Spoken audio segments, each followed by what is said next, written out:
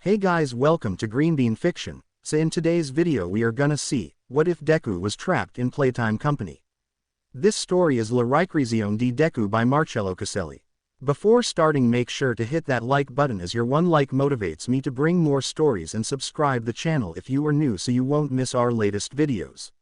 Ua had been attacked again by the love with an army of Nomus. Izuku Midoriya had been separated from the rest of the school and was now forced to face a huge Nomu alone. The Nomu he was fighting lunged at him. He threw a heavy punch forward, but instead hit the ground, while Izuku leapt away and kicked the Nomu directly at the head, using about 45% of his full power. Said Nomu staggered back in pain and fell to the ground, a pair of other figures emerging from a hole in the wall. Useless Nomu, I should have known you wouldn't be able to take out that damn brat. Izuku shivered just hearing the voice of All for One's right-hand man, Tamura Shigaraki. That scared little face of yours never ceases to give me immense pleasure, Deku. Two more figures emerged from behind Shigaraki. Izuku recognized one as the blonde, blood-worshipping psychopath known as Himiko Toga, who was completely obsessed with him to a morbid degree. The third member was completely unknown to Izuku. Who is he? Shigaraki. The man took a step forward. For your information, hero, I am Mr. Transporter, says the villain firmly. What, darling? You don't even say hello to me, Himiko says, lunging at Izuku brandishing a sharp knife. I don't mean to be rude, Himiko Toga, but you're not exactly my type of ideal girl, says the UA student while dodging the crazy blonde's attacks. His smile widened. Ah, dear Izuku, you're breaking my heart. Hearing you say that hurts me. Toga put much more force into his movements, becoming faster. Transporter. Deku is distracted. Act. The aforementioned villain introduces his boss. But Shigaraki, that would suck Toga in too, and I don't think I have the strength to bring her back. The blue-haired villain gritted his teeth and exclaimed furiously, I don't give a damn about that stupid blonde. I just want that damned Deku out of my sight forever. So if you don't want to end up in pieces, I advise you to act. Transporter hesitated but nodded anyway. Whatever you say, Shigaraki. He held out his hands, and from his action, a vortex began to form. It snaked over the pair of fighters and began to surround them. By the time Izuku realized it, it was too late, and the dust from the vortex began to blur his vision. He screamed, Shigaraki, you won't succeed. The man smiled deviously. And pray, who's supposed to stop me? The vortex suddenly became more violent and chaotic, much to the surprise of even its user. Green lightning arced and shot across the sand, and the winds doubled in speed. Transporter grunted with the effort. Inside the vortex, Izuku struggled to keep all his power under control, but it was gradually diminishing. It was as if the very one for all quirk given to him by All Might was slowly fading. Toga had now disappeared from his sight and only her scream could be heard. Finally, the great hero Deku has fallen by my hand, says Shigaraki as he watches the vortex vanish into thin air, leaving no trace of Izuku Midoriya or Himiko Toga. For Izuku, the world was dark. He still felt dizzy, but he could tell he wasn't spinning anymore. Partly because he felt the touch of cold stone on his skin, uncovered by his hero costume. He groaned in pain and opened his eyes wide. There was little light, he could tell, but fortunately it was enough to allow him to see his surroundings. He was in a strange place. It looked like some kind of building. In front of him was a desk and behind it a drawing of a blue being with long arms. His eyes were white with black pupils and he had a long red smile on his face. There was also a writing above the drawing that said in huge letters, Welcome to Playtime Co. What is this place? Izuku asks, scratching the back of his neck, but then he suddenly realizes something. He can't feel his quirk anymore. No. The boy grunted, realizing he was quirkless again. Izuku tried to exit the building, but the doors were sealed from the outside and he could see police banners on the entrance gate. Having no other options, the young teenager saw no solution other than to delve further into this so-called Playtime.co. After a short corridor, Izuku arrives in a large circular hall. Within the center a giant statue of the figure drawn in the previous room. Above him yet another writing Playtime.co. Behind the statue were large cubes with letters spelling out the word Huggy, and around them were smaller versions of beings locked in boxes.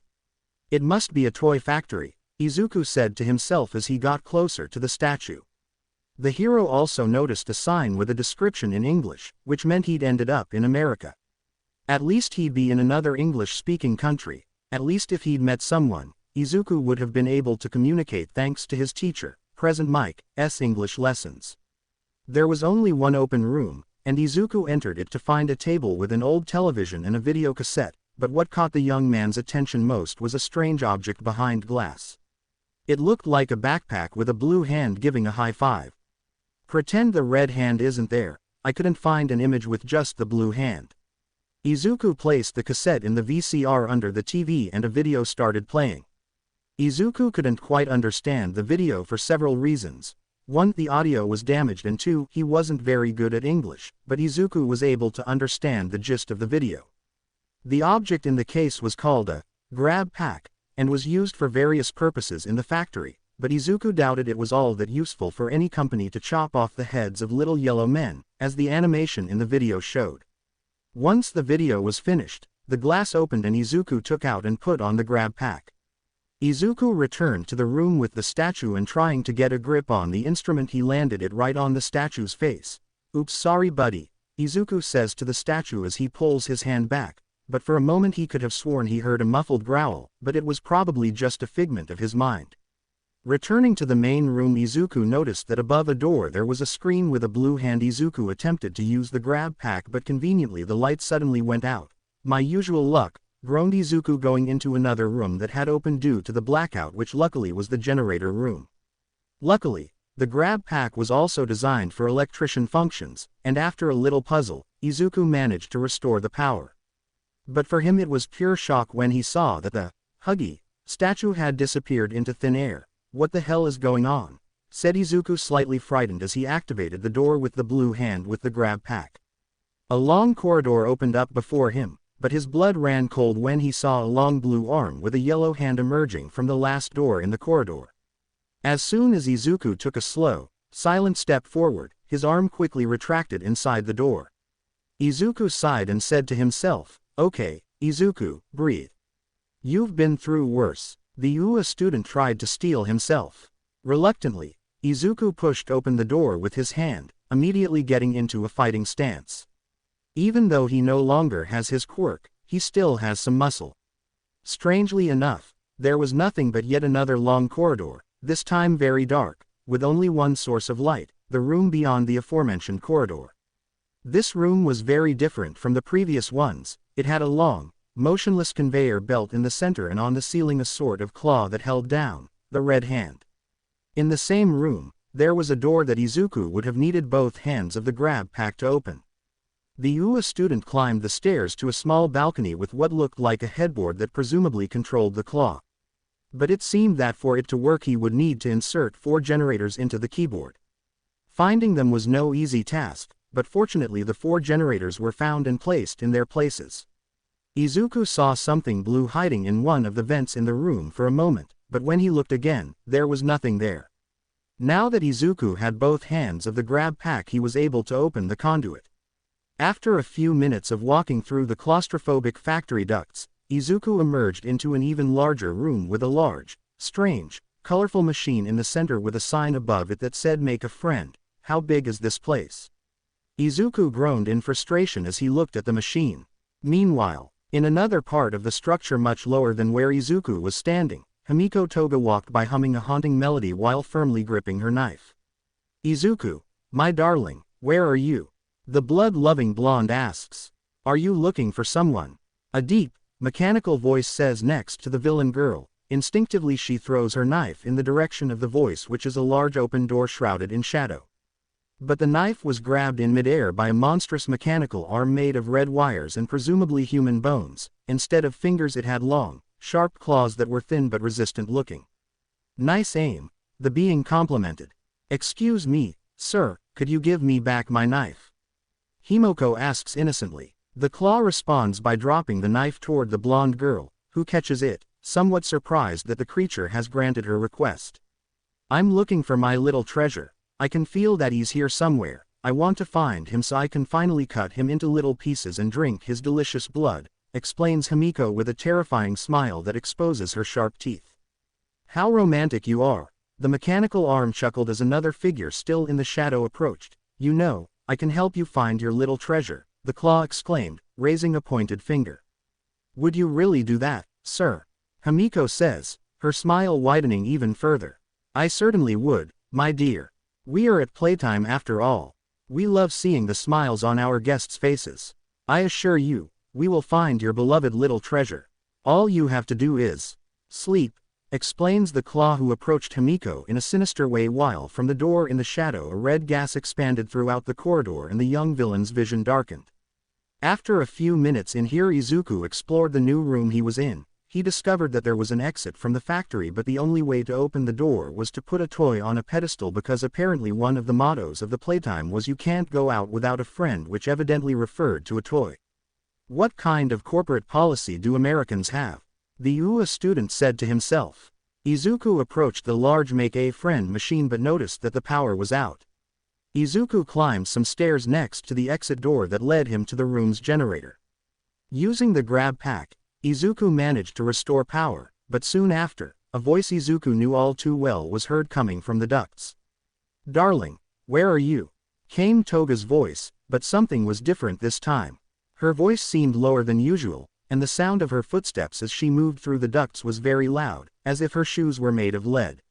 Izuku ducked, fearing that Himiko might pop out at any moment and surprise him, but he was relieved when the blonde's voice grew further and further away until the silence that had reigned over the entire factory since Izuku's death returned. Once he got down the stairs, Izuku noticed that the car now had its eyes open and it almost seemed like it was watching the teenager.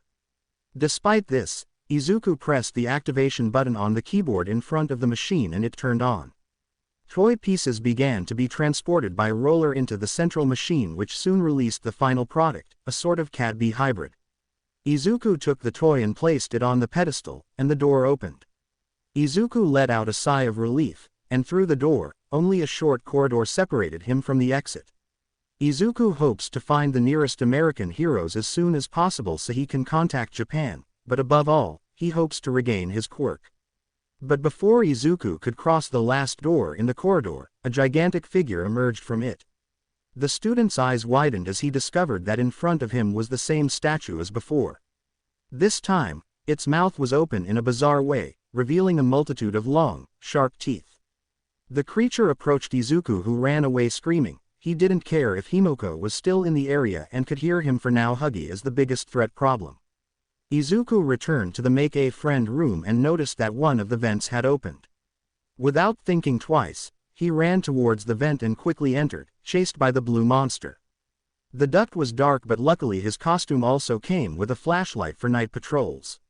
Izuku could hear Huggy chasing him inside the duct. With his ears he could hear his footsteps and the guttural sounds he made from his mouth, and with his nose he could smell a terrible stench of blood coming from the monster. With every passing second, Huggy got closer and closer to the UA student. At one point Izuku could even feel the monster's heavy breathing on his back. Luckily, Izuku managed to make a small jump, giving him a few centimeters of distance. Finally, Izuku emerges from the duct, and before Huggy can follow him, the duct closes. The monster repeatedly hits the duct and begins to dampen it. Izuku looks back and is frightened to see that the path is blocked. He looks up and sees a large wooden crate on top of a piece of iron. The young hero has an idea, grabs the crate with both hands and drops it to the ground just as Huggy breaks down the door. The crate falls on the monster, destroying the ramp where the two were standing. Luckily, Izuku lands on another ramp while Huggy falls over a railing. He tries to grab hold, but the shape of his hands won't allow it, and he falls inexorably into the void, emitting a blood-curdling roar. Before disappearing into the darkness, Huggy crashes into an iron railing, and Izuku is shocked to see that he has left traces of blood.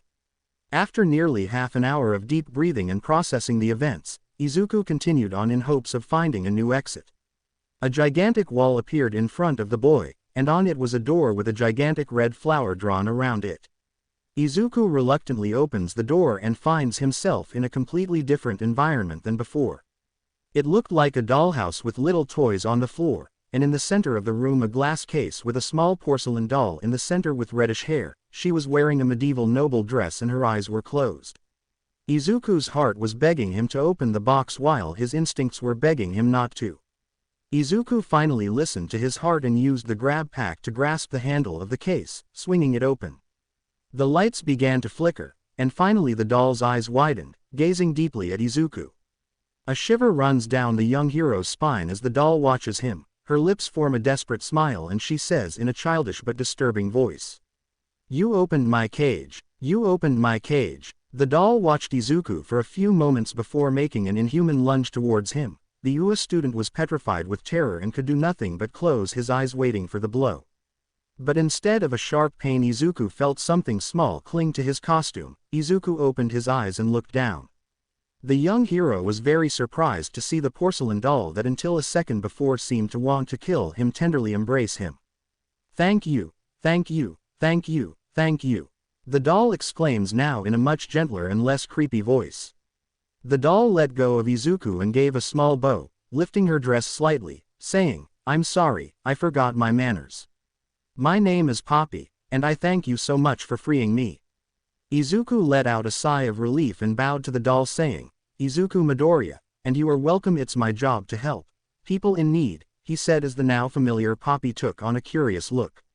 "So you're a cop?" Poppy speculates. "No, not exactly," Izuku replies, putting a hand behind his back. "A doctor?" "No, a firefighter." "Water." "So what are you?" the living doll finally asks. "I'm a hero," Izuku says with a smile. Poppy looks confused at the word hero. "So you're a hero? What's a hero?" Poppy asks innocently. Now Izuku is the confused one and explains to Poppy the job of heroes and mentions quirks. "Strange, none of the humans I've met had one of these quirks," says the doll. "Well, it's not important now. Do you happen to know where the exit from this factory is?" Izuku asks, trying to ignore the bad feeling that had formed in his head. "Oh yes, we can leave using the train station. It's not too far from here. Follow me," explains Poppy. The two went through a door behind the display case where Poppy was locked up and entered a corridor. "Hey, Poppy," Izuku said, attracting the doll's attention. "Why were you locked in that display case?" the UA student asked. Poppy hesitates to answer but finally says, "I honestly don't know. One day I woke up and boom, in the cage." The two pass by an open door. Izuku approaches and reads the writing above. Elliot, Ludwig's office. Poppy reads the writing and her expression changes from calm to nervous. Izuku, wait, there's nothing of interest." Izuku had already entered the room. The office was very elegant, with a desk in the center, a video cassette on top, and a television next to it. Izuku inserted the cassette into the player and the video began. The video was about the founder of Playtime Co., but a terrible death in the family put the business at risk. However, Elliot Ludwig did not give up, and despite the terrible loss, the toy factory achieved absolute success.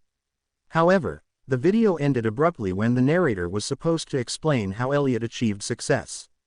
Outside the room, Poppy listened to the recording with a glassy look of resentment and contempt. But as soon as Izuku walked out the door, she went back to being the kind doll she was before because there was nothing interesting, says Poppy. "I guess you were right," says Izuku dejectedly. Eventually the two arrived in an empty room with a giant crater in the center. Poppy stood on the edge and said, "Listen, I need you to trust bnha." From the crater came out a very long pink hand that grabbed Poppy and dragged her inside the aforementioned crater. "Poppy!" Izuku shouted as he too jumped into the crater to save the doll. Izuku fell for a full minute until he entered a slide into a new area of the facility. Izuku ran as fast as he could until he reached a large door that could only be opened with the red hand. The UA student reached for the switch, but before he could reach it, the same pink hand caught it in midair, then retracted until it tore it open. The creature emerged from the shadows, revealing itself to be strangely beautiful. Its entire skin was pink, seemingly made of plastic. Its limbs were elongated and could easily attach to surfaces. Its hair was pulled back in a ponytail. Its eyes were emerald green, almost identical to Deku's. It had a wide smile that conveyed a slight sense of uneasiness, a recurring feeling for the young hero in the last few hours. A new playmate, so much time has been. Continues. "I was joking, let's move on." "You're not happy, Poppy," the creature said in a female voice as it showed Poppy tied up and gagged with what looked like cobwebs in its right hand. "Who are you? And let her go." Izuku growls, trying to hide his fear. "I'm so careless, you can call me Mommy Long Legs." And by the way, Poppy, do you want me to let you go? Mommy asks Poppy, who can't answer because of the gag. No, Mommy, I'm fine with you, says Mommy Longlegs, pretending it's the porcelain doll talking. The giant toy approaches Izuku and continues his speech. I heard you and Poppy want to use the train code to leave, but let's be honest, what's the fun in that? Get to the point, Izuku says firmly. The point is that we could make this into a cool game. The game station will still work. It will be just like it was in the past, Mommy says as she brings Poppy closer to Izuku and plays her again. And if you win all 3 games, Mommy will give you the train code. Izuku thinks for a moment and replies, okay, but if Poppy and I win we'll leave here, says the young hero. Wonderful. Start playing the game called Musical Memory and Mommy will make the fun begin. Follow the rules or Mommy will tear you to pieces and eat your organs while you're still alive, exclaims the pink toy ominously as he climbs back into the darkness, bursting into laughter. The door opens in front of Izuku, who takes a deep breath and enters this new challenge. Before reaching the game station, Izuku headed to the hand creation room to replace the lost one.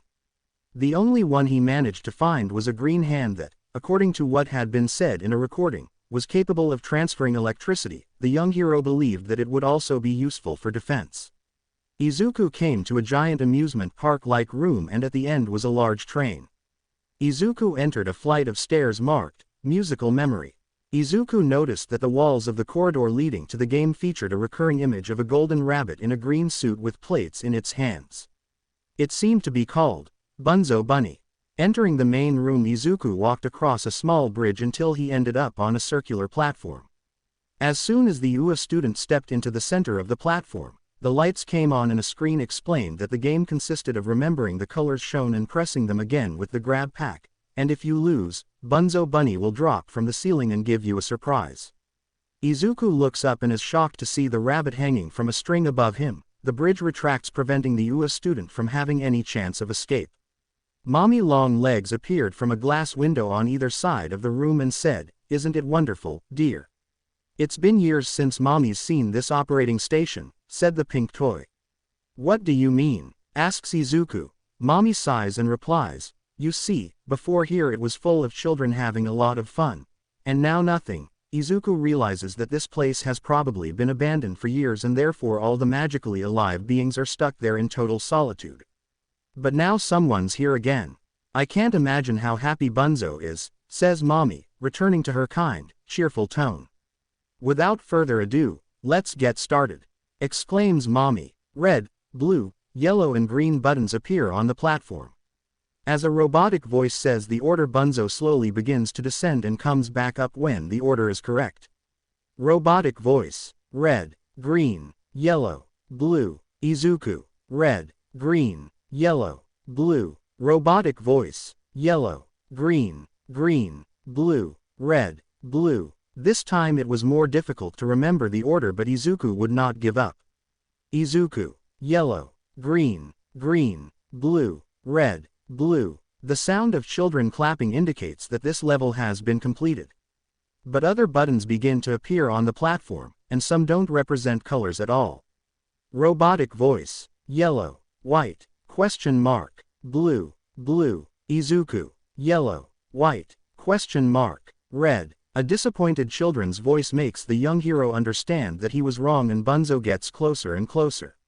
Izuku: yellow, white, question mark, blue, blue. Robotic voice: blue, J, heart, question mark, P Greco, green. Izuku: blue, J, heart, question mark, P Greco, green. The second level was also completed, which filled Izuku's heart with joy, a joy that was destined to disappear when more signs appeared from above the platform. And now the robotic voice was going wild. Izuku tried to press some buttons but they didn't work. Suddenly another button appeared, but this time it had a danger sign. As Bunzo was about to reach the UA student, he pressed the new button, causing the machine to malfunction.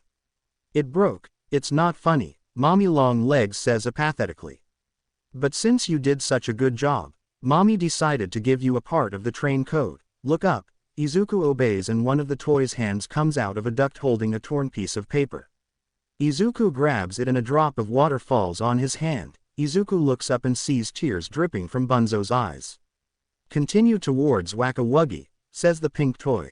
Izuku steps off the platform and starts to enter a vent, but then his heroic instinct stops him. Slowly Izuku walks the path in reverse and sees what he expected to see. Mommy Long Legs holds Bunzo by the throat. His eyes are no longer emerald green but coal black. Bunzo, you know mommy doesn't like failures, says the pink monster sinisterly. I'll stop them next time mommy, I won't let you down again I swear, says the rabbit through tears. Mommy's smile widens as she brings the rabbit closer to her face. I know you won't disappoint me again. I'll make sure of that. Her mouth widens and Izuku senses what's about to happen.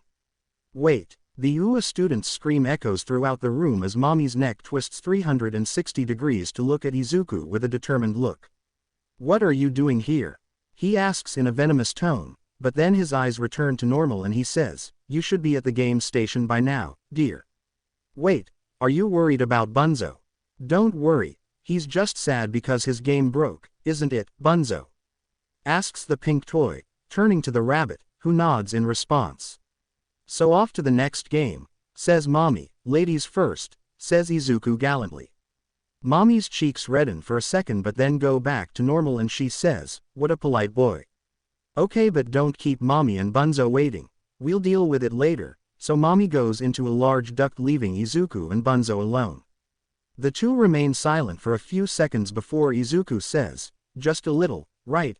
The golden rabbit tilts his head and says, excuse me. Mommy Long Legs I mean. Bunzo's eyes widen and he says, I haven't seen her this excited in a while, but you won my game hee congratulations. In his tone there is evident nervousness. Izuku has used the tone so many times now that he recognizes it from a mile away. How careless I am, I forgot to introduce myself. I am Bunzo Bunny, famous party host and musician, says the stuffed rabbit, banging his plates just once. Izuku Midoriya, Izuku says with a smile. Well, we'd better hurry up, it's better not to keep mommy Long Legs waiting, says Izuku pointing to the grate he came out of. Wait, what do you mean? Bunzo asks. Izuku looks at him and says, listen, it was obvious what she wanted to do to you, and I know she forced you to try to attack me. I honestly don't feel safe leaving you alone with her around. If we're together, I'm sure we could get out of here together. Bunzo's eyes light up and a wide smile spreads across his face. In the meantime, in another part of the factory not far from where Izuku is, an iron door is broken down. The perpetrator of this action is a female figure shrouded in darkness with one glowing red eye and one glowing amber eye. Izuku Tesoro Dove Se. Izuku and Bunzo walked into the game station and before entering the Whack-a-Wuggy game the two started talking. So do you know why she acts like this? Izuku asked the stuffed rabbit. Why, you see, she wasn't always like this. When there were still children at the station, she acted innocently. She was kind, caring, and affectionate. The other children probably reminded her of who she used to be, Bunzo explains, attracting the UA student's attention. What do you mean who he used to be? Asks Izuku. Bunzo realizes what he said and says, I know him well, it's not important at the moment. Izuku nods, still not completely convinced, and the two enter the game. The place was very small. It was circular in shape and had a lot of holes around it. A recorded voice explained that the game was designed to stimulate the player's reflexes and that inside the holes there were little Huggy Wuggys, and if he were to try to get out Izuku would have to hit him with the grab pack. Mommy Long Legs' figure appeared again on a glass window and seemed very frowning at Bunzo's presence. Bunzo, what are you doing with our new player? The pink toy said in a slightly intimidating tone. Well, here mommy and he is, Bunzo tried to say while shaking like a leaf, but Izuku stood behind him in a protective position. He is my comfort toy, the young hero says solemnly, surprising the giant toy who asks, how can I please? You were the comfort toy of the children who came here to play games, right? Same for Bunzo, Izuku says with a smirk. Mommy looks at him with a small frown for a few moments before smiling and saying, in that case Bunzo can stay as long as he doesn't interfere. Mommy continued to talk about the Huggy Wuggys being pulled back with ropes, which she then removed. Despite everything, Izuku doesn't back down and gets ready. The lights dim and the sounds of growls and small footsteps begin to come from the pipes. From some appear the Huggies, some are the normal blue color while others are red, green and yellow. Their mouths this time have small but still sharp teeth. Izuku fires the grab pack at the small toys, which begin to vibrate and make scary noises, a sign that they're about to come out. Once the green or blue hand hits the monsters, they groan and recoil. Bunzo alternates his worried look from Mommy frowning at him to Izuku fighting the Wuggies. Mommy, looking at a timer that supposedly shows how much time the game has left, gets mildly annoyed when she notices that Izuku has already reached the goal. The toy looks at the keyboard in front of her and presses a button. The lights dim even more and the monsters come out of the tubes faster and appear more numerously. Izuku is discouraged but does not give up. Even though he has a harder time seeing the monsters but can still hear them, Izuku starts shooting the grab pack wildly, precisely hitting all the holes where the monster toys are about to attack. Eventually the timer reaches 0 and the lights suddenly come back on, the holes suddenly close. Bunzo jumps on Izuku and hugs him saying, "I knew it, I knew it. I knew you could do it." Mommy watches the two embrace and her gaze hidden in the shadows changes from contempt to bitterness. For a moment she sees in place of Izuku and Bunzo a younger her and a creature similar to her only smaller and its color is bright yellow. But she shakes the thought out of her head and compliments Izuku with a false tone of joy, and hands him the second piece of the code before instructing the two of them to head to the third and final game, statues. In the meantime I'm in another area of the factory. Loud footsteps begin to come from a vent. The vent grate is broken through and a large, bloody yellow hand emerges from the hole created. Now Izuku and Bunzo enter a room with a long spiral staircase that leads to the next area of the factory. How big is this place? The hero asks the stuffed rabbit who thinks for a few seconds before answering. Honestly, I can't give you a precise answer. From what I heard from a scientist once, it took them a good year and a half to create the entire structure, explains Bunzo, surprising Izuku who asks, "Wait, scientists?" Bunzo freezes, a nervous expression plastered across his face before sighing and saying, "Listen, some things happened here. I'm not comfortable talking about specifics, let's just say Playtime.co isn't exactly playful." "I see," Izuku replies. The two of them ascend the spiral staircase until they reach a section filled with yellow corridors. There was also a dark corridor leading down but at a certain point it was blocked by wooden planks. "This is a problem," Bunzo muses, rubbing his head. Izuku looks down a corridor blocked by an iron gate. Suddenly, a door rises and a familiar shadow moves toward the gate. "Who wow," says Izuku catching Bunzo's attention who looks in his direction and hides behind the scared hero's leg. But when the figure comes into contact with sunlight, it reveals itself not to be Huggy, but to be a version of him with pink fur and a blue bow. And his smile is normal, instead of the 200-tooth grin of the blue version. "Kissy," Bunzo shouts happily, emerging from his makeshift hiding place and running towards the figure, dropping the plates on the floor and clutching the metal bars with his now free hands. "Do you know him, her?" asks Izuku surprised. "Yes. Izuku, let me introduce you to Kissy Missy, Huggy's sister," says Bunzo happily, turning to Izuku who instantly freezes. Kissy starts making gestures with his arms. Bunzo sees them and says to Izuku, "Calm down friend, Kissy knows you were just defending yourself and that your brother was in the wrong," says the rabbit before realizing what he just read. "Wait. You faced Huggy, how are you still alive or at least with all your limbs attached?" He asks shocked. "He tried to attack me upstairs so I dropped a crate on him causing him to fall into the void," Izuku explains briefly. Damn, I didn't expect that. Maybe you could stop him," Bunzo says to himself. "Stop who?" asks Izuku. "Listen Izuku, something very evil is lurking within these walls. I'll tell you about it once we have all 3 pieces of the code," says Bunzo before turning to Kissy Missy. "Kissy, could you let us through?" Bunzo asks with an adorable little face despite his sharp teeth. Kissy looked at a lever that was next to her, grabbed it with her hand and pressed it, thus slowly raising the gate, and as it opened the pink figure returned the way it had come until it disappeared into a corner. "Well then, we'd better move on, Izuku," Bunzo exclaims happily as she and the hero look for a way to break through the wooden planks. As Bunzo and Izuku venture further into Playtime.co in search of a way back to the game station, in a room completely immersed in darkness with the only source of light coming from a small lamp showing a small Huggy Wuggy plush toy lying on the floor and the light emitted from a monitor placed on a desk. The monitor loops Izuku's exploits at playtime, from his mysterious arrival to his meeting with Kissy Missy via the security cameras. Suddenly, the mechanical claw appears from the shadows and gently presses a button on the keyboard, and the footage stops. "This guy is definitely an interesting subject," says the claw as he presses another button, making the image on Izuku's face enlarge. "She doesn't seem to come from this time. Just like little Hamiko," the being in the dark continues. "If all goes as planned, this little boy is going to serve me good old Miss Long Legs on a silver platter, so I can have a wonderful family reunion," concludes the claw as a long, plastic blue arm emerges from the shadows, ending with a dark blue glove that presses yet another button, turning off the monitor. An animalistic grunt breaks the silence that has formed in the room, and a few seconds later a gigantic clawed Vila arm falls on the Huggy Wuggy stuffed animal, tearing it open and causing blood and stuffing to come out of the cuts. Not far from the furry arm, two glowing red eyes light up to observe the destroyed stuffed animal. "Don't worry, Theater. As your dear and loyal friend, I assure you that you can have as much fun as you want with him when he's finished being useful to us, but when that happens, make sure you don't let him lose too much blood. We don't want little Toga to get angry," explains the being in the dark. The purple-furred creature looks in the direction of the being, and after a few seconds, its eyes go blank and it slowly withdraws its paw, taking the puppet with it into the darkness.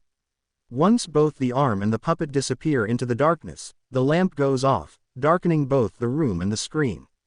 "Izuku, look over there," says Bunzo, pointing to a large cart filled to the brim with toy pieces. It even had writing on the side that said, "Berry." "It looks sturdy," Izuku observes, looking at the object. "Hopefully, it's sturdy enough to break through those wooden planks blocking the exit," Bunzo says as he places his plates on the cart and starts pushing it. Izuku joins the rabbit and together they slowly carry the cart towards the barred door, but the hero in training notices something on the ground.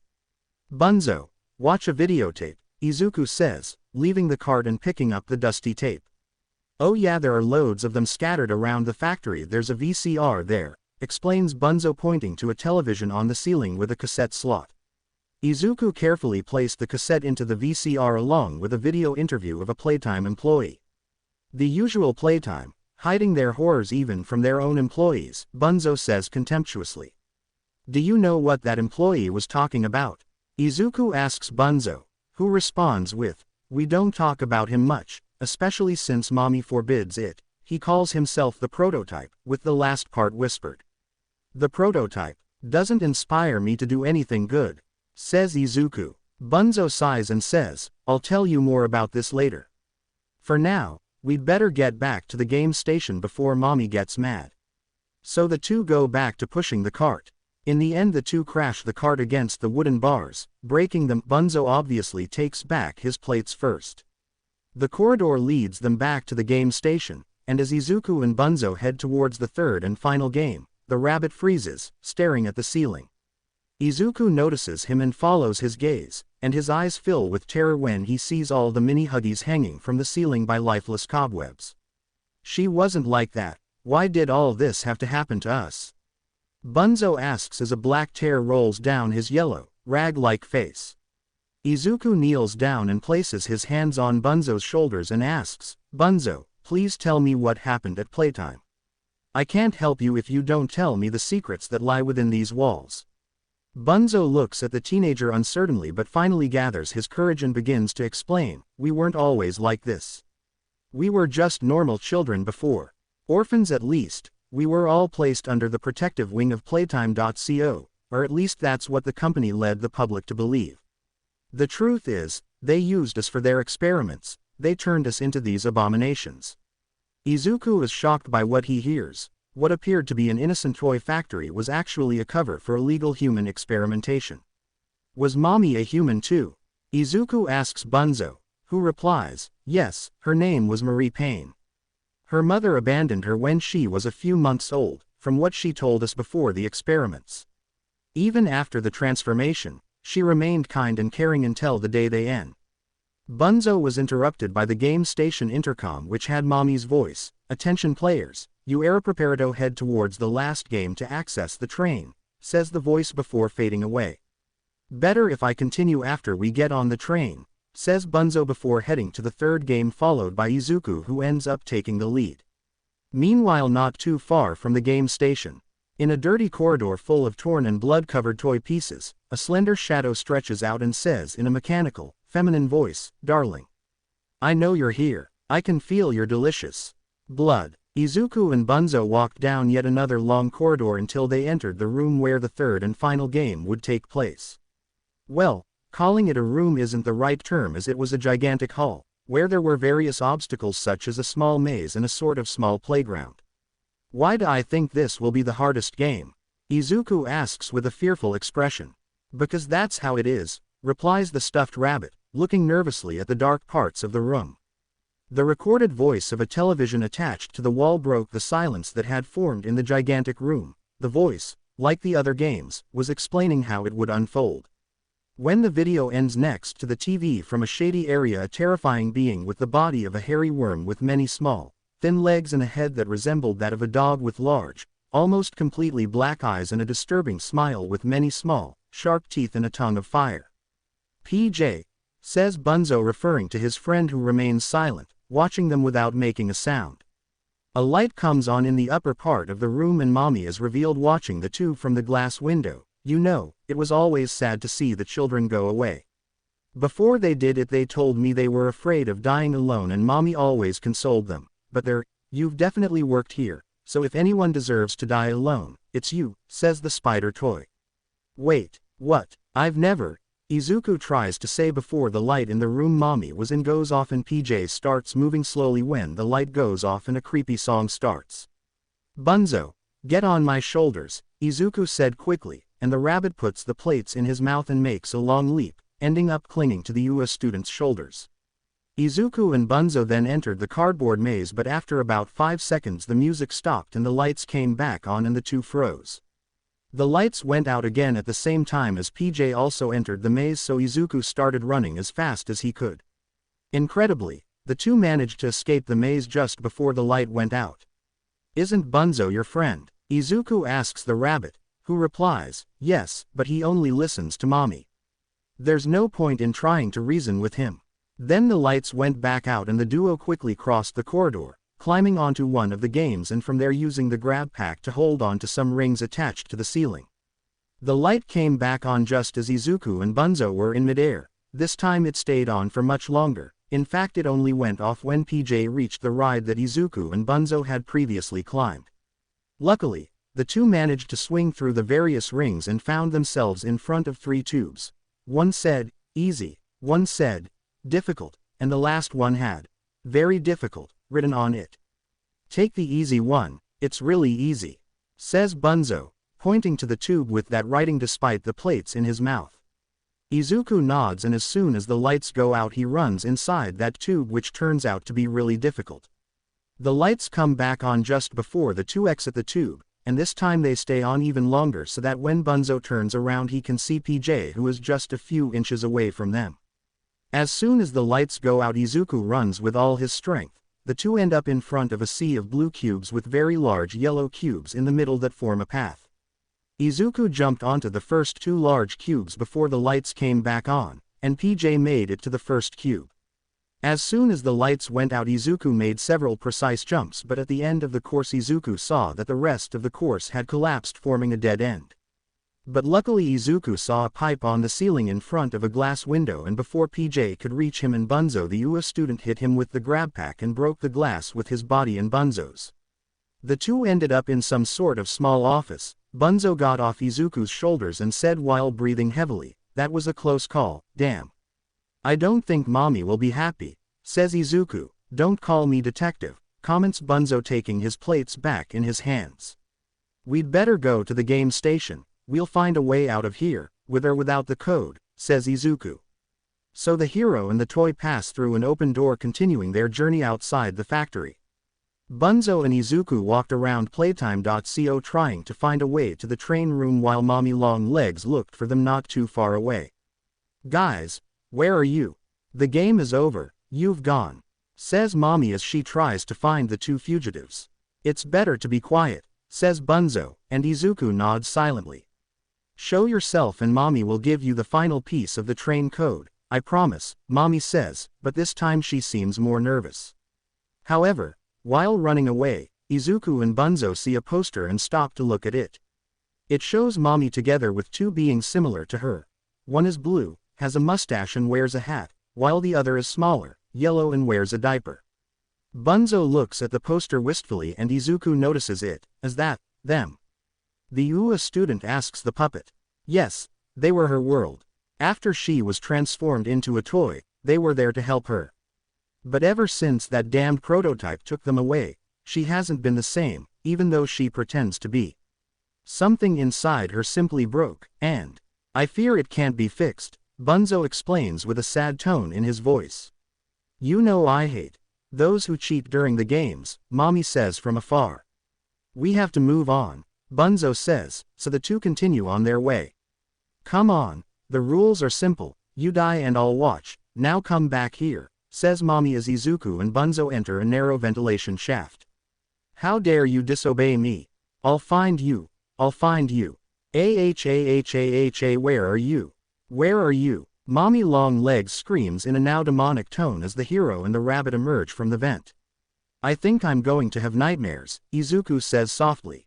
I've been having them for years now, Bunzo says. The two pass by a ditch where there is the entrance to the duct. Izuku notices some blood on it. There is some blood but also something long. Izuku looks more carefully and his eyes widen when he recognizes those things as blue fur. Oh, damn, says Bunzo also noticing the fur. Izuku looks at his stuffed friend and tries to reassure him saying, the blood seems dry, so it shouldn't be around here. After this short break Bunzo and Izuku arrive at a sort of corridor. In front of them there is a door while on the other there are some stairs that lead further down into the structure. But how big is this place? Izuku asks Bunzo who shrugs and says, honestly, I'm not entirely sure either. There are many areas that are unknown to me and even to Mommy. Well honestly I don't want to find out, better to try to go up instead of further down, says Izuku pointing to the door. So the two approached the door but just before Izuku could touch the doorknob Mommy fell from the floor scaring the two and making them step back. Now Mommy looked more run down, her body was covered in dirt and her fingers were gradually becoming longer and distorted. Mommy wait we can explain, Bunzo says with a nervous smile as he steps behind Izuku. I asked you to play fair but you cheated. I hate cheaters. Did we cheat to save our lives? Or did you put us in a game where it was practically impossible to win? Izuku retorts, taking slow, careful steps backward. Who said the problem was the games? Well then, we'll play one game. Is called hide and seek. Mommy screams as her eyes turn completely black with a wide, unnatural smile.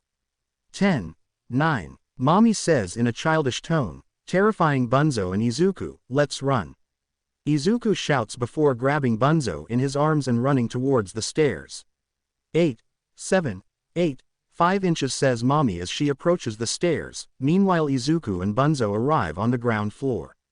4, 3 inches says Mommy as she starts walking down the stairs. Meanwhile Izuku looks around and sees an empty and run-down locker. 2, says Mommy as Izuku and Bunzo quickly enter the locker with the aim of hiding. 1, Mommy shouts as she reaches the ground floor. The pink toy looks around for the hero and the stuffed animal, then turns her head in the direction of the locker. Mommy stares into the closet and starts making disturbing noises.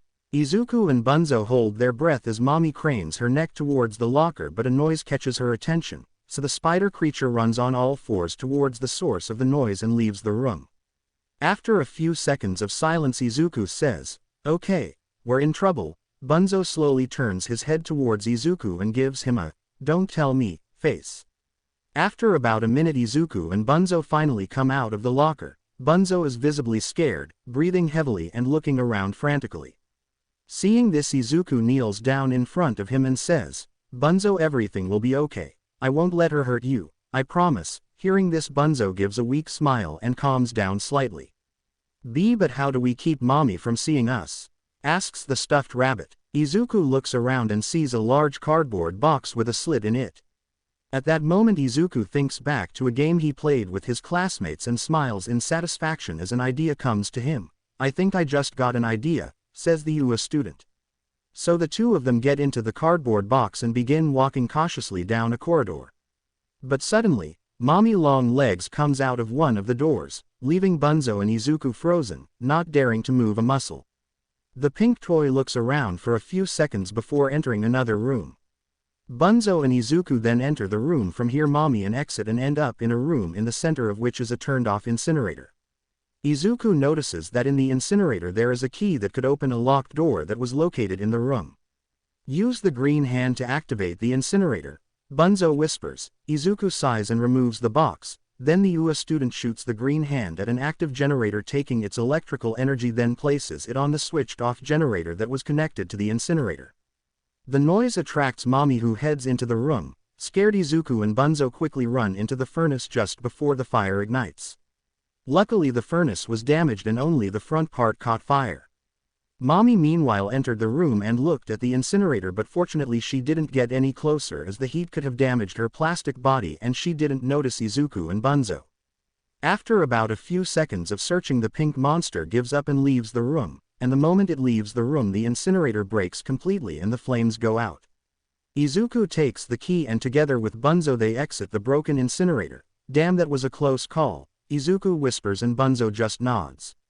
Izuku uses the key to open the door and the two find themselves at a crossroads. I hope you're kidding me, Bunzo groans, rolling his eyes, but suddenly Mommy returns to the room and sees the door open and heads towards it. Bunzo, go to the right, I'll keep her away, see you at the game station. Izuku says quickly. The plush rabbit nods and runs into one of the corridors. I found you, Mommy says creepily as she heads towards Izuku who is running down the left corridor. After a short chase, Izuku passes over a door with a shutter and as soon as he passes it, he uses the grab pack to knock down the door, temporarily blocking Mommy Long Legs. A door appears in front of Izuku that can be opened with his blue hand. He shoots it at the screen, slowly opening the door. Meanwhile, Mommy Long Legs begins to hit the shutter with extreme violence. Slowly the pink spider monster manages to destroy a good part of it, enough to allow her to pass. At that exact moment the door opens fully and Izuku enters the room. In that room there was a giant shredder with a lever that presumably activated it. Izuku found himself in front of an automatic gate that didn't seem to be able to open. Mommy at that moment arrives but her hand ends up in the shredder and gets stuck. Instinctively, Izuku uses the grab pack to lower the lever that activates the shredder. The machine activates and the blades start spinning, pulling Mommy Long Legs' hand with them, making her scream in pain. Ah no no no, what did you do? Screams the pink toy as it tries to pull the limb backwards. Izuku watches the scene shocked as he realizes what was about to happen to his enemy. He'll make me part of him.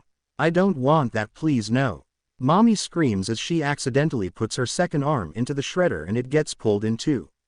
Izuku's eyes widen when he realizes who Mommy is referring to and he starts thinking, she is human, she tried to kill me and Bunzo but no, I can't let her die and let the prototype take her. So the hero quickly runs to the lever and lifts it with all the strength he has left in his body. Just inches before the machine's jaws touch Mommy's head, they freeze. Mommy breathed heavily and looked at Izuku, her eyes turning emerald green. Why? Mommy asks the UA student in confusion. Because I'm not a murderer, I'm a hero, Izuku says letting go of the lever. After a few seconds of silence Izuku realizes something and says, someone wanted us to end up here. Mommy reflects on the boy's words and whispers in fear, the prototype. Meanwhile, Izuku sees that the shredder is connected to a generator which is in turn connected to the gate. The gate won't open until the shredder completes its circuit, Izuku states, a statement that doesn't seem to ignite any hostility in Mommy. The toy sighs and leans his head against the machine saying, Mommy, you understand, in that case, finish the job.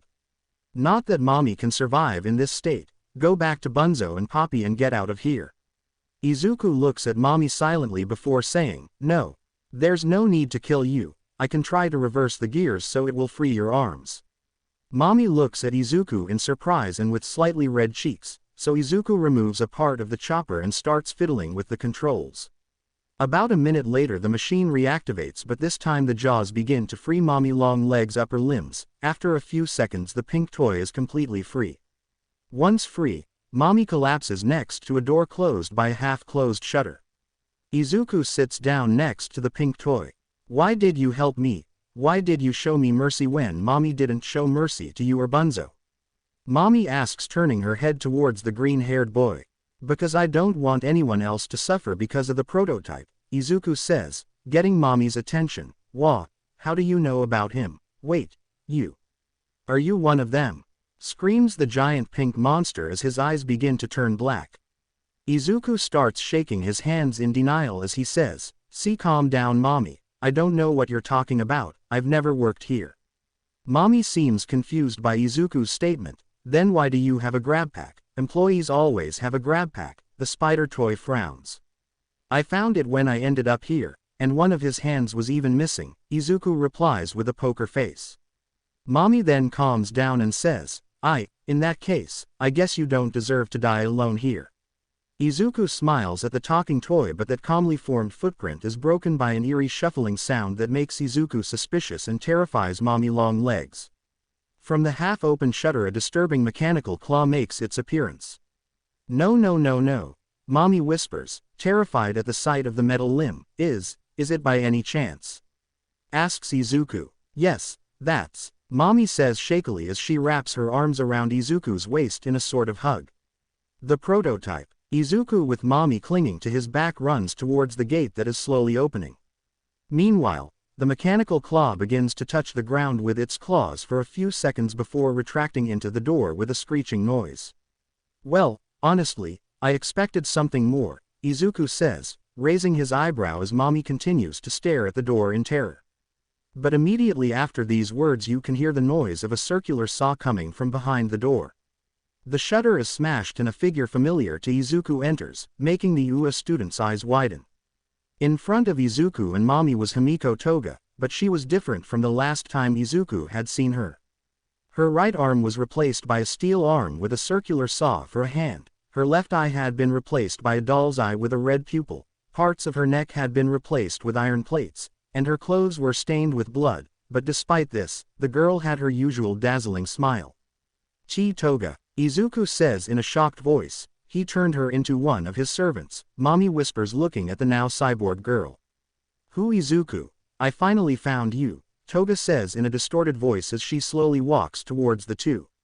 "Let's run," Mommy shouts, so Izuku runs away and goes up the stairs with Mommy on his shoulders. Himiko follows them running. "Izuku, come back here," says the cyborg girl as she approaches the toy and the UA student, but Mommy grabs a wooden box that was there and throws it at her enemy, hitting her in the face and making her fall on her back. Luckily the two reached a miraculously active elevator in time. Izuku quickly runs into the elevator, presses the button that said, "Game Station."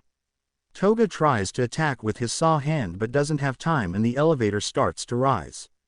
"Izuku, come back here," Toga shouts, but his voice becomes weaker and weaker until it disappears. "Fuck you," says Izuku. He usually doesn't say things like that, but lately he hasn't been able to contain himself. "Hey, language," says Mommy in an irritated and stern tone. "Sorry, you're right." As the elevator continues to rise, Mommy lets go of Izuku and leans her back against one of the elevator's walls. "We did it. Mommy is still alive," the pink toy shouts happily. Izuku leans his back against the opposite wall and says, "I can't believe the prototype did this to Toga. I mean, she was a villain, but no one deserves to be treated like that." Mommy stares at the young hero for a few seconds before sighing and saying, "Thank you for saving me. Mommy was wrong about you. I'm sorry for trying to hurt you. Do you know you'll have to apologize to Bunzo too?" asks Izuku. Mommy observes him for a few seconds before looking at the ground and saying, "Yeah. I know." Eventually the elevator doors open and the two end up in some sort of control room above the PlayStation. "Poppy's here, you better go in first," says Mommy. Izuku nods and enters the room. Luckily not only was Poppy there even if she was stuck in some cobwebs, but Bunzo was also there trying to remove the cobwebs from the porcelain doll. The rabbit turns to Izuku and smiles, then runs to his friend and hugs him. "Izuku. Thank goodness you're okay. Did you kill her?" Poppy asks as she finally manages to get the web off her body. Izuku looks at the girl for a few seconds before saying, "Well, that's about it." At that exact moment, Mommy enters the room, terrifying Bunzo and surprising Poppy. The rabbit falls backward and begins to cry slightly in fear. "Mommy, Please S, Bunzo says before Mommy grabs him with one hand and wraps him in a tight hug. Bunzo is shocked by the spider toy's action and says, I'm sorry. I'm really sorry Bunzo. I know you'll never forgive me but I just want to let you know I'm sorry. Poppy approaches Izuku and asks him in a low voice, are you sure it's a good idea to let her live? Izuku looks at Poppy with determination and says, yes, I know she did some bad things, but everyone deserves a second chance. Poppy doesn't really agree with Izuku's statement but doesn't argue. Shortly after the three arrive at the train, before anyone can do anything Mommy turns to Poppy. Poppy, I know you don't want to leave here.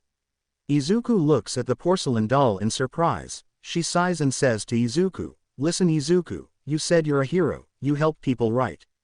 A lot of bad things have happened here, but you can fix everything, we have to stop the prototype. You know the prototype is unpredictable and doesn't work alone.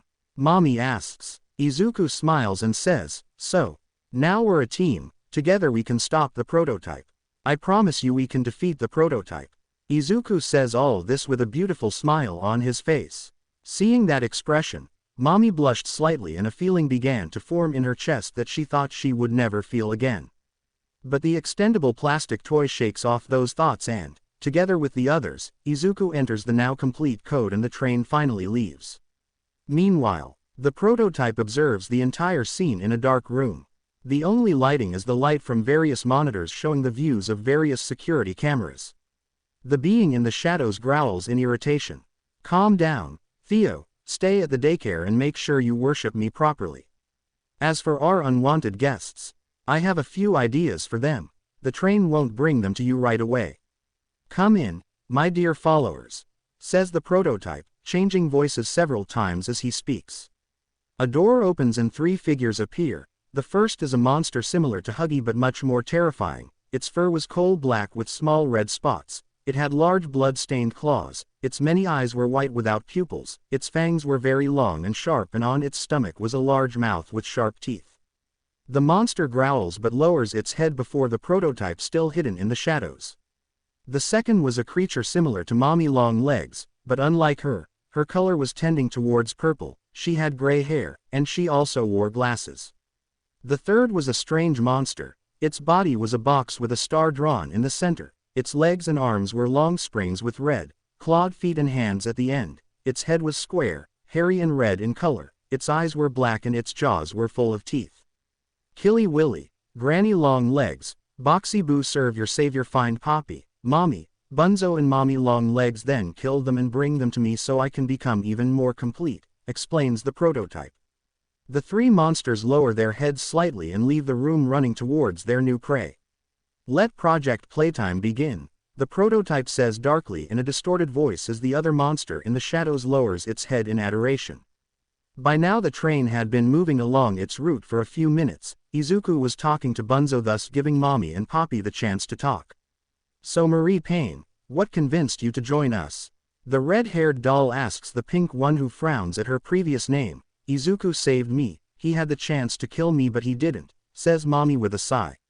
You know that helping us defeat the prototype won't change or fix what you did during the hour of joy, right? Asks Poppy. Mommy waits about 5 seconds to respond and then says, yeah, but at least the tin worm will pay for what he did. Poppy remains silent. She can't really question or blame the spider toy's desire for revenge. I also hope you know that one day you'll have to let them go, Poppy says, shifting into a more empathetic tone. Mommy sighs and says, yes, but I don't think I can do that. But then Mommy watches Izuku smile at Bunzo and then say in a low voice, not alone. After about a few minutes the train began to slow down and eventually stopped at a station, which surprised Poppy greatly. What? This isn't where we were supposed to stop, says the red-haired toy. The train probably didn't have enough energy to get us where we were supposed to go, suggests Izuku. Well, that's actually plausible. This thing has been sitting around without being recharged for years, says Bunzo. Poppy sighs and says, okay, the only way to get the train back on power, we have to create a toy and place it on a pedestal attached to the train. If memory serves, we should have ended up in the incinerator. There should be some toy pieces we could use, theoretically, says Mommy. So Poppy, Bunzo, Mommy Long Legs, and Izuku get out of the train and find themselves in front of a large room with a large incinerator in the center, and above it there was a large sign that said, "Destroy a toy."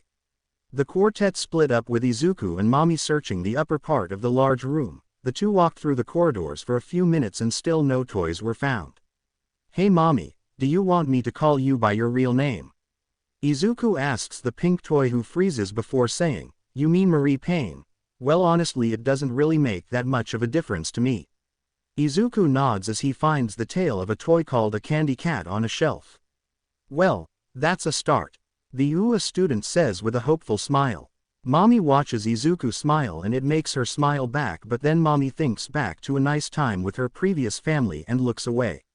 But suddenly a thunderous roar attracts the two's attention. Killy Willy emerges from a gigantic vent and growls at them. The two look at the creature that is watching them, growling with terrified looks. "I didn't find a picture of Mommy being scared. Damn, it's Killy." Mommy screams as she starts to run away, followed by Izuku. The monster lets out an animalistic roar and takes off in pursuit.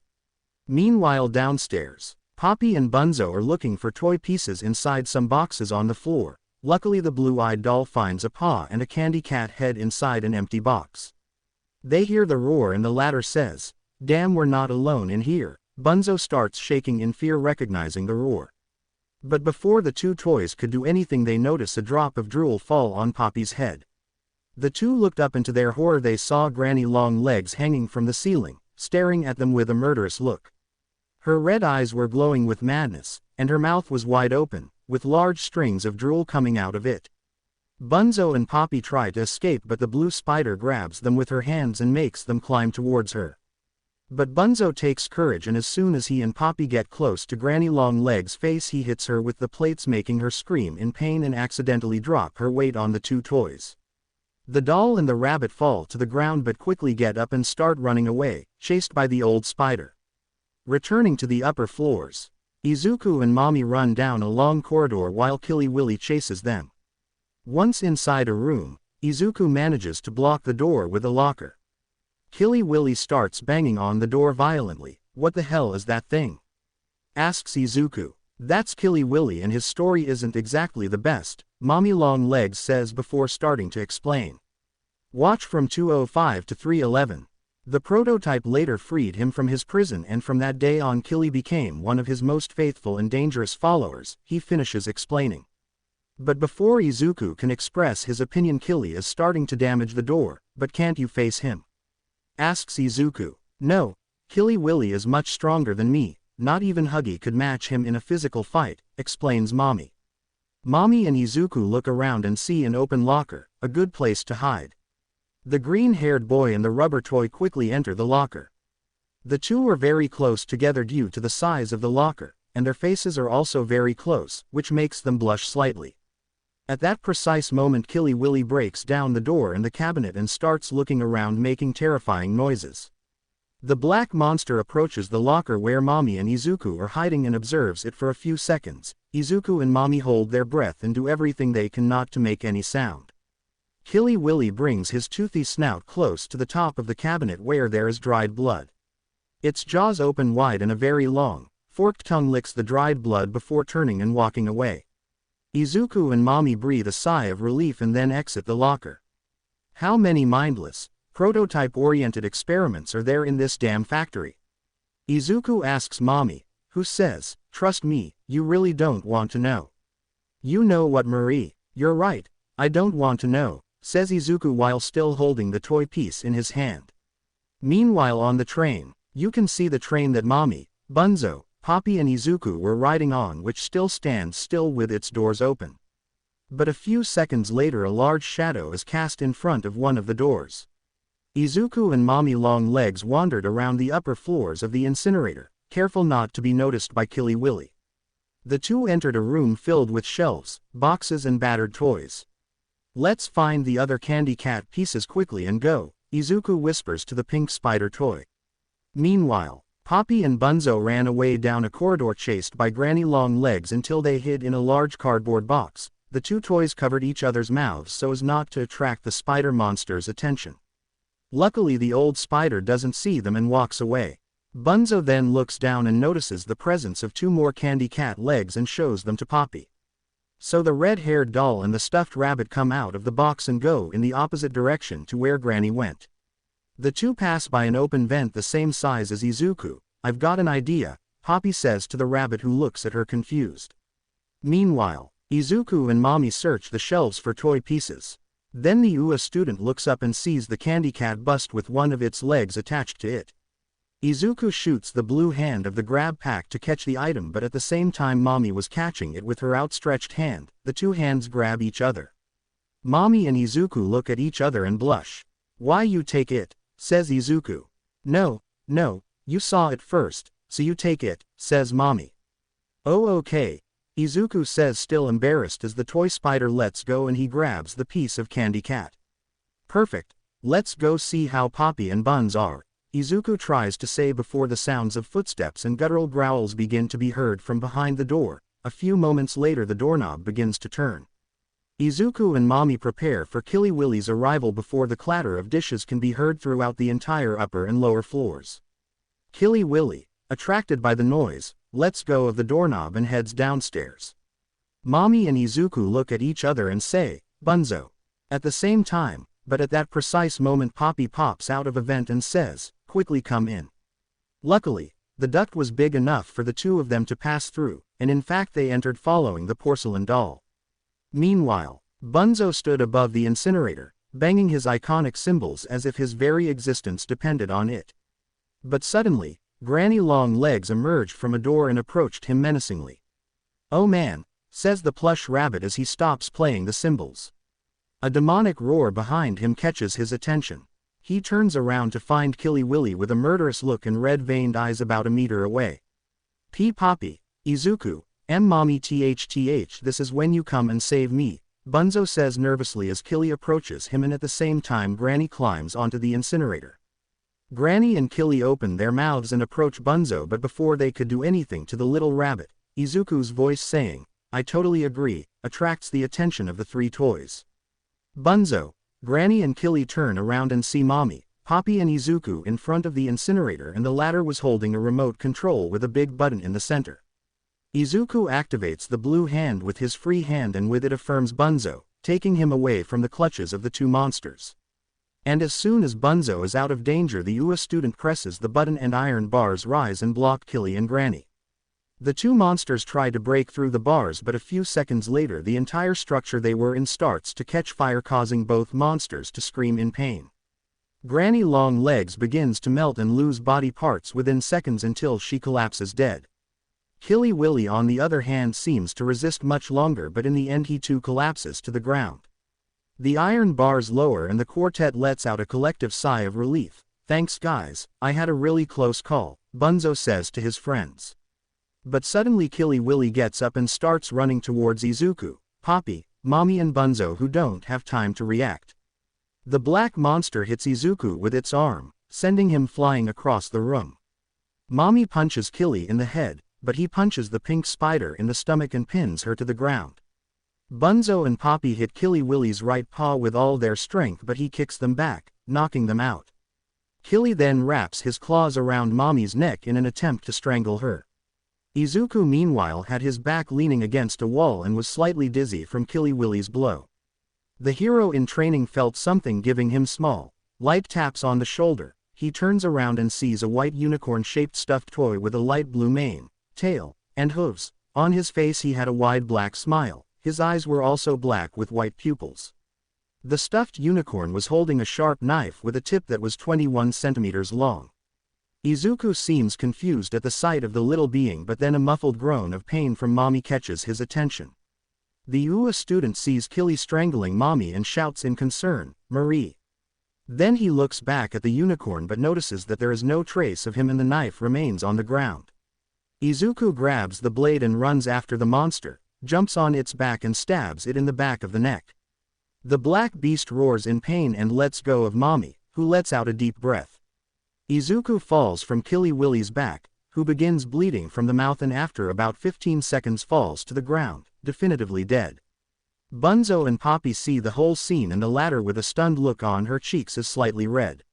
"Marie, are you okay?" asks Izuku worriedly as he kneels down next to the pink toy who pantingly says, I think so. Izuku then looks at Killy's dead body and realizes what he did. Mommy notices Izuku's expression and reassures him saying, it's okay, you had no choice.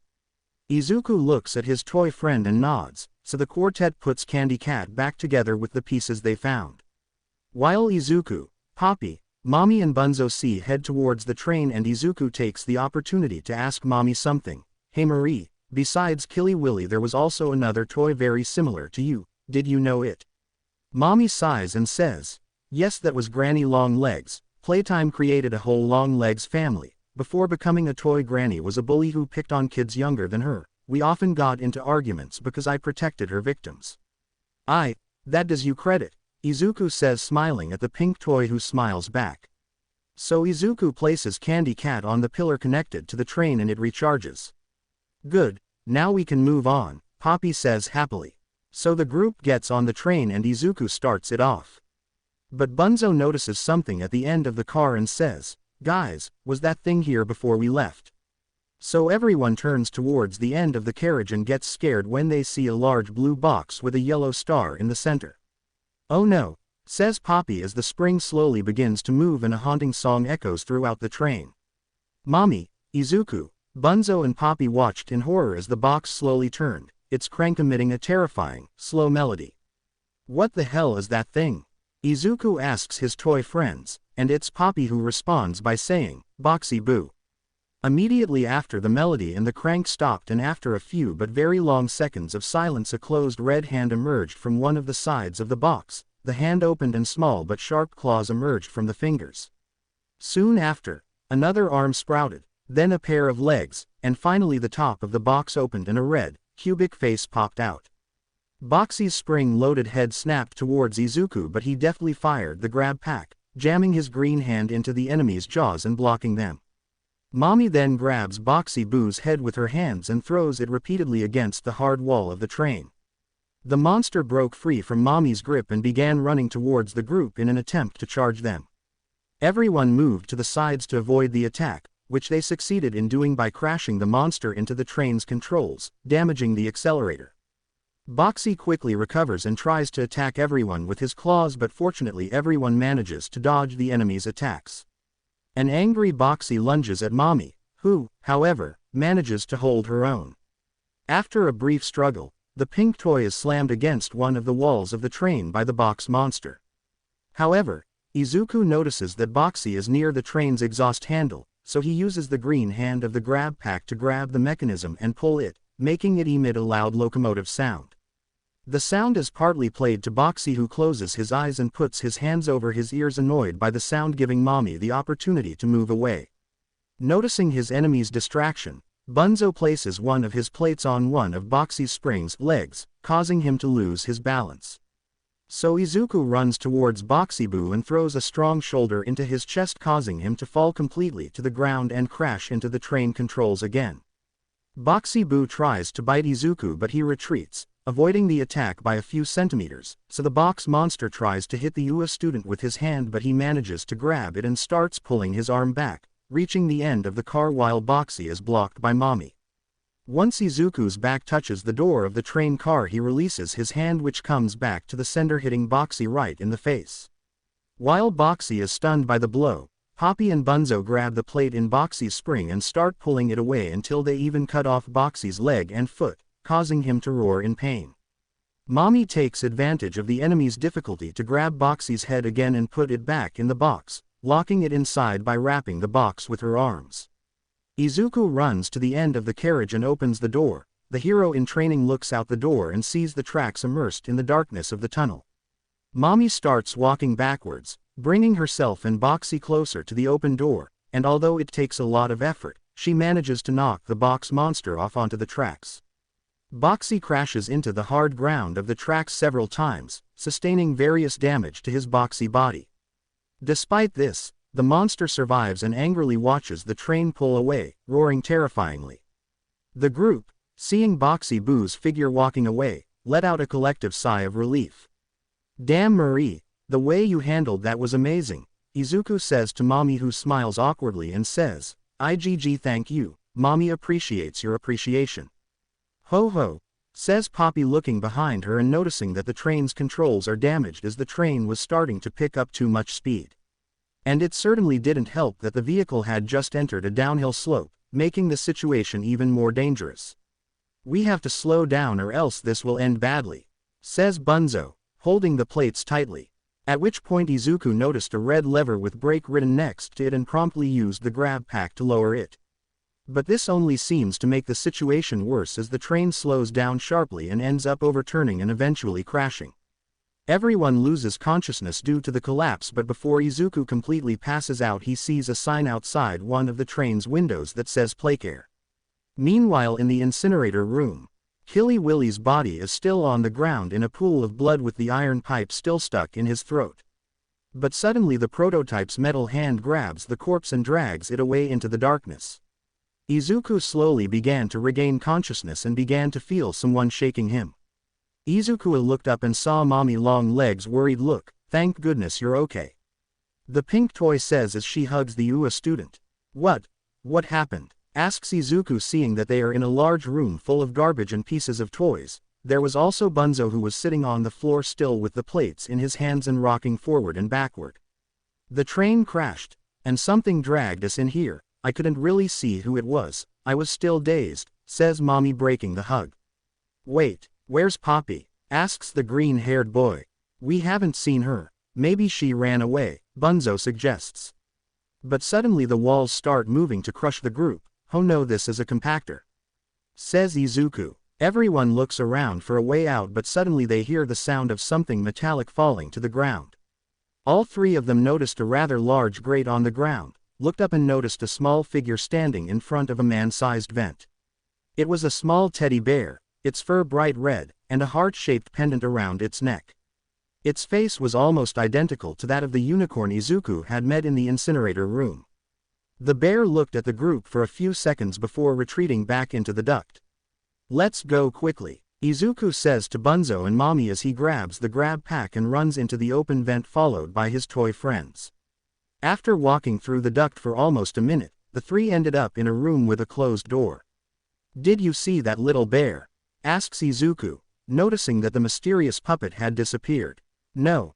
It looks like that Bobby Bearhug has vanished, says Mommy.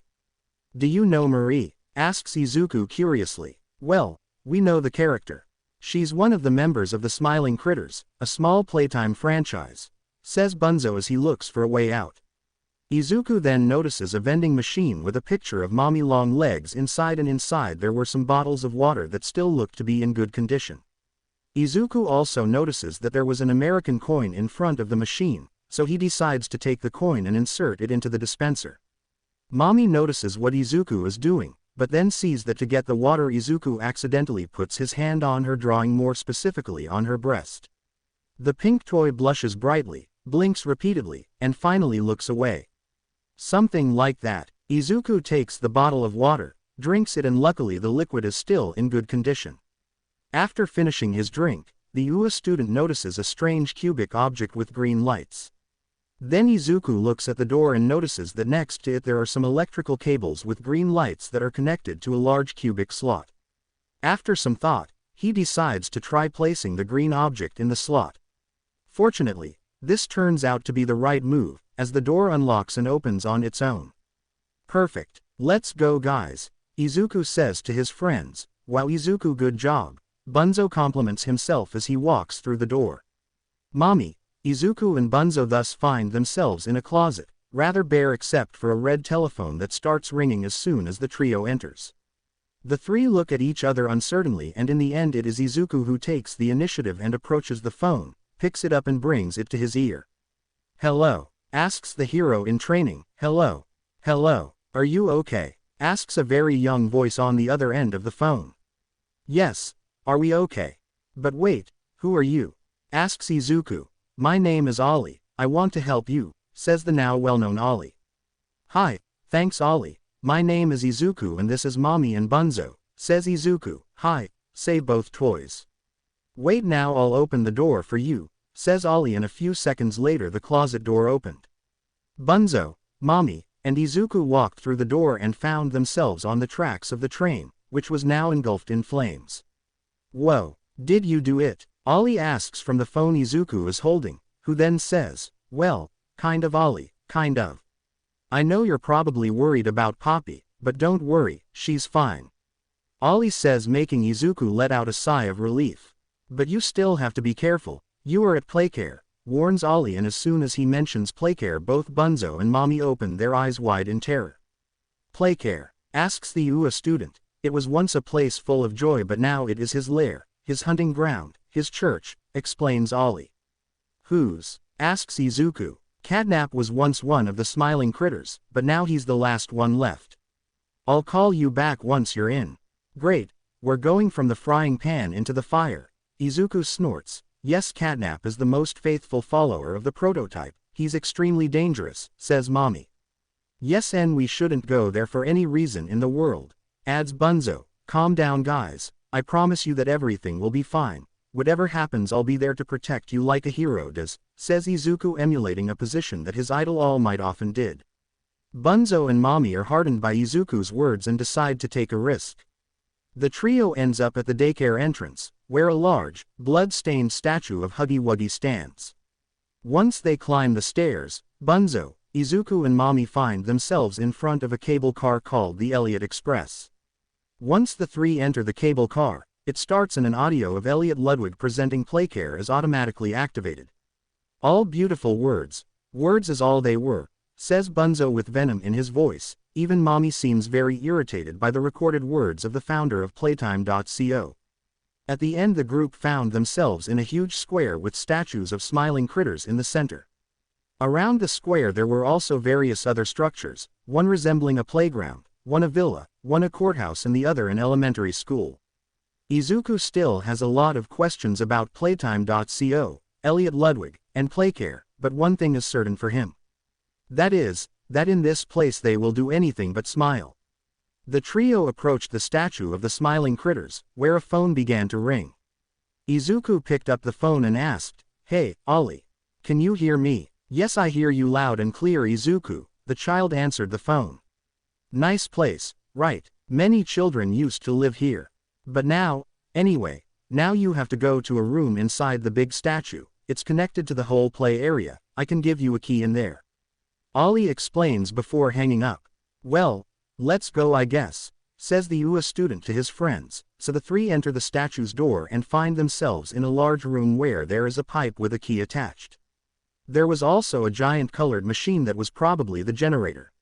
Izuku takes the key and Olly says, "I see you have the key now, it's better if you head to the gas production area, there you can find an upgrade for your grab pack." "Okay, come on guys," says Izuku, "are you sure this is a good idea?" "Izuku, I don't know if it's a good idea to trust this Olly guy," says Mommy.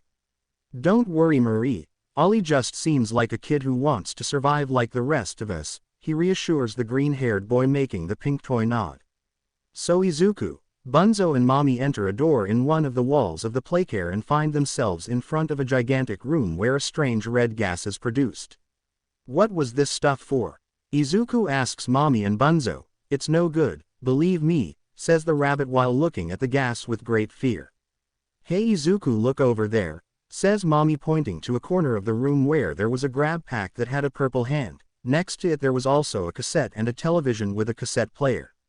Izuku took the cassette and put it in the cassette player. The TV then started showing a presentation of the Grab Pack 2.0, which was longer and could be swapped hands very quickly. Izuku then took off his old Grab Pack, removing the blue and green hands, and put on the new one. The purple hand was even capable of giving the UA student a huge boost when used on certain platforms. But suddenly in the whole Playcare the light goes out, suddenly surprising everyone. "I don't know. There must be something wrong with the generator under the statue, go check it out," dice Olly. The three then exit the gas room and return to the room under the statue and discover that the generator has been violently destroyed. "Damn, now the whole Playcare has no power," says Izuku. "Don't worry, we can fix it, you just have to head to home sweet home," says Olly. "Why?" asks Mommy. "There should be a backup generator there, we need it to restore power to the Playcare," says the child. "Okay, Mommy, Bunzo, you stay here while I go to home sweet home to get the generator," says Izuku. Before Izuku could go, Mommy grabs the boy's hand and says, "Please, be careful." Izuku looks at her, smiles, and says, "Don't worry, Marie, I'll be back, I promise."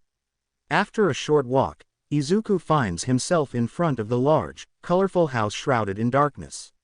Izuku sighs and uses the key Olly gave him to enter the building. The UA student finds himself in a room empty except for another door. The teenager quickly opened the door and entered without thinking too much, but he didn't have time to realize that the room he had entered was full of red gas. Izuku accidentally inhaled it and began to feel lightheaded, then began to lose his balance and fell to the ground. When Izuku stood up, he noticed that he no longer had the grab pack on him and in front of him was a very long corridor. Confused, Izuku began walking down the corridor and noticed a radio on a bedside table that was talking about the discovery of a dead child in Elliot Ludwig's house.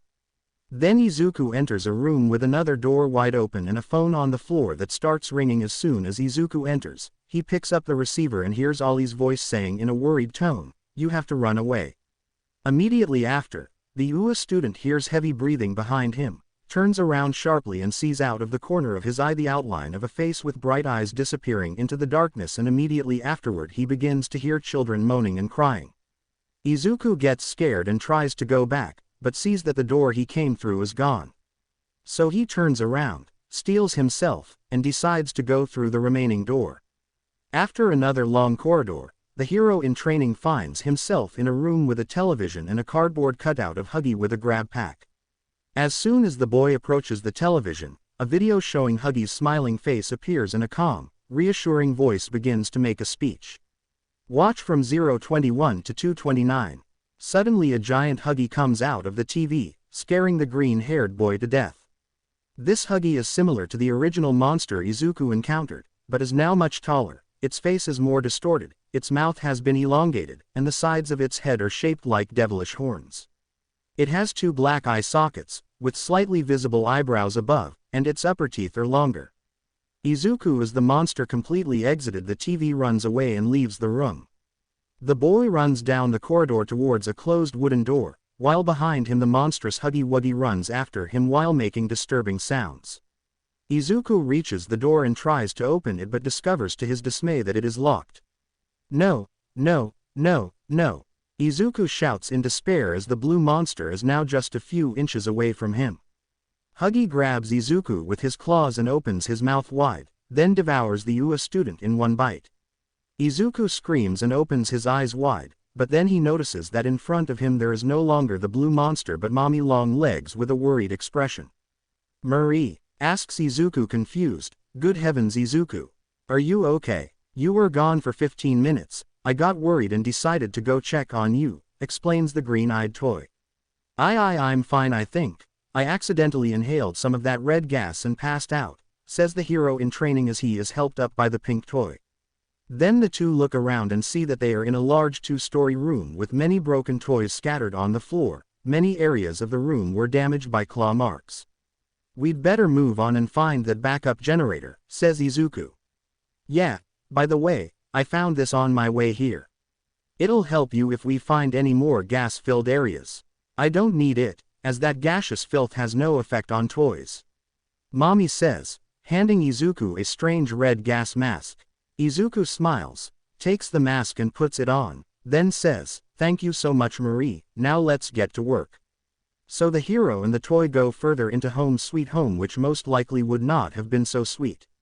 Meanwhile, a slender female shadow approaches the Elliot Express, looks at the entrance and says, "Izuku baby, don't worry, as soon as I'm done with that pink slut you and I will be together forever, ha ha ha ha ha ha."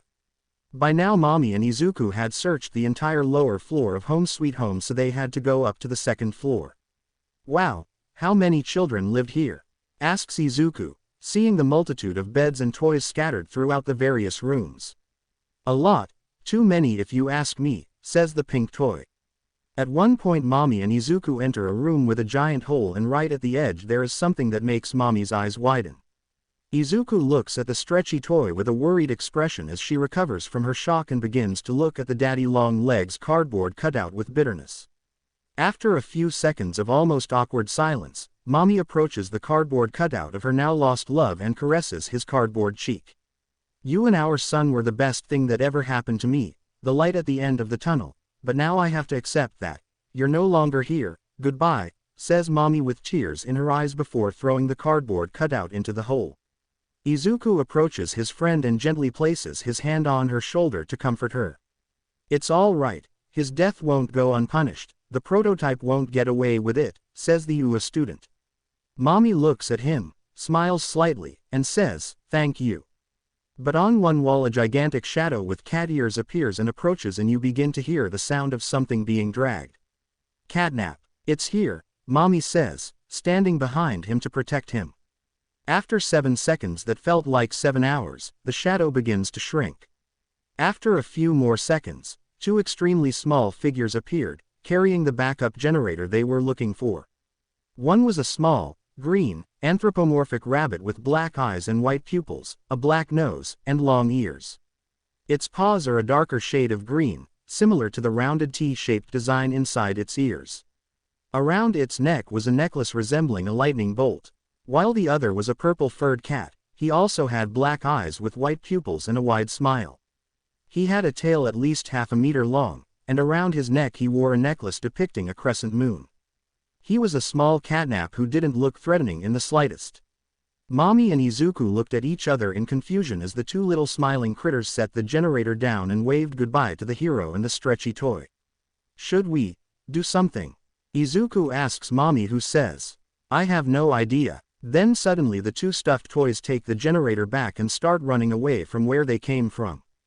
Hey, wait, come back here, we need that, says Izuku as he and Mommy chase the 2 smiling critters into a vent. The duo enters the duct that seems to take them to the lower floors of Home Sweet Home. Eventually Izuku and Mommy exit the duct and find themselves in a large room full of debris and duct entrances right after the rabbit and cat do, and they also manage to take the generator. Ha! What do you say now, you little rascals? Mommy asks in a victorious tone to the smiling critters who look at her and the UA student in silence. But then the bear and the unicorn come out of the ducts, and then other little stuffed animals that Izuku had never seen arrive. One was a pink piglet, with the usual black and white eyes and a wide smile. It had a small spiral tail and an apple-shaped necklace around its neck. One was a shiny yellow chick with orange legs and a star necklace around its neck. The second to last was a blue elephant with darker blue ears. It had a small tail a handful of centimeters long, and around its neck it had a necklace in the shape of a light bulb. The last one was an orange dog with long ears. He had a tail that wagged left and right. His necklace represented a sun. All 8 stuffed animals surround Mommy and Izuku, still smiling carefree. Hello, Izuku says, slightly intimidated as the pink spider was preparing to react. Hello, says a faint female voice coming from the pile of debris in the center of the room. Suddenly, all 8 smiling critters head towards the rubble and begin to remove a large sheet of iron, revealing someone underneath it. It was a much larger version of the unicorn. Despite the smile, you could read a certain melancholy on its face, probably because half of its body was still covered in heavy-looking debris. Crafty corn, says Mommy, shocked. Hey Mommy, it's been a while. I'm glad to see you're no longer under the influence of the prototype, says the giant unicorn. Good heavens, are you okay? Izuku asks worriedly. Well, I've seen better days. Catnap thought he'd killed me when he threw me down here and he came close. I don't think Dog Day and the others were as lucky, says Craftycorn wistfully.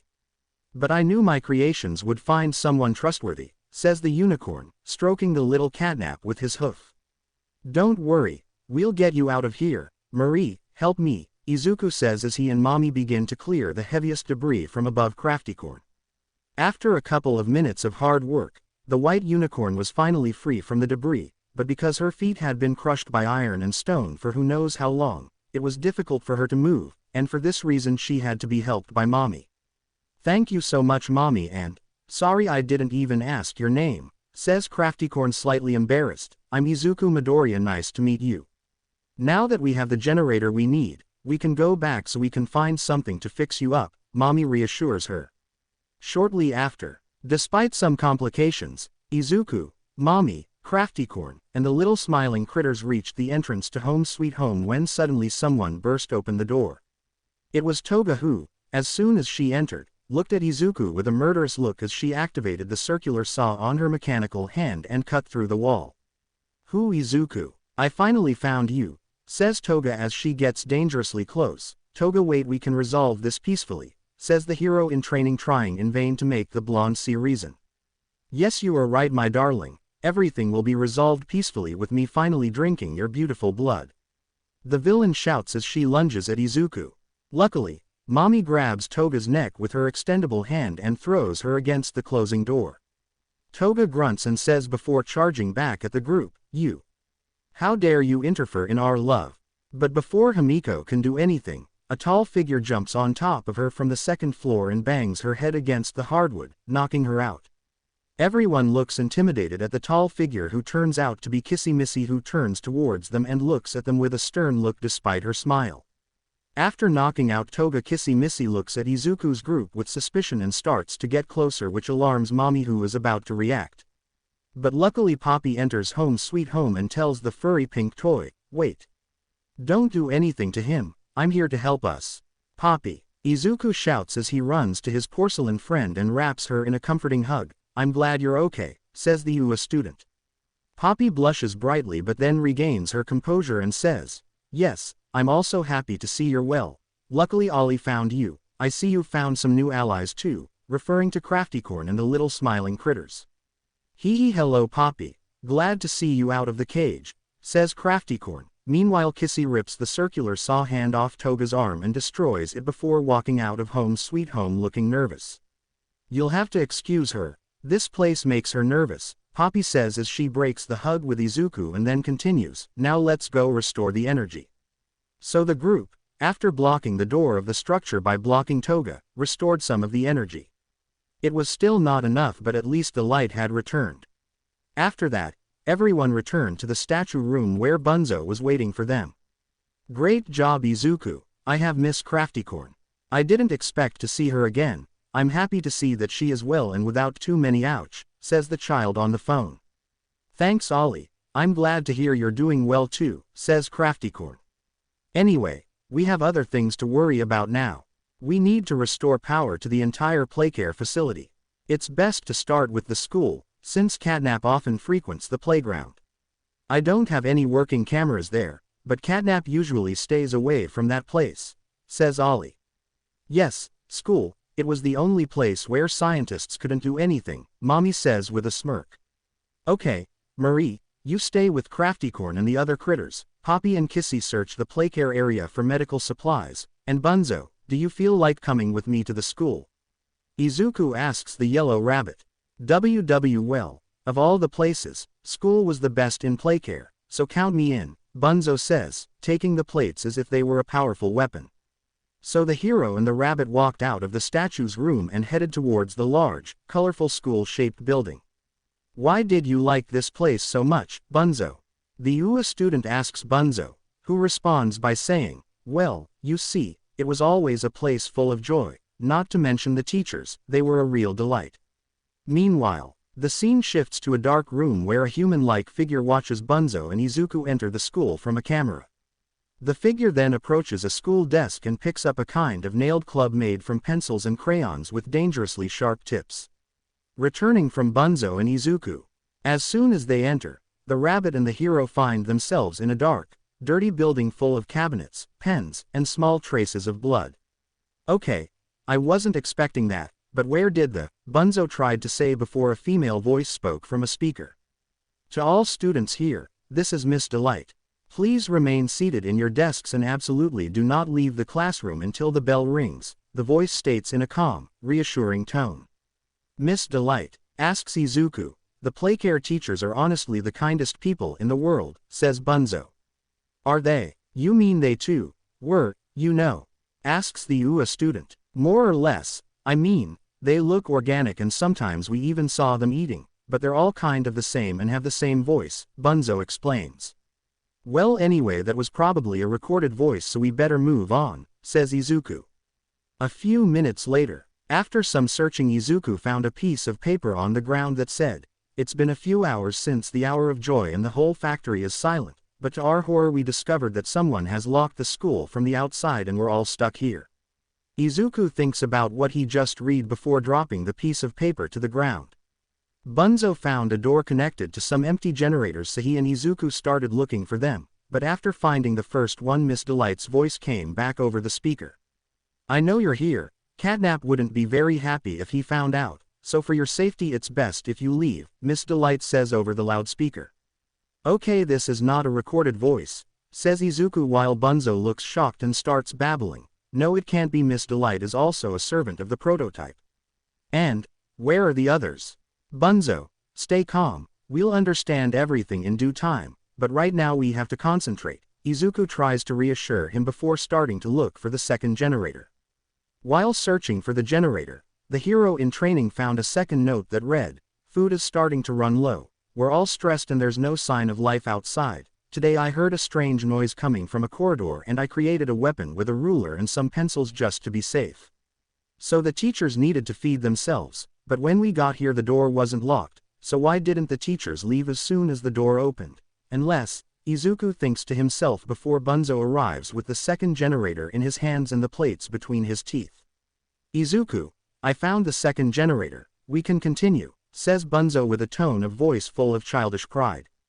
So the duo used the two generators to open the locked door not before finding a cassette, and luckily as soon as he crossed the threshold of the door Izuku noticed a TV with a cassette player.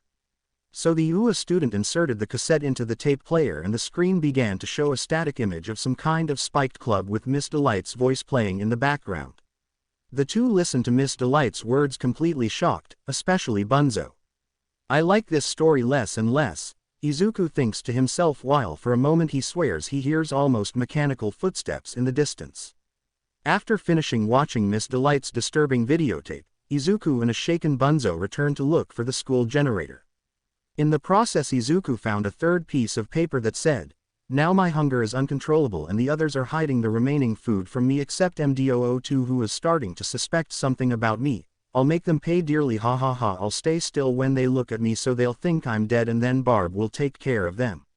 But Izuku didn't notice that Bunzo was behind him and had read everything. At that moment the stuffed rabbit had a vision of the past. Flashback. You see a child with blonde hair and black eyes wearing green suspenders hugging a figure in a red skirt who returns the hug and strokes his hair. "I love you, Miss Delight," says the blonde boy happily. "I love you too, Benny," replies the woman in a motherly tone. Fine flashback. Bunzo lets out a deep sigh to shake that distant memory from his mind.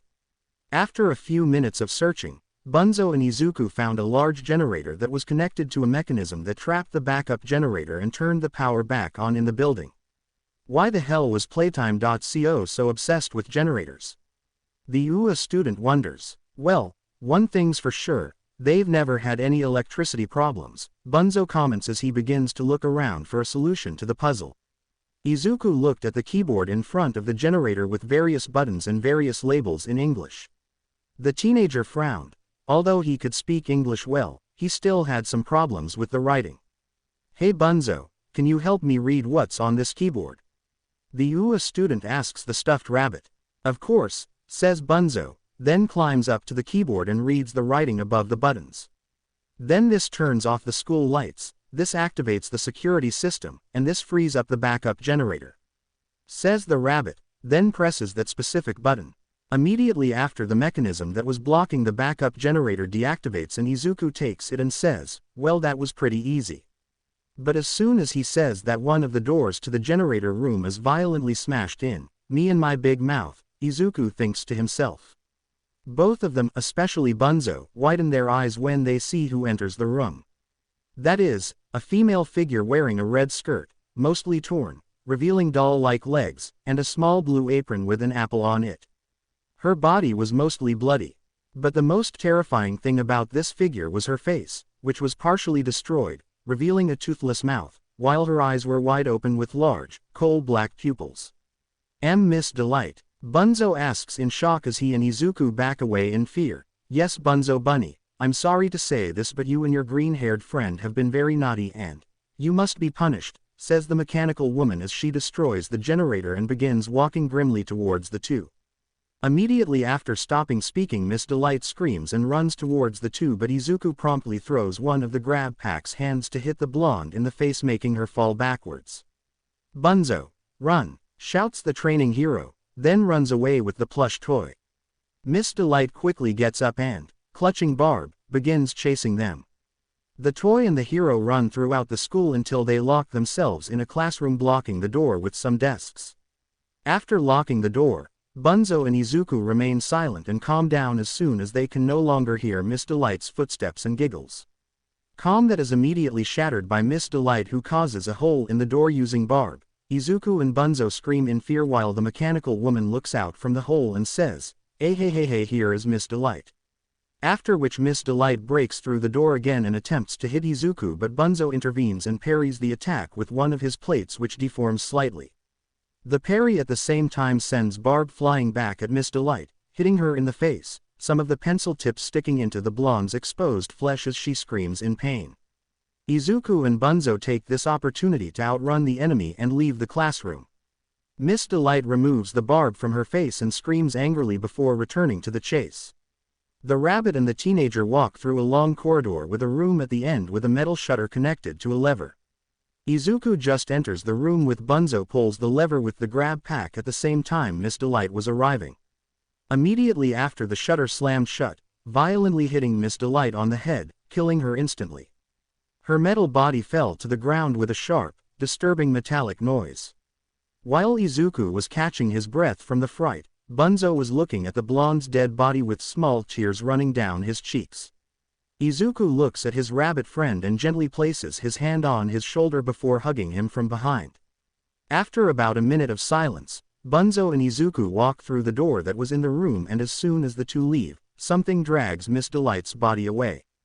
The two found themselves in front of a room with a faded label that said, "Teacher's Lounge." Izuku tries to open it but notices that it is blocked by many desks and he could feel that someone was inside. Luckily, however, there was also a pipe next to the door. With some difficulty, the rabbit and the teenager sneak into the room and the green-haired boy shouts at the shadowy figure, "Stop where you are. Come out, slowly." The figure gasps and turns towards the two, raising its hands, but as soon as it sees who is threatening it, it lowers them in surprise. "Benny?" asks the figure in an all too familiar voice, shocking Izuku but even more so Bunzo, who asks in amazement, Miss Delight, is that you?" The figure steps out of the shadows and reveals herself to be Miss Delight, but unlike the previous one, her face was completely intact and she had a warm smile. The blonde breaks the silence that had formed by saying, "I am so happy to see you, my dear little bunny." "Miss Delight," Bunzo shouts, running toward the blonde woman with tears of joy in his eyes, then jumping on her and hugging her. I thought that other one had you, says the rabbit, crying into Miss Delight's shoulder, who caresses his back saying, "She tried, but luckily I managed to lock myself inside even if I wasn't able to help the others." After consoling Bunzo, the mechanical woman notices the UA student and says, "Oh, hello dear. I'm Miss Delight, and you?" "Hi, I'm Izuku Midoriya. We're here to clean up this mess at the factory and get Miss Delight out of here," says the green-haired teenager.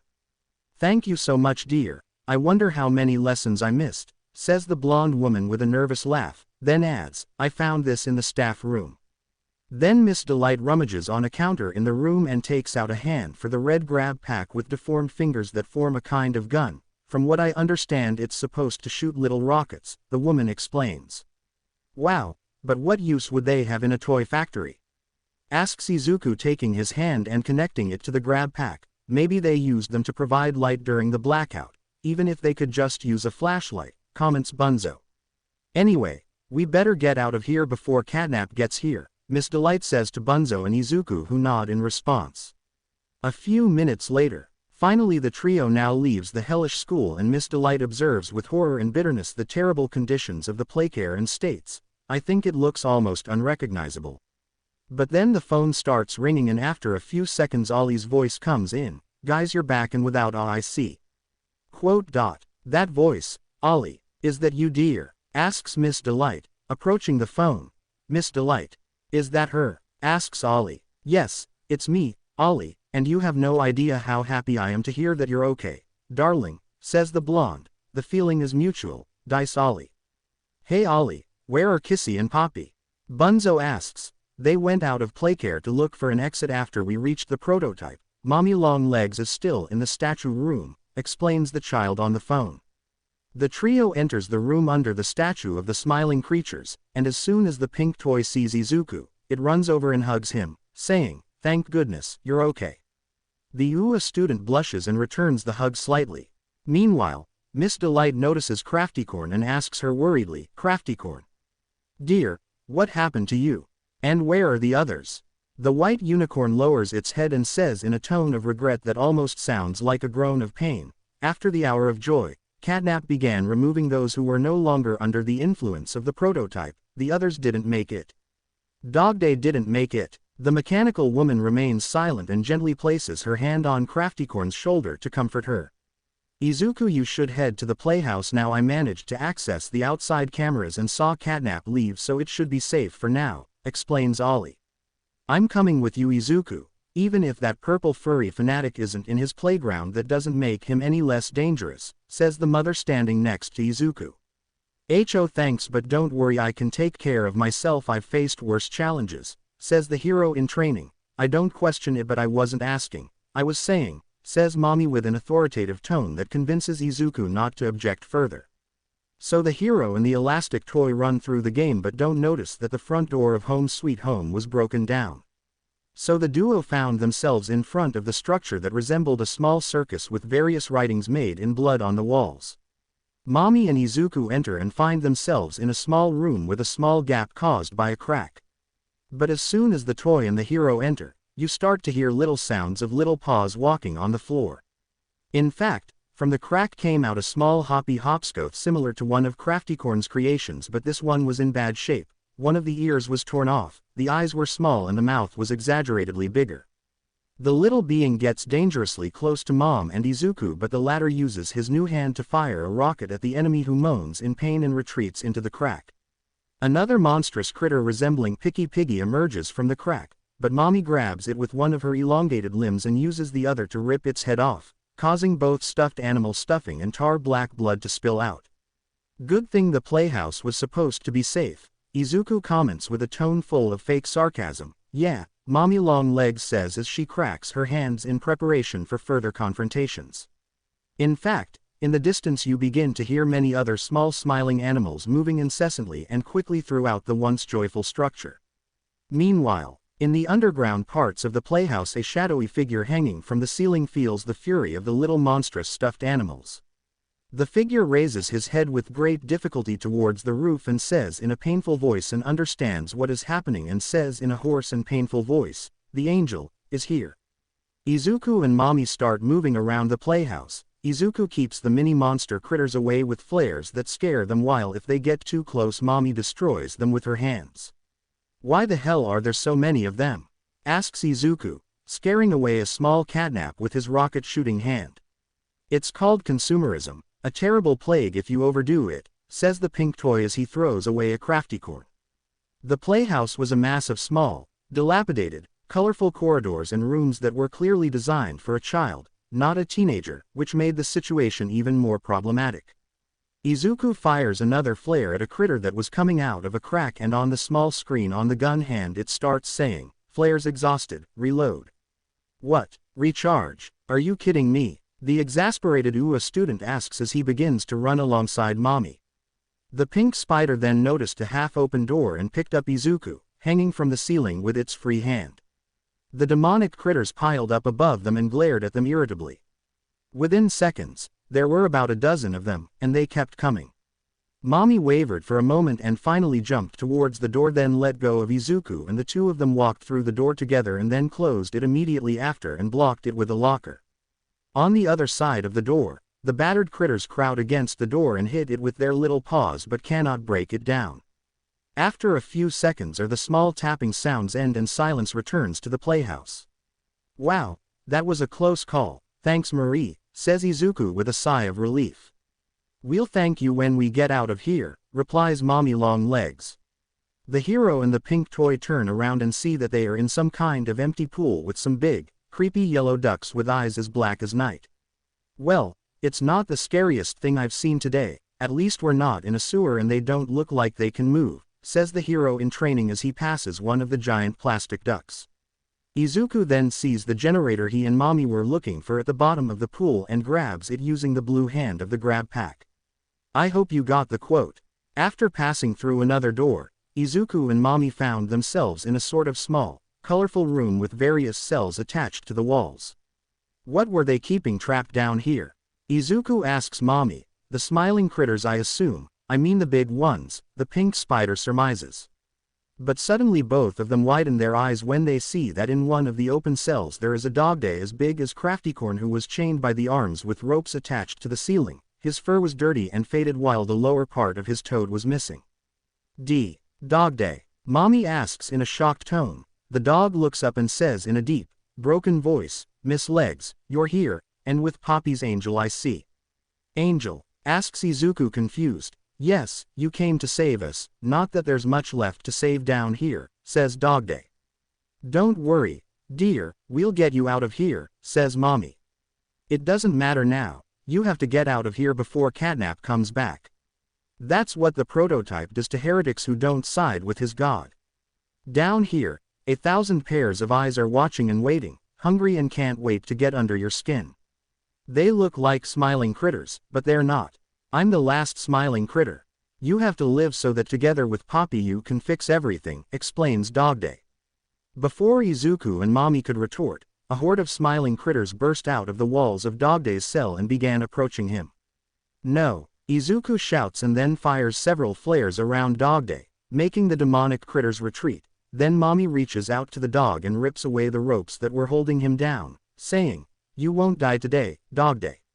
So the pink spider picks up the smiling critter who protests saying, but is interrupted by Izuku who says, You're not the last one left, Craftycorn is still alive, adds Izuku.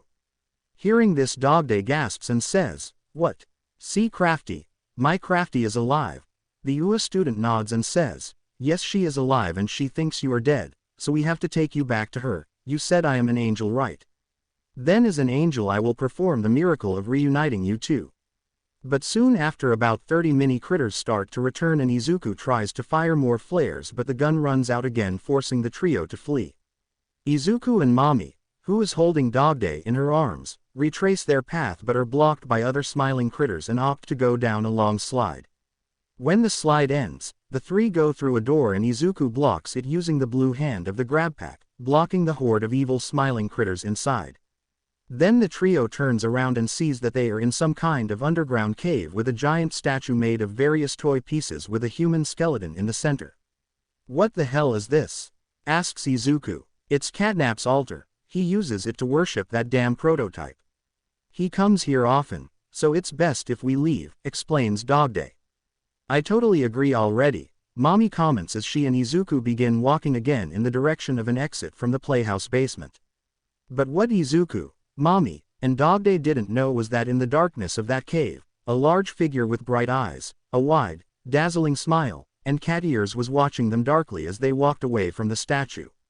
The figure lets out a small growl when it sees that the trio has left the cave and moves to approach, but always from the shadows the clawed hand of the prototype rests on the monster's hairy shoulder. Not yet, Theodore, says the prototype with the voice of a middle-aged man and then says with the voice of Miss Delight, You have to be patient for a little longer, my dear.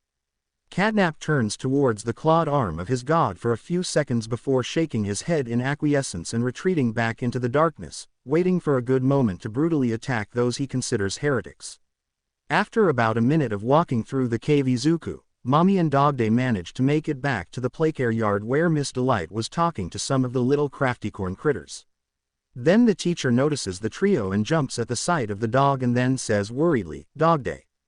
Oh my goodness, your legs, darling, what happened to you? Are you okay? Catnap considered me a heretic and made an example of me. I've seen better days, Miss Delight, but I think I'll be fine. I'm happy to see that at least one of you managed to get out of the school, says Dogday, who is still in Mommy Longlegs' arms. We'd better go inside the statue. Crafty will be so happy to see you, says the blonde before opening the door to the room under the statue. Dogday nods but then looks down and becomes frightened when he notices the friendly little critters looking at him and smiling innocently. Don't worry, they're on our side, Craftycorn made them, says Izuku, reassuring Dogday, who says, It makes sense, my Crafty has always loved making puppets for the Playcare kids that didn't have that damned poppy gas incorporated. So Miss Delight, the friendly critters, Mommy, Izuku and Dogday enter the room where Bunzo was communicating with Olly and Craftycorn was still leaning against the wall. Dogday and Craftycorn's gaze meet and both of them open their eyes wide. Doggy, asks Craftycorn with a shaking voice and tears in his eyes. Crafty, says Doggy as if he's seen his whole life flash before his eyes. Pretend that Craftycorn is crying in shock too. Doggy, screams the unicorn as she stands up with a little effort and picks up her dog friend, and wraps him in her arms in a tight, warm hug. So my dear, when Catnap said he got rid of the others, I gave up all hope of ever seeing you again, says Dogday, rubbing his face against the other critter's shoulder. I'm here, love, I'm here, and I'll never leave you again, says Craftycorn, patting the dog's back with his stuffed hoof. But then the smiling female critter finally notices that Dogday is missing half of his body and screams in panic, oh my god. Your legs, it was Catnap right. I have that disgusting feline I swear that when I put my hands on him I swear I will tear him to pieces. Calm down my dear, Poppy's angel is here now and will make everything right, says the dog. Wait, Izuku is the angel. Well, that explains a lot, says Craftycorn with a little laugh. I still have to figure out this whole angel thing, but whisper anyway, Izuku to Mommy, who nods in response. Great job guys, we're almost done recharging the facility. The only section we have left is the console room. Once that place is fixed we can finally leave Playcare, explains Olly, dropping yet another key from the pipe. As soon as the boy mentions the name of that specific building, everyone except Izuku widens their eyes and jumps as if they were having a bad flashback. Are you guys okay? You seem a little shaken, asks Izuku, confused and worried. It's nothing, Angel, it's just that the console's office brings back bad memories, says Dogday. I understand, says the UA student lowering his head. Izuku, you go get the last generator, in the meantime we'll get ready and try to catch Poppy and Kissy, says Bunzo, who was leaning against a wall. And you'd better take that mask that's on the floor. While you and Mommy were at the playhouse I passed by that place and noticed the red gas in some windows, explains Miss Delight. Izuku nods and picks up his gas mask and is about to leave, but Mommy puts a hand on his shoulder and says in a voice full of concern and fear, Izuku, be careful, that place is more dangerous than it seems. Don't worry Marie, as I said before, I've faced worse, says the hero in training before leaving the room under the statue. So Izuku found himself with the mask in his hand in front of the console's office, which looked more like a courthouse than anything else. Sorry for the poor quality, I couldn't find a better image. Come on Izuku, be strong, after we get out of here you'll immediately look for a way to contact UA, says the teenager before putting on his mask and entering the building. But what he doesn't know is that from one of the windows of the office Catnap, hidden in the shadows, is observing the whole scene. Meanwhile, in a gigantic room that looks like a warehouse, half of which has the lights completely off, suddenly Boxy Boo enters through a door followed by various other terrifying toys, some bigger, some smaller. Among them there was also a kind of purple ostrich with blood-red eyes. Another conspicuous monster was a humanoid flower with a body as thin as a toothpick and a long, thin, toothless smile. The last monster of note was a clown or jester-like monster with very long arms and a white face, and around its mouth, which was full of teeth as sharp as kitchen knives, was some sort of messy red makeup. Once the toys, which number about 20, have gathered from the goal in the darkness of the room, the voices of the prototype echo. My faithful, my prophet is facing a group of heretics whose leader is Poppy along with her so-called angel. They are here to destroy everything we have created after the hour of joy, says the prototype with various voices. The monster toys growl in annoyance at the green-haired boy. Despite his skill, I fear that our beloved prophet will not be able to defeat the heretics who will come to our paradise to contaminate it. For this reason I, your God, asks you to remain united, because although the enemy is strong, remember, says the prototype speaking in a distorted and terrifying voice. All the grunts, roars and guttural sounds of the prototype following monster toys stop to listen to their master's next words. From the shadows appear a pair of glowing red eyes followed, and then the prototype says to his servants, the game will never end. The little army of evil toys begins to cheer and roar in adoration towards the prototype. As soon as Izuku set foot in the consul's office, he was hit by a large gust of blood-red gas, but fortunately the mask prevented the hallucinogenic substance from reaching the UA student's nostrils. Blessed is this mask, Izuku thinks as he starts walking and entering the structure that scares his toy friends so much. In a room, the green-haired boy finds a cassette next to a recorder and decides to watch the contents of the video. As soon as the hero put the VHS tape into the cassette player, a video appeared on the TV that talked about emergency directives. Once he's finished, Izuku raises his eyebrow under his mask and says to himself, "The hour of joy. I thought I heard Poppy say that while she was talking to Marie on the train. I'll ask him what it is when I get out of here." But then the UA student hears something moving behind him and turns around suddenly only to see the door he entered the room from wide open, and when he entered that door had closed it. "Okay, I'm definitely not alone here," Izuku says, preparing his hand and fires flares hoping to hit whatever tries to attack him. The UA student, once he had completely searched the ground floor, decided to go to the upper floor, which seemed to have a much higher presence of poppy gas. "Damn, it's so much I can hardly see anything," Izuku complains as he tries to move some of the gas away with his hand before entering one of the rooms. Luckily in that room there was the generator placed directly on a desk in plain sight. "Wow, that was almost too easy," says Izuku as he approaches the generator with suspicion. The green-haired boy grabs the backup generator with the grab pack and after a few seconds notices that nothing is happening. "Well, I guess I was wrong," Izuku says as he turns to leave the room. But as soon as the boy crosses the threshold of the door, something appears in front of him, something that terribly terrifies Izuku. Before him stood a feline-like creature cloaked in purple fur. Its eyes display black pupils surrounded by white irises and a cat-like nose.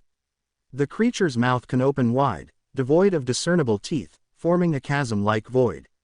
Its monstrous paws bear 4 digits, each armed with sharp black claws, and its elongated limbs appear loosely sewn at the joints. Its disproportionately small and emaciated torso exposes the rib cage and pelvic bone beneath the skin. A thin, melanoid black zipper runs around its neck, resembling a dull yellow crescent-shaped pendant. Before the UA student could do anything, Catnap lunges at him and knocks him to the ground. The mask falls to the ground and the smiling critter destroys it with his paws. After which the purple monster approaches the teenager but hears a canine growl and turns around. The purple monster roars at something in the hallway and slams the door shut, and immediately after a locker falls in front of the door, trapping Izuku in the room. Izuku quickly gets up and tries to move the locker, but suddenly everything around him goes black. He tries to move, but to his shock his legs remain still as if there were invisible chains around them. Izuku starts moving his eyes rapidly in all directions when he hears Poppy's voice telling him to find the flower. After that, Izuku had many visions and found himself in various areas of the playtime that he had already visited previously. In the Playcare areas, however, completely black silhouettes of children are seen frozen in time, all while Poppy's voice continues to whisper in his ear. After that bad trip was over, Izuku started seeing darkness again, but he started to feel like someone was pulling him, and he also started to hear Mommy's voice calling him. The hero in training opened his eyes wide and saw that he was in the room under the statue of the smiling critters, and around him were Miss Delight, Dog Day, Crafty Corn, Bunzo, Kissy, the friendly critters, Poppy and Mommy Long Legs, with the latter two in front of his face. "Izuku, thank goodness you're okay," Poppy shouts, hugging Izuku, who asks, stunned, What happened?" "You were attacked by Angel Catnap. Luckily PJ, Kissy and Mommy managed to send him away and bring you here," explains DPG Day. "Wait, PJ?" asks the confused UA student, and immediately afterward the centipede dog appears in front of him, barking in a friendly manner and licking his cheek with its long tongue. "Yes, the little puppy can't live without his mommy. He followed me all the way here, didn't he, PJ?" asks Mommy, stroking PJ's head. Izuku is a little confused, but then Bunzo tells him, PJ wasn't a child but a real dog, that's why he acts like one. If they could do it with animals, why didn't they do it with everyone instead of doing this to you? Izuku asks. "It's simple. PJ's character actually acts like a dog while the other characters like me or Bunzo act like humans," Poppy explains, breaking the hug. "I understand. But now we have all the backup generators, we can keep going, right, Olly?" Olly, Izuku asks, Getting no response from the boy on the phone. We've already tried to contact him, but strangely enough, since you entered the consul's office, he hasn't answered any calls. We hope nothing bad has happened to him, Miss Delight explains with a hint of concern in her voice. Well, now that we have all the backup generators, we can leave Playcare and look for him, says Mommy Longlegs. You're right, Marie, it's better if we go, says Izuku in agreement. Me, PJ, the little critters, Miss Delight and Kissy will stay here to prepare for the attack on the prototype, says Poppy, climbing on the pink furry toy's shoulder. Well, we'd better get going, guys, let's finish this damned long story, the UA student says to his group, who nod in response. So Izuku, Mommy, Bunzo, Crafty Corn and Dogday, who was being carried by Mommy, entered a door located in one of the walls of the Playcare. Marie, what is the hour of joy? The hero asks the pink toy and the others too, who widens their eyes and asks worriedly, where did you hear that? On a videotape in the consul's office, and I also thought I heard Poppy say it while we were on the train, explains Izuku. Well, I don't really feel like talking about it, it's better if we talk about it when we're reunited with Poppy, states the pink toy. Look, Izuku says, a little doubtful, which he decides to suppress for now. So the group arrives at a large room with an elevator and a door connected to various sockets where the group is supposed to place the generators they've collected. Once Izuku placed the final generator in its position, the power returned and the door swung open, but to everyone's horror, Catnap emerged from it. The monster let out a heavy sigh and said in a low, hoarse voice, "Heretics," and then let the poppy gas come out of his mouth.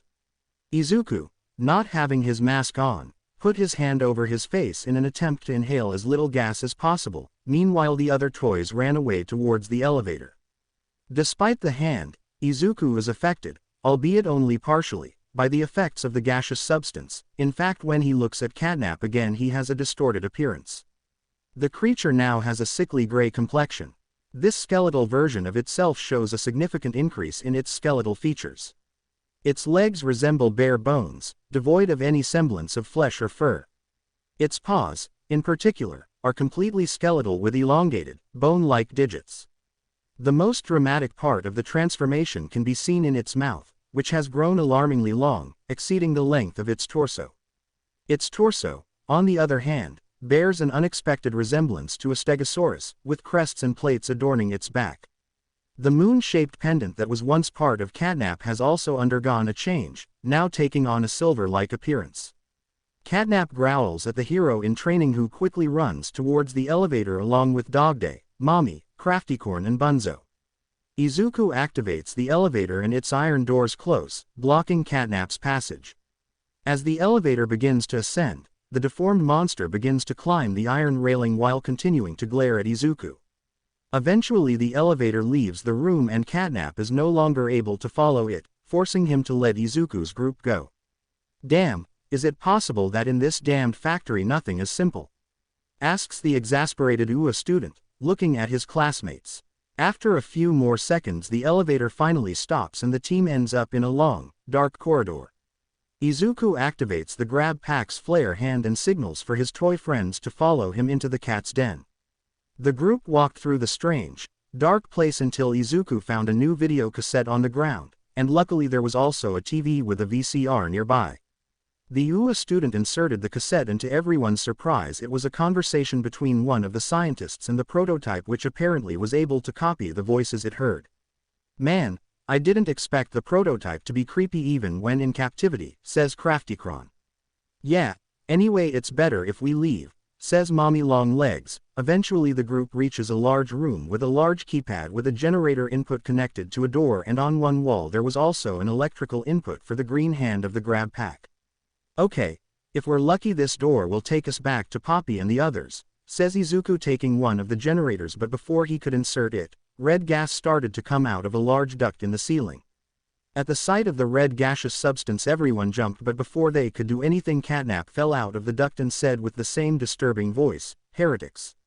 Mommy ran towards Catnap and hits him on the head, but he grabs her hand and slams it against a wall. PJ growls and starts wrapping himself around his enemy and bites his shoulder.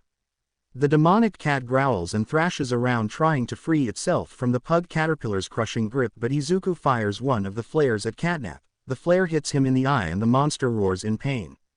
Mommy gets up from the ground and then picks up a brick that was on the ground and brutally smashes it over his head. In response, Catnap growls at the pink toy. The pink spider, however, is faster and hits Catnap a few times and then wraps her arms around his neck in an attempt to suffocate him, but the purple cat gives Mommy a strong elbow, making her loosen her grip on his neck. The purple cat gives Mommy a strong paw and then stands up on its lower legs and bangs its back against a wall, causing PJ to let go. Izuku tries to fire another rocket at Catnap, but he is faster and jumps on the UA student, blocking his hands with his paws before proceeding to release poppy gas on his face. Luckily, Dogday picks up a stone from the ground and throws it at the cat, who turns his attention towards him, while Crafty preemptively steps in front of his beloved to protect him. "It's not too late to change your mind, Theodore. You can still do the right thing. Join us, we can stop the prototype together," says Dogday firmly. Catnap remains silent for a few moments, then chuckles and says, "He saved me, he is my friend, he is my god, and you are just worms in his path and I will crush you." The purple cat creeps up on the pair of smiling critters, but PJ runs up to him and viciously bites the heel of his right paw. Blood begins to flow from here, and the monster growls in pain from the wound. As Catnap tries to free himself from the toy dog's grip, Izuku gets up and looks at the electrical input and an idea comes to him. So the UA student charged the green hand of the grab pack with electricity and pointed it at Catnap and then shouted, "PJ, let go." The caterpillar dog understood and stopped biting Catnap's paw, who turned towards him.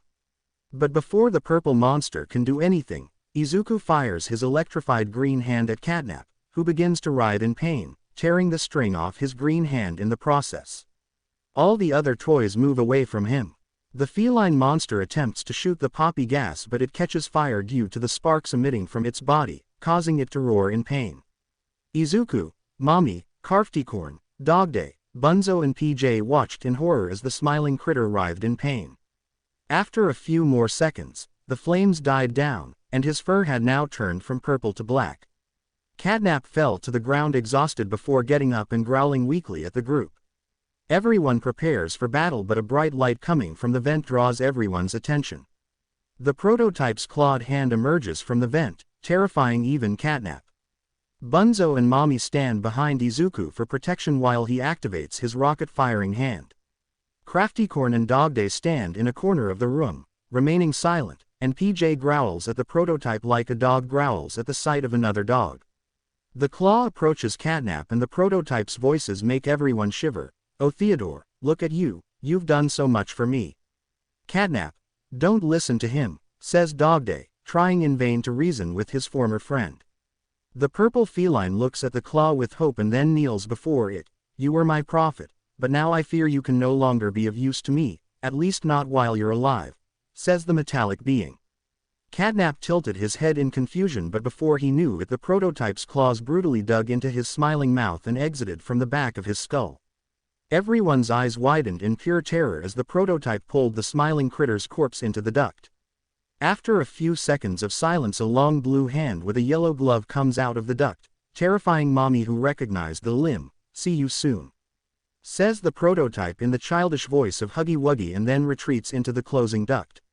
Izuku looks at his toy friends, who were terrified as if they had seen the devil himself, so he decided to break the silence, saying, "Guys, let's keep calm. I know you're scared, but we have to focus on leaving and reaching Poppy and the others." Mommy recovers from her shock and says, "Izuku's right, let's leave before that dismembering monster comes back." So Izuku inserts the generator into the entrance and the door unlocks, allowing the group to continue. Shortly after, the group arrived at the gas production room, and after pressing a large red button on the keyboard, the power was completely restored to the now almost empty Playcare. Along with the electricity, a door also unlocked, which the group passed through, finding themselves in a large room with a sort of gigantic trapdoor in the center. Izuku noticed with relief that Miss Delight, the mini critters, Kissy and Poppy were also present in the room. "You guys are back. I'm happy to see you're all still in one piece. I'm sorry Dogday, I didn't mean to make you uncomfortable," says the porcelain doll, remembering the legless dog, who says, "Don't worry. We got rid of Catnap, or rather the prototype got rid of him. It's complicated," says Bunzo as he hugs Miss Delight. "Well, The prototype took one of its biggest pawns and now Poppy gas is no longer in circulation, says Poppy, satisfied. Well, now can we finally get out of here, Poppy? Asks Izuku. I'm already a little tired of this place, comments Craftycorn. Don't worry, we'll be leaving soon, but first I want to show you something, Izuku. You wanted to know what the hour of joy was, right? Says Poppy, and as soon as she says this, Mommy jumps while the rest of the toys look down in discomfort. Yes, I heard it on a cassette player and I was intrigued, says the hero in training as Poppy takes a cassette and inserts it into the cassette player and immediately after a terrifying video is played. To say that Izuku was shocked would have been an understatement. In fact, after the video ended he looked at Mommy, who looked away with an expression full of shame. After everyone died, they dragged the bodies into the depths of the factory, aka the prototype lair. You know, I remember that day like it was yesterday. All those screams, what's happening? Why is this happening? What the hell are those things?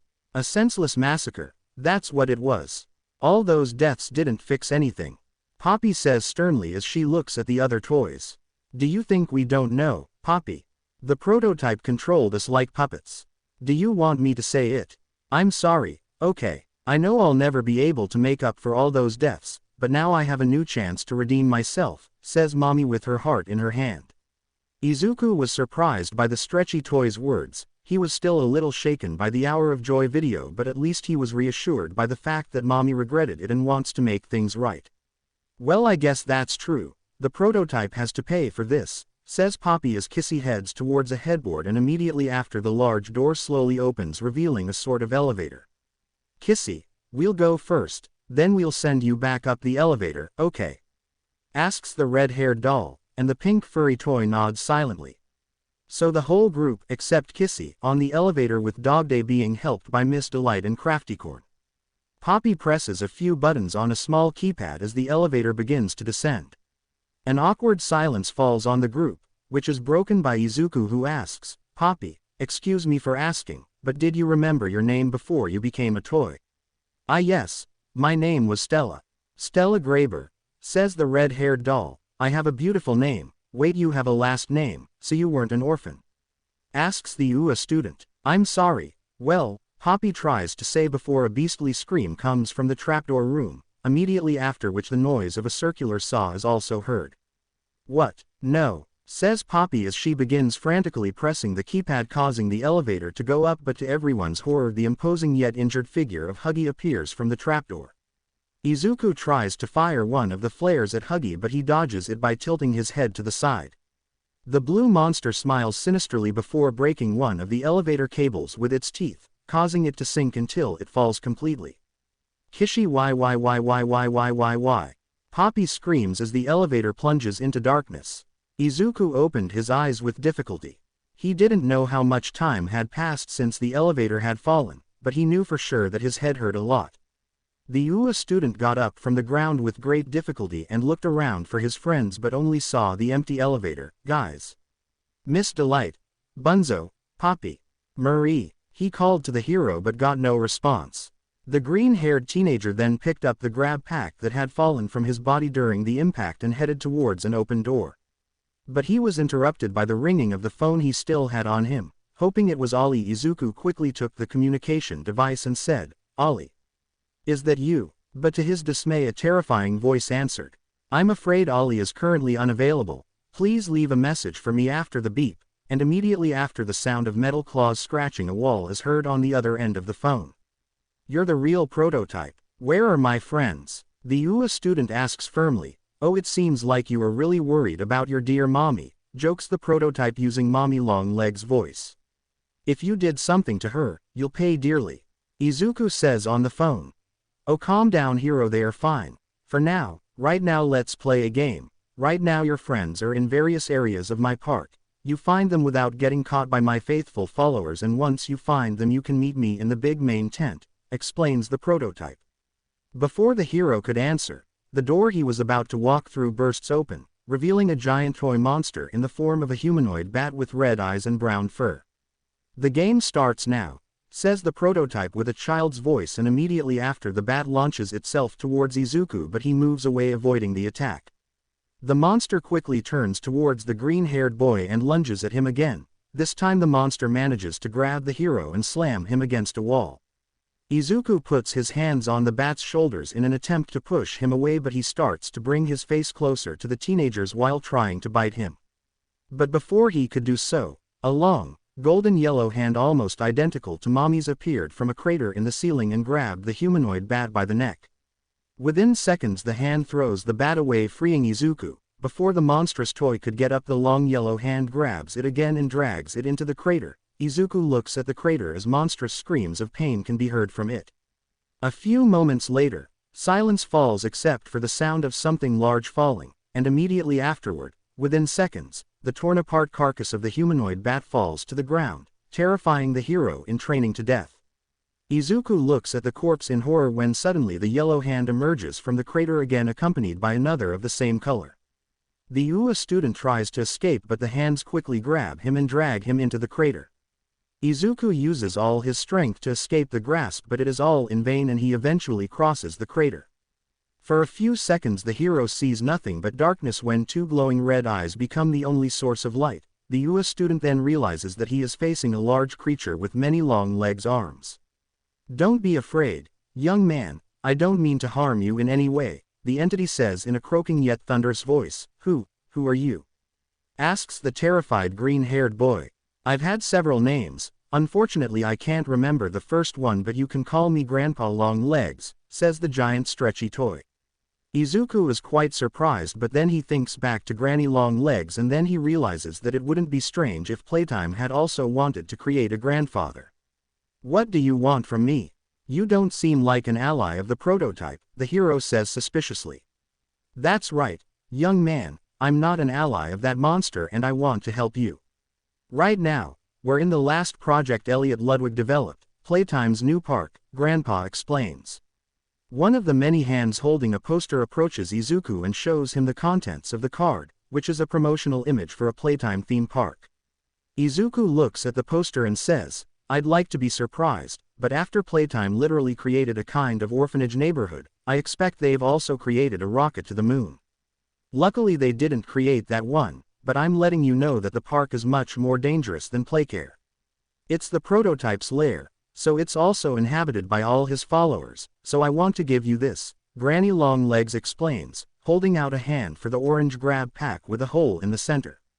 "It was an electricity hand, but after the hour of joy I took the liberty of making some modifications to it. Now it's the first and only fire hand," says the spider while Izuku grabs the hand and installs it in the grab pack in place of the now lost green hand. "Thanks. Do you happen to know where my friends are?" the green-haired boy asks worriedly. Grandpa nods and hands him a map of all the park's attractions, and in various areas there were dots marked with a red marker. "The red zones are where your friends are. However, I advise you not to go to the main tent alone," says the spider. "Yes, I know it's the lair of the right prototype," says Izuku. "I'll follow you at a distance and intervene if necessary. Good luck, boy," says Grandpa Long Legs and then slowly lowers the UA student into the crater. Eventually Izuku returns to the elevator room and activates both the rocket hand and the fire hand and then goes through the door and finds himself in a long corridor. The boy walks a few meters along the corridor when suddenly, from one of the open vents, a raptor-shaped toy as big as a medium-sized dog emerges and begins growling at the hero. But before the monster can do anything, the UA student quickly activates the fire hand and a flame comes out of the hole that scares the raptor, forcing it to return to the duct. So the hero starts walking quickly towards the door at the end of the corridor. The raptor tries to attack several times, but every time it gets close to a vent, a burst of flame against the grate chases it away. Finally, the green-haired teenager manages to reach the door at the end of the corridor and open it, but before he can, the toy raptor emerges from a vent and charges at the human. But luckily he manages to close the door. The raptor tries to break it down and the hero in training blocks the door with his body for a few seconds until he hears the banging from the other side stop. Izuku breathes a sigh of relief, lets go of the door, turns around, and his eyes widen when he sees what's in front of him. In front of the UA student was a gigantic amusement park consisting of a horror house, a roller coaster, a theater, a hedge maze and of course the giant red and black striped tent. Izuku had to quickly hold his nose to avoid vomiting due to the strong and disgusting smell of decay emanating from the entire structure, especially the tent itself. Concentrate, Izuku, the hero thinks to himself as he crosses the park's entrance gate. He decided to check the map and saw that the House of Horrors was marked with a red X, which meant that one of his friends was there. The UA student entered the attraction, which simply consisted of a moving walkway that transports visitors around the house with the occasional jump scare. At one point the green-haired boy passed by 2 closed coffins and noticed that muffled sounds were coming from one of them. After some hesitation, Izuku opens the coffin and finds Bunzo tied up like a salami with a piece of duct tape over his mouth. As soon as the rabbit sees his friend, he begins to let out cries of fear, which are obviously muffled by the duct tape. "Calm down, Bunzo. Everything's fine, I'll free you now," says the hero in training before removing his friend's restraints, but as soon as he removes the tape he shouts, "Behind you, Zombie Josh." Izuku quickly turns around and finds himself face to face with a toy zombie with green skin and glowing eyes. The monster growls and attempts to bite the human, but he manages to stun it by hitting it in the face with the blue hand of the grab pack and throws it into the coffin. Before the zombie can react, Bunzo quickly closes the coffin and drops it to the ground, preventing the enemy from getting out. "What the hell kind of toy was that?" asks Izuku. "It was made by a sub-studio of Playtime. They made toys more for teenagers," says the rabbit. "Anyway, are you okay? Hurt?" The UA student asks his friend, who replies, No, I'm fine, but they took my plates." "Hey, it's okay. I'll find you some more, but right now we have to find the rest of our friends," Izuku says, and Bunzo nods in agreement. So the two leave the House of Horrors and head towards the next place marked on the map, which is the roller coaster, which wasn't exactly small. When the duo reached the attraction, they noticed that at the highest part of the tracks were Day and Crafty, who were tied to the only car. "Damn, how are we going to get to them without any more cars?" the stuffed toy asks desperately, while Izuku begins to climb up the track. No, says Bunzo as he realizes what his human friend is planning to do. But 2 roars interrupt his wail. The duo looks in the direction of the sounds and sees 2 monsters with equally long limbs.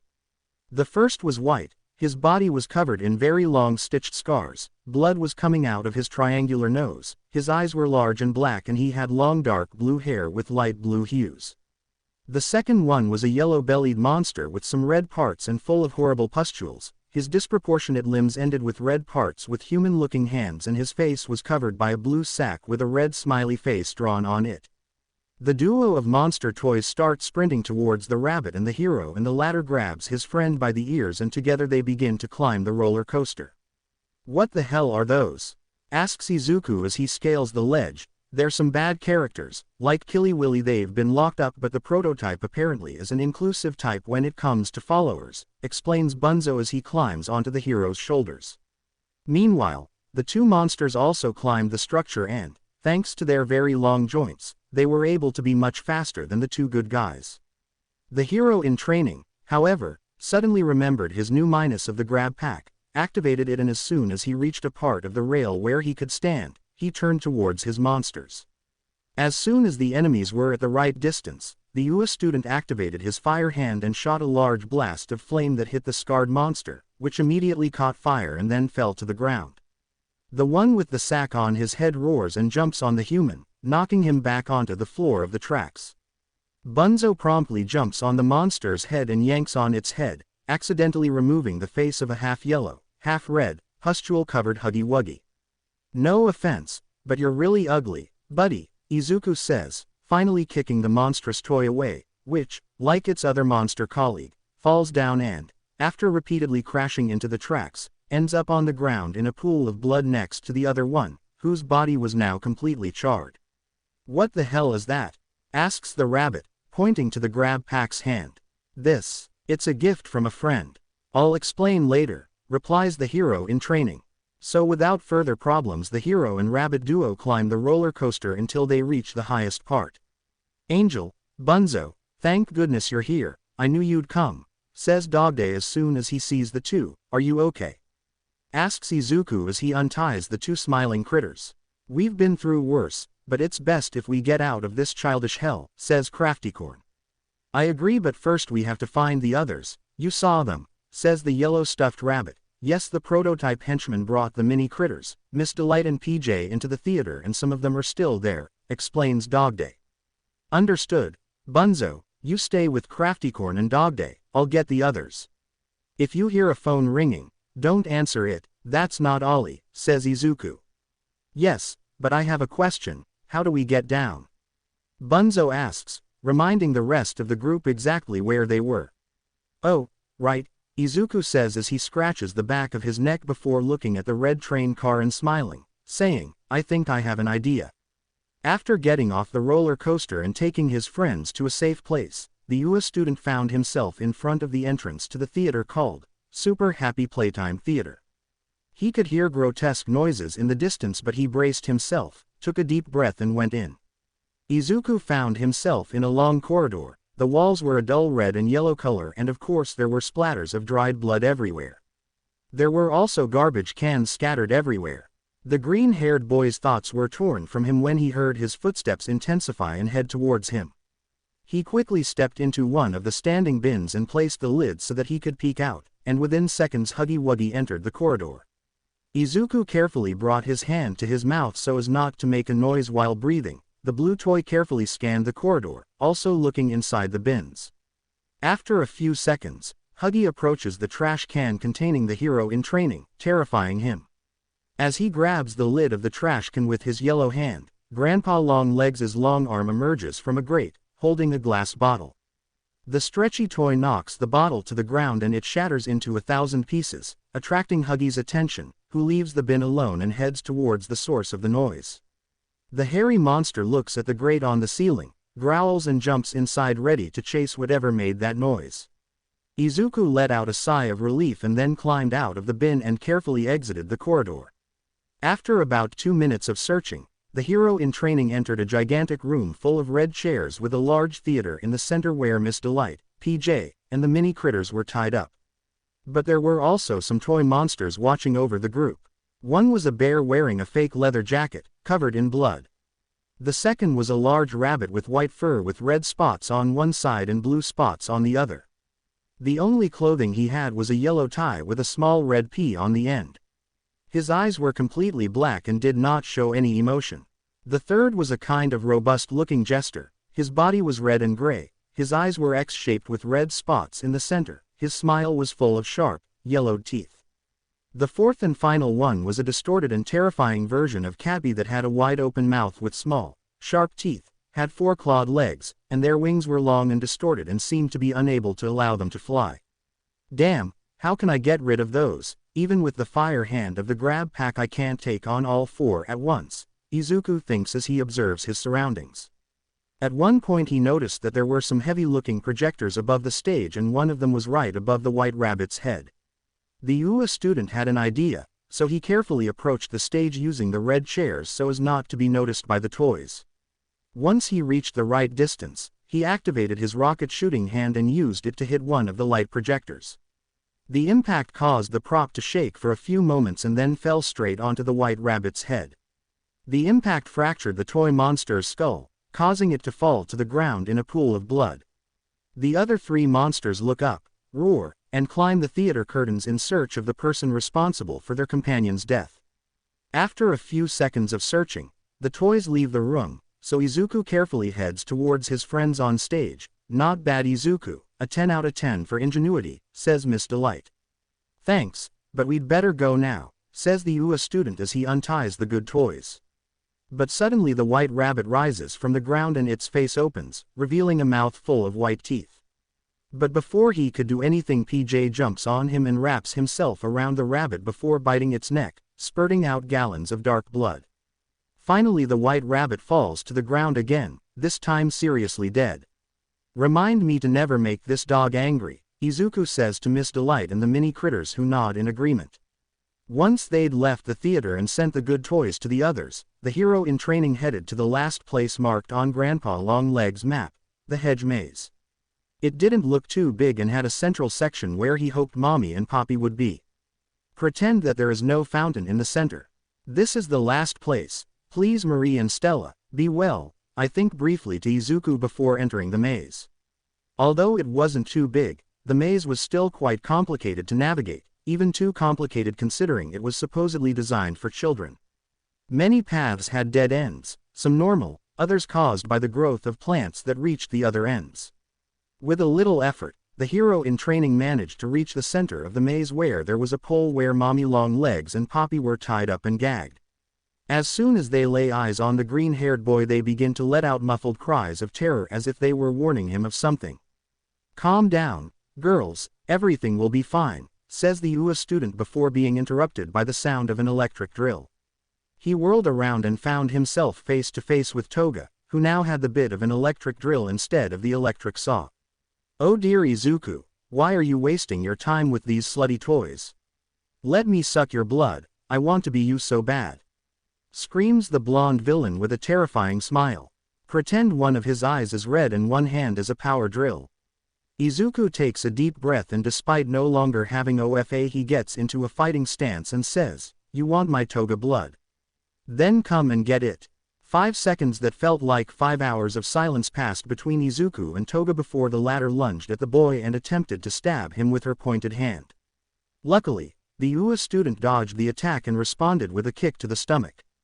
Despite no longer having one for all, he still had a killer physique. The blonde assassin moans in pain and steps back before attempting a second attack which manages to leave the green-haired boy with a small scratch on his shoulder. Despite the pain, Izuku manages to remain composed and tackles the villain to the ground and yanks on the electric drill arm in an attempt to tear it off.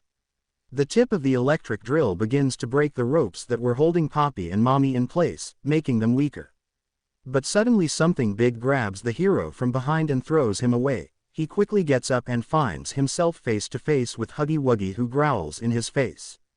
As Toga gets up, the blue monster tries to bite the human but he jumps back, narrowly avoiding death but hits him with his arm, knocking him to the ground. Toga takes advantage of this opportunity to jump on top of the training hero, blocking his hands with her knees, and says, "Finally, my love, now I will become you and I will be like you. Too bad you will no longer be alive to see it happen." So the blonde assassin takes a knife out of her pocket and raises it to Izuku's chest and prepares to stab him in the heart. "Goodbye honey," says the villain as she prepares to attack, but just before striking Poppy jumps on her and distracts her. Huggy tries to intervene but Mommy wraps her limbs around his neck and begins choking and hitting him violently. The UA student gets up and tackles Toga, who in the meantime had grabbed the red-haired doll with her good hand and was about to stab her with the electric drill. The blonde villain kicks the hero away and climbs the hedge, running away once again.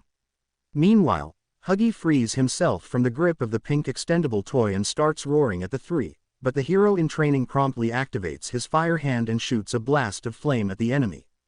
The blue monster steps back to avoid being burned, but as he does so, he slips on a piece of stone and falls, being impaled on the back by the iron spike. Water comes out, and within seconds, it mixes with the blood of the stuffed toy. The monster begins to roar in pain but within seconds begins to lose strength and eventually bleeds to death. "Holy shit, Izuku, are you okay?" Mommy asks as she hugs the green-haired human tightly, making him blush brightly. "Why yes, I'm fine. What about you and Stella? They didn't hurt you, did they?" asks the equally worried hero. "I feel better being tied up like a salami than locked in that cage again," says Poppy while brushing off her dress. "Well, I've already saved the others, now we have to go to the tent. I think it's the prototype's lair. But the sooner we reach the others, the more the merrier," says the UA student. So the hero, the pink toy and the red-haired doll leave the center of the labyrinth, leaving the corpse of the blue monster to rot. But a few seconds later a hedge wall is broken through by the prototype's claw, which violently grabs Huggy's corpse and carries it away with it. Not too long later, Poppy, Mommy, Izuku, Miss Delight, Bunzo, PJ, Dogday, Crafty Corn and the mini critters find themselves in front of the giant circus tent with dull and faded colors. The entrance was wide open but you could not see anything, the smell of putrefaction was greater there. "Blessed be ChatGPT. Do we have to do this?" asks Bunzo, who looked like he was having the fright of his life. "Yes Bunzo, it's time to end this damn story once and for all," says Poppy firmly. "Don't worry Benny, everything will be fine, I'm here with you," says Miss Delight, stroking the stuffed rabbit's head. So the group takes a deep collective breath and enters the circus tent, while various followers of the prototype watch them from afar and slowly approach. Once inside, everyone's eyes widened as they looked at what was inside the tent. In fact, in the center of the room there were 3 large piles. The one on the right was made up of torn, battered, and red-stained toy pieces. The one on the left was made up of corpses, men, women, and children, who looked battered, some with tooth marks. But the pile in the center was the one that terrified everyone the most. It wasn't actually a pile, but a being. It was made up of metal pieces attached to the bones and limbs of other toys, including extendable blue arms that particularly terrified Mommy. At the tip was a long body similar to a snake's tail. At the tip was attached a metal skeleton. On the shoulders were the heads of Catnap and Huggy Wuggy. The mechanical claws were connected to yellow elastic arms. On the torso was attached a blank screen, and instead of a head there was a human skull with red eyes and a poppy flower attached to the forehead. "Oh, look how wonderful we have here. The little angel managed to win the game. Too bad you won't be alive to celebrate such a victory," says the being in a monstrous voice. "You are," says Izuku as he feels terror struggling to take control of his body. "Yes, I am, the prototype," says the mechanical monster with the voice of a middle-aged man, before bursting into maniacally laughter. Everyone took a small step back in fear of the large iron creature, but they realized that in the tent with them were also all the prototype's henchmen, including Boxy Boo and Toga. We are here to," Izuku tries to say but is interrupted by the prototype grabbing him by the throat with one of its robotic hands while saying, "To stop me, I know, but this won't happen." The hero in training fired a flare at the monster's face with his red hand, but it immediately bit him with its skeletal jaws, splitting him into many little pieces. The green-haired boy prepared with the fire hand, but the prototype was faster, and using Daddy Long Legs' hands he ripped off the grab pack and slammed it to the ground so hard that it broke. The good toys try to do something but are blocked by the evil toys. In particular, Poppy is grabbed by Boxy and Mommy is held to the ground by the blonde villain who stabs her hand into the ground with a knife and blocks the other with her foot. "And no one will be able to give you a hand," says the monster, pulling out Grandpa Longlegs' battered, blood-covered head with his other clawed hand. The UA student's eyes widen in horror, but he recovers and asks, "Why? Why are you doing all this?" The prototype remains silent for a few seconds and then begins to explain. "In the beginning, I was a man, one among many, a life, a factory, a beautiful wife, and a wonderful daughter. She was everything to me. I even created a doll based on her. Then she died, and everything I had created and loved collapsed like a house of cards." "Wait, you're," says the green-haired boy in shock. "Elliot Ludwig," Poppy finishes with venom in her voice. "Yes, that was my name once. I had lost everything. My daughter was in a coffin, my wife had left me, and my factory was going bankrupt. It was then that I discovered the beneficial properties of the poppy flower, like the one I have in my head," says the being, pointing to the flower on his forehead. "So I hired a group of unscrupulous scientists to conduct experiments on the flower. It turned out it could transfer a person's soul into an inanimate body. I would have my beloved daughter back, my factory would have real living toys, and the scientists would be able to conduct their experiments in safe areas," explains the prototype proudly. "All at the expense of innocent children who had their whole lives ahead of them," growls the hero in training. "A necessary sacrifice." However, at a certain point, scientists were no longer satisfied with children and wanted to know if it was possible to transform them into adult toys. "And so you got some of your own medicine," Mommy says with a little smile despite the pain she was feeling. "He wasn't the only one," Poppy comments, referring to herself. The years passed and the playtime continued even without its founder. Meanwhile, I began to understand the beauty of my new body even if it was incomplete, so with the help of the other experiments I started the Hour of Joy, and once I get rid of you and your little rebellion I will be able to leave here together with my army," says the prototype as his followers roar to idolize him. "Even if you made it out of here, it's not like the 80s.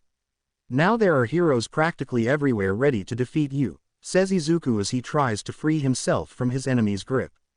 Hearing this amalgamation of toys, bones and iron, he laughs maniacally and then says, "Ha ha ha ha ha ha, I know well. You are not the first to have ended up here after the closure, and I know the quirks and the heroes, and I know that my faithful will not be enough, but they will."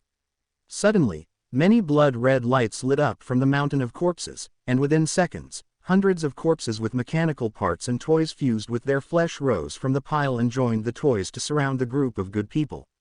"What did you do to them?" asks the green-haired teenager in terror. "I've made them my workhorse. I'll send them to loot cemeteries and kill people, and when I reach the right numbers the main attack will begin and nothing or no one will be able to stop me," explains the robotic monster. "No, I won't let you do this. I'm a hero and I'll stop you," the UA student shouts as he starts punching the mechanical arm, desperately shouting, "Detroit smash. In this case you will be the first of many heroes that I will kill," the prototype says ominously as he prepares to strike the UA student with his free-clawed hand. "No," Poppy and Mommy shout in unison. The amalgam snaps with his hand while Izuku continues to punch the arm that is holding him in the air, and when the one who is about to hit him is a few inches from his face he punches it.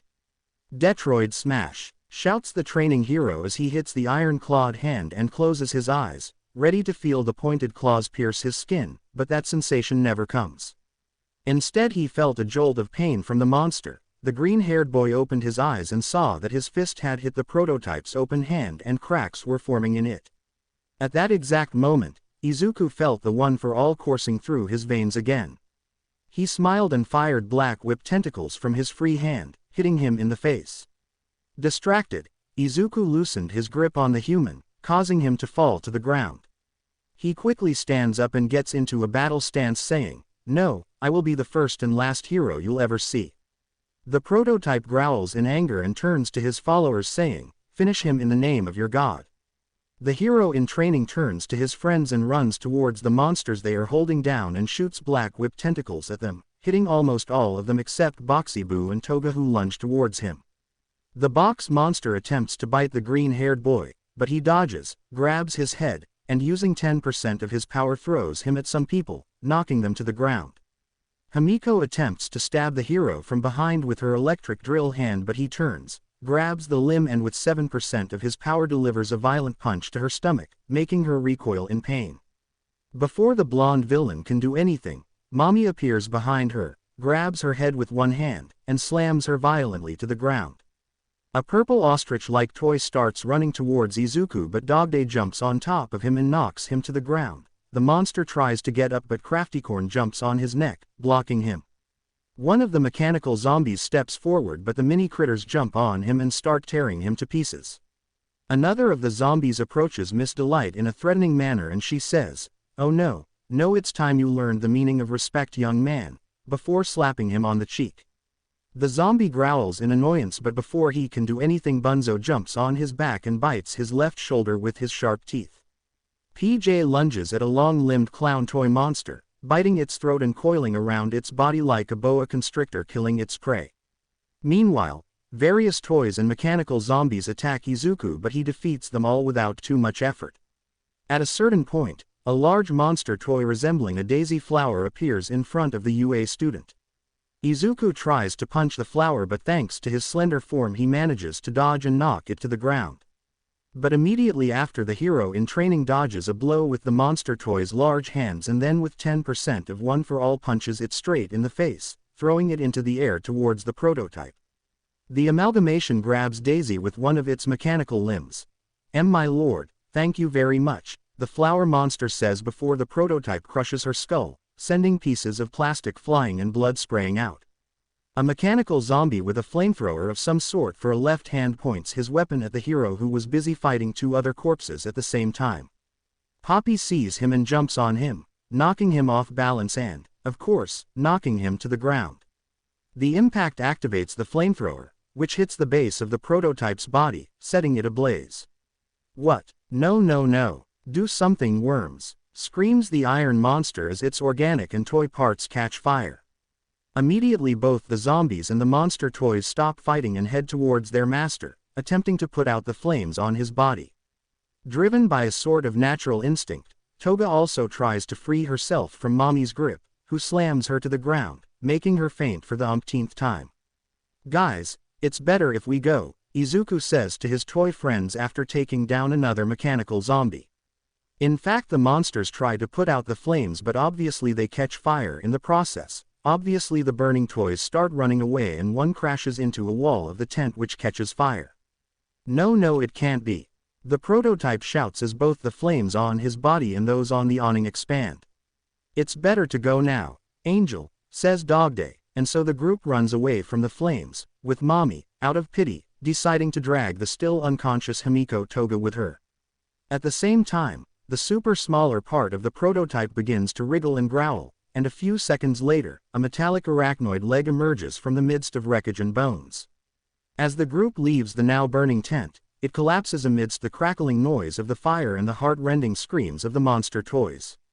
Everyone looks at the scenario with Bunzo asking, "Do you think he's dead?" "Not even a big iron monster could survive that," comments Crafty.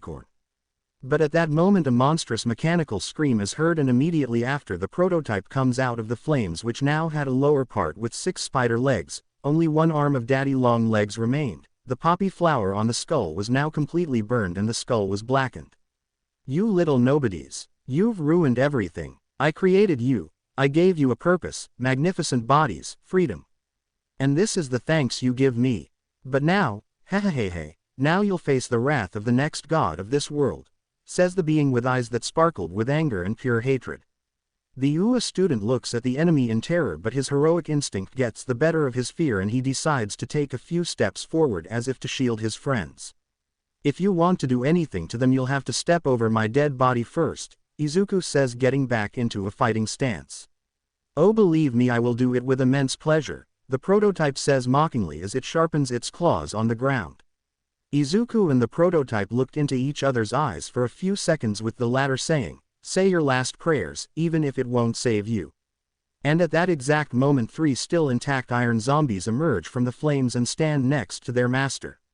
"The one who should bend is you, Elliot," says the hero in training. "Oh my dear, a god does not have to pray. I have been too magnanimous with you. I should have killed you immediately instead of making you take this long and tortuous journey." "What the hell are you talking about?" asks Dogday. "I've been watching you since the first moment you ended up at Playtime.co, and I've even given you a hand from time to time," states the monstrous amalgamation, with his voice becoming Olly's as he says the final sentences. Everyone opens their eyes wide at the revelation. "Olly already died a long time ago. I took the trouble to take his voice and play a little prank on you," chuckles the metallic being. "This story ends here and now," shouts the UA student, clenching his fists ready to attack. "Izuku," Poppy says, but the green-haired boy says, "Don't worry Stella, everything will be fine," with a determined smile. The prototype signals his 3 henchmen to attack, so the monsters head towards the hero and attempt to attack him. The UA student turns towards the first mechanical corpse that tries to strike him with its knife arm, but he parries the blow and with 5% of his power hits it in the stomach and then in the face, sending it flying into the air. The second and third zombies decide to attack simultaneously, but the hero in training uses Black Whip to grab the enemies and throw them towards the flames, which immediately engulf them. The prototype takes advantage of this to lunge towards the hero to strike him with its claws, but he makes an inhuman leap, avoiding the blow and landing behind the monster. Despite being turned around, the amalgamation uses Daddy Long Leg's arm to grab Izuku, but he grabs the extendable arm and using 15% of One for All throws him away. The iron monster falls to the ground, but thanks to its arachnid legs it quickly gets back on its feet, growls and says, How are you so strong all of a sudden?" The green-haired boy shrugs and says, "To be honest, I have no idea." "Well, since you're so strong, I'll turn you into the general of my army of mechanical corpses." The prototype chuckles before pulling Daddy Long Leg's hand back towards the human. Luckily he catches the extendable limb in midair and starts pulling with 15% One for All. The prototype pulls in turn, causing the blue limb to tear. An angry Elliot charges at the training hero and hits him, knocking him to the ground, but then immediately follows with a kick with 10% OFA, making him step back and fall to the ground. As Izuku gets up, he is attacked from behind by Toga, who had regained consciousness in the meantime. The blonde villain laughs maniacally while trying to stab the hero in the back with her drill hand. But promptly he headbutts her from behind, making her moan in pain and recoil stunned. Before she can do anything, Izuku punches her in the face using 20% of his power, knocking her to the ground. "Please, Toga, stay on the ground this time," the green-haired boy says in a slightly tired tone. Meanwhile, the prototype gets up from the ground and sees the blonde assassin being knocked down and activates the little smiling critters attached to its chest and then releases them to the ground. Soon after, the little monsters get up and crawl towards the teenager, who notices them and activates Black Whip again. The black tentacles hit the little demonic toys and crushed their heads, except for Dogday and Bobby Bearhug, who dodged the attacks and jumped on the green-haired boy, who however grabbed their heads and quickly crushed them, killing them. "Give up, Elliot, it's over for you," Izuku shouts with determination. The enemy responds with a grunt and then activates Catnap's head on his shoulder. The dead jaws of the smiling critters open wide and poppy gas begins to come out, but the UA student promptly shoots Black Whip towards the open mouth, blocking the gas. The prototype tries to hit the tentacles with its claws, but nothing happens, and eventually the excessive accumulation of poppy gas causes the purple cat's head to explode. "No, you little son of a bitch, you're dead," the amalgamation screams as it runs towards the green-haired human and attempts to tear him apart with its claws. The hero in training parries the attack with his arm, but the claws cause cuts on his arm and shoulder.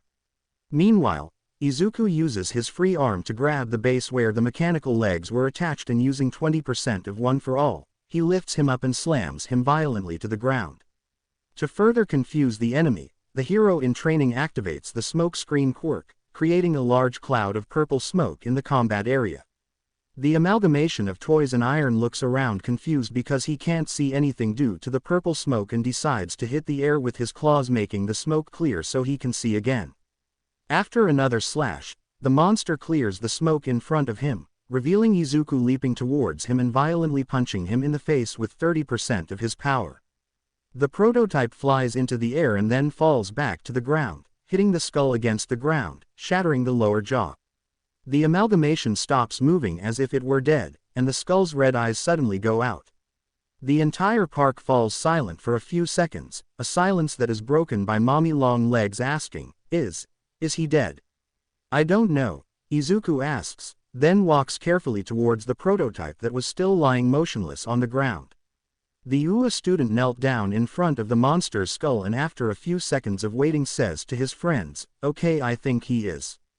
But suddenly the skull's red eyes reactivate, making everyone jump. With a quick movement, Elliot stabs the hero in training in the side, causing him to spit out a few drops of blood. "I am a god, and you are nothing but a micro cell in a larger scheme that I will rebuild from scratch." The prototype screams in fury as he brings the skull closer to the UA student's face and begins to rise from the ground.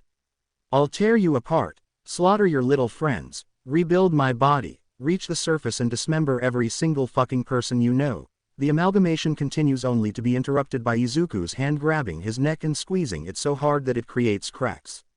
"You talk too much," the training hero says with a smirk despite the pain he was feeling. Immediately after, with his free hand, he grabs the arm that was piercing them and begins to pull towards him. Immediately Bunzo, Poppy and Mommy grab the mechanical arm of the prototype and start pulling it, starting to tear it apart. The mechanical creature growls in pain and anger and attempts to strike them with its other clawed arm, but it is blocked by Miss Delight, PJ, Dogday, Craftycorn and the mini critters. What's happening?" asks the amalgamation as he begins to panic and tries in vain to free himself. "Everything you've done to all of us, the bodies you've tortured, the minds you've shaped, the lives you've destroyed. It's finally coming back to you, Ludwig, and there's nothing you can do about it," Poppy says with determination and venom in her voice as she pulls with all her might. "So shut up and die, you piece of junk," Mommy adds as she wraps her long pink limbs around his clawed arm to strengthen her grip. "One for all, 30%, thinks the UA student as he activates the quirk on his arms and immediately pulls so hard that he violently tears off the clawed limb, making the monster scream in pain. Immediately after, Izuku grabs the robotic hand and pulls it out of his side, causing him to bleed and moan in pain. Before Elliot can react in any way, the green-haired hero stabs his enemy in the chest with his own arm, the improvised weapon going so deep that the tips of his claws emerge from his back. The skull's red eyes widen and look into the face of the UA student, who looks at him with determination and contempt. For one last time the spider legs give way and the monster falls to the ground in a sea of coal-black oil that flowed like blood. Red eyes starting to fade, Elliot struggles to look at Poppy and says in a faint voice, "P. Pamela, my little girl, my Pamela. Having said this, the prototype drops its head to the ground and its eyes go out, never to light up again. Poppy is silent for a few seconds and then smiles with little tears in her eyes and says, "It's over, it's finally over." "Yeah," the UA student chuckles before spitting out more blood. "Oh, are you okay?" "You're bleeding," Mommy says, worried as hell. But at that exact moment, a gigantic vortex made of a kind of purple energy just like the one that had brought the hero to Playtime in the first place appeared before everyone. "What the hell?" Bunzo asks before being dragged into the portal. Miss Delight tries to grab him but ends up getting sucked in as well. The same fate befalls Dog Day, Craftycorn, the mini critters and PJ who are sucked in and disappear into the vortex. To avoid being sucked in, Poppy holds on to the leg of the UA student who was on the verge of fainting at that moment. The pink stretchy toy wraps its arm around both of them and with the other it searches for something to grab but it doesn't have time and the three are in turn captured by the tractor beam. Before losing consciousness completely, Izuku sees the dazzling light from the center of the vortex approaching him and then passes out. When Izuku finally opened his eyes, he could barely recognize the lights of a hospital. "Me, Mary, Stella?" asks the green-haired boy before feeling something hard hit him quickly on the back of the neck. "You're finally awake, young man," says an elderly voice next to the green-haired boy. He turns to see a short, elderly woman wearing a doctor's coat smiling at him. Recovery girl, is that her?" the hero in training asks in shock, then smiles, but is interrupted by the elderly woman who violently hits him with her walking stick. "Damn, you went from broken arms to holes in your sides. You really like the hospital bed, don't you?" Recovery girl asks sternly before hitting the teenager again with the stick that hurt like a nail-studded club. "Hee, I'm so sorry, but what happened?" asks Izuku. "After the attack, we captured the villain who made you disappear, Mr. Transporter. We managed to convince him to bring you back here, also with the help of young Hatsume. She was the one who located you through your hero costume," explains the old lady. At that moment the door to the infirmary opens and three individuals enter. The first was a kind of anthropomorphic mouse with a scar over his eye, white fur, and an elegant suit. He was the principal of the UA Nezu School for Heroes. The second was a middle-aged man with long black hair, wearing a suit of the same color and a long gray scarf wrapped around his neck and shoulders. He was the teacher of Class 2A Shota Aizawa. The third was a man with an almost skeletal appearance, black eyes with blue pupils, golden yellow hair, and a tuxedo of the same color and a dark blue tie. He was the former symbol of peace, the eighth bearer of the One for All Quirk, All Might, or Toshinori Yagi. "Mr. Principal, Sensei, All Might," says the UA student happily and excitedly. "Hello young Midoriya, it's nice to see you well," says Nezu raising his hand in greeting. "Young Midoriya, thank goodness you're fine, you gave us a real scare," says All Might leaning on his successor's shoulder. "It's always a surprise with you, problem child," comments Aizawa. "I'm sure you have a lot of questions," Izuku says to the four adults with the principal saying, "Oh no need to explain, we already know everything." These words greatly confuse the hero in training who tilts his head slightly saying, What do you mean, Mr. Headmaster? Your new friends have already explained everything to us about your great adventure at the abandoned Playtime factory and we captured Himiko Toga. Oh, and if you're wondering why you lost your quirk momentarily, it's because of a side effect of the villain's attack that made you disappear," says Aizawa. Immediately the green-haired boy remembers all the living toys, especially Mommy and Poppy. But before he could ask about them, the infirmary doors open and Dog Day, Craftycorn, the mini-citterns, PJ, Bunzo, Miss Delight and Mommy Longlegs enter, with the latter hugging the green-haired teenager tightly. "Please Izuku, don't scare me like that ever again," says the stretchy toy as he hugs her tightly with his cheeks slightly red. "Sorry Marie," says the hero returning the hug. All Might, Nezu and Aizawa smile at the sight of that scene. Miss Delight stands next to the latter saying, "Young people, they are always a source of emotion, aren't they?" The black-haired man looks at the blonde and says, "Source of noise more than anything." Meanwhile, Izuku and Mommy break their hug, with Izuku then looking around and asking, "Wait a second, where's Poppy?" After a few seconds of silence another figure enters the infirmary. It was Poppy herself, but she was very different. The first thing that caught your eye was that the doll wasn't a doll anymore.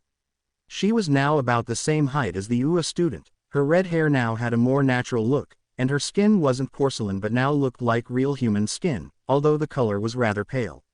Seeing that beautiful figure, the blue-haired boy's face begins to resemble a freshly picked tomato. Stella, what happened to you? Asks Izuku in disbelief. When we came out of that vortex I was thrown into the air, I hit some kind of gun that activated on me and all of a sudden I became like this, explains the now former porcelain doll. That was one of young May's, so to speak, children. She said she was going to use it to see if it was possible to transform inanimate objects into humans. Too bad it exploded, says Nezu.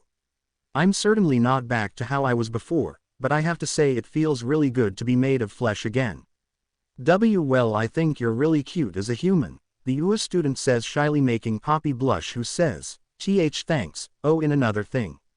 The red-haired girl then approaches the hero and wraps him in a warm hug and says, I'm glad you're okay, and I speak for everyone when I say, thank you for finally giving us peace. The UA student remains silent for a handful of seconds and then returns the hug, saying, you're welcome, guys, that's what a hero does. I'm sorry to interrupt this tender moment, but there are other people who would like to see you, says the UA principal, looking at Aizawa, who nods and heads towards the infirmary door, opens it and says, come in. Immediately after, a large group of people entered the room. They were the second class, the hero's companions in training, who as soon as they saw him shouted in unison, Deku, Midoriya, nerd. Izuku chuckles nervously and thinks to himself, this day continues to be damn long, but at least it sure can't be any worse than how it's been so far. It had been about 2 weeks since Izuku returned from his terrifying adventure at the Playtime factory. He had fully recovered from his battle with the prototype, and the various living toys were now living at UA as they really had nowhere else to go. Himiko Toga was arrested, and thanks to the information obtained from her, the heroes managed to discover the hideout of the League of Villains and captured a good part of them. Despite some difficulties, the toys were adapting quite well to the UA environment. Hatsume had even managed to build mechanical legs for Dog Day so that he could walk normally again. Now we can see the hero in training leaving the classroom with his classmates and the teacher. Hey Deku, do you want to go get some ice cream together? Asks a girl with short, light brown hair wearing the standard school uniform of the hero school. She was Ochako Uraraka, a close friend of Izuku. Oh sorry Uraraka, I have to go visit little Eri, says the green-haired boy. Of course from Eri, not from those two pretty toy girls, jokes a blonde teenager, namely Denki Kaminari. What? No, I'm just going to see Eri, I'm serious, you know that she and I have an almost parental relationship, asks the UA student blushing brightly. Denki chuckles and leaves. Well anyway, see you later Deku, says Uraraka as she too leaves with the class. Meanwhile Izuku goes in the opposite direction. After a few minutes of walking, the green-haired teenager reached a room full of toys. There was a small girl with bright red eyes, pale gray-blue hair, a small red and white dress, and a small horn on her forehead. She was playing with Bunzo, PJ, Crafty Corn, Dog Day, Mommy, Poppy, and the mini critters. Pretend that you have the mini catnap in your hands. As soon as the little girl sees Izuku, she smiles and says, Hi Dad. Oh hi Izuku, Angel. Say the toys at the same time, except PJ and the mini critters. Hey Snowball, my, Stella, guys, wait a second, where's Miss Delight? Asks the green-haired boy. About 20 minutes ago she left saying she had to go for a walk. Says Dog Day, I think there's something going on. Comments Bunzo with a slight annoyance in his voice. The rabbit didn't know why, but he had the feeling that his mother figure wasn't just going for a walk. Meanwhile, not too far from the O, we can see the aforementioned blonde teacher and Aizawa sitting at a table in a cafe, with the latter asking, So, where did you get your degree? They installed it in my main memory chip along with all the other basic information like math, languages, biology, etc., although I admit I would have liked to study for it, replies Miss Delight while eating her dessert. Well, I wish I had it installed in my brain and not had to study, jokes the black-haired man, making the woman in front of him giggle. Hee hee, you're hilarious Mr. Aizawa, says Miss Delight. Please call me Shota, replies the teacher of Class 1A. Returning to the O. Anyway, what are you guys doing? Asks Izuku. We're playing with cars. Do you want to join us, Dad? Asks Eri with a big, beautiful smile. Why yes, it would be a pleasure to have fun with you. I even left you the police car, says the stretchable pink spider, showing the little toy car he was holding in his hand. Of course, darling, says the training hero, then picks up the toy vehicle, sits down, and plays with his beloved adopted daughter. About half an hour later, the group was still playing with the toy cars when at one point Poppy looks at Mommy, who looks back at her. The two nod and then look at the green-haired boy. Hey Izuku, can we talk outside for a moment? Marie and I have to tell you something very important, says the now ex-porcelain doll, visibly embarrassed. The UA student looks a little confused and says, sure. It was me, Stella, and Marie. We have to go out for a moment. We'll be right back, okay. The little girl with the red eyes nods and goes back to playing with the other living toys. So the three leave the playroom and the two girls stand before the hero in training. So what did you want to tell me?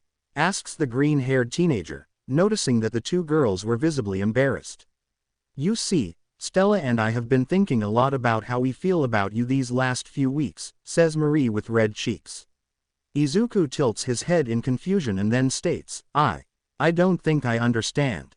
So the two girls look at each other, then Mommy quickly grabs the teenage hero's shoulders and then gives him a kiss right on the mouth, making his eyes widen. After a few seconds that feel like hours, the stretchy toy breaks the kiss, leaving the shocked UA student completely red and saying, Marie.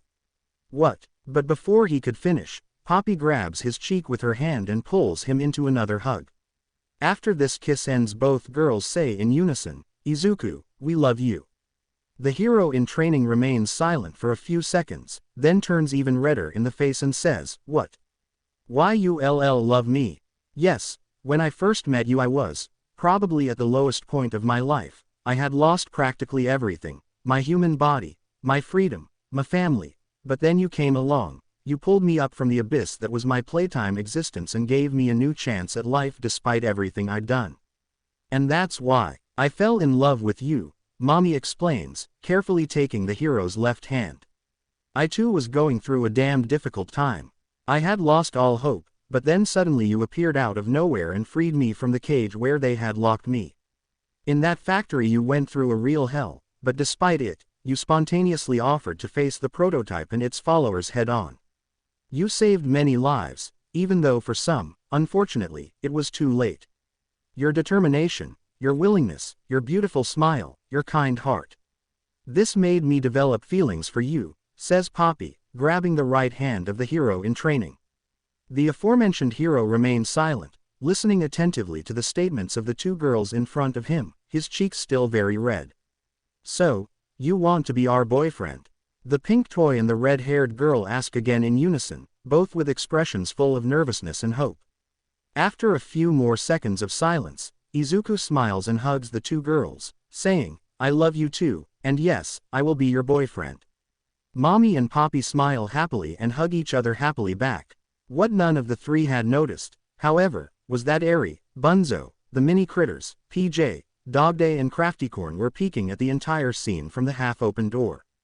But honestly, Izuku didn't care. All he cared about was being with his new girlfriends. His experience at Playtime Co certainly left him with some scars, but it also gave him some of the most important people in his life, and that was the important thing. Izuku opened his eyes slightly as he saw the sunlight filtering through his dorm room window. When the UA student regained his sense of touch, he felt two pairs of arms hugging him.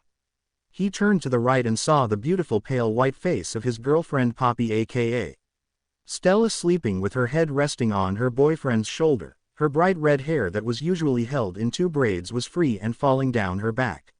She was no longer wearing her doll dress but normal pajamas. Then he turned to his left and saw his second girlfriend Mommy Longlegs, aka Marie. She was also in the same position as Poppy and had her hair loose from her ponytail. It had been a few months since the terrible experience of ending up at Playtime Co, but everyone was finally managing to leave that place behind.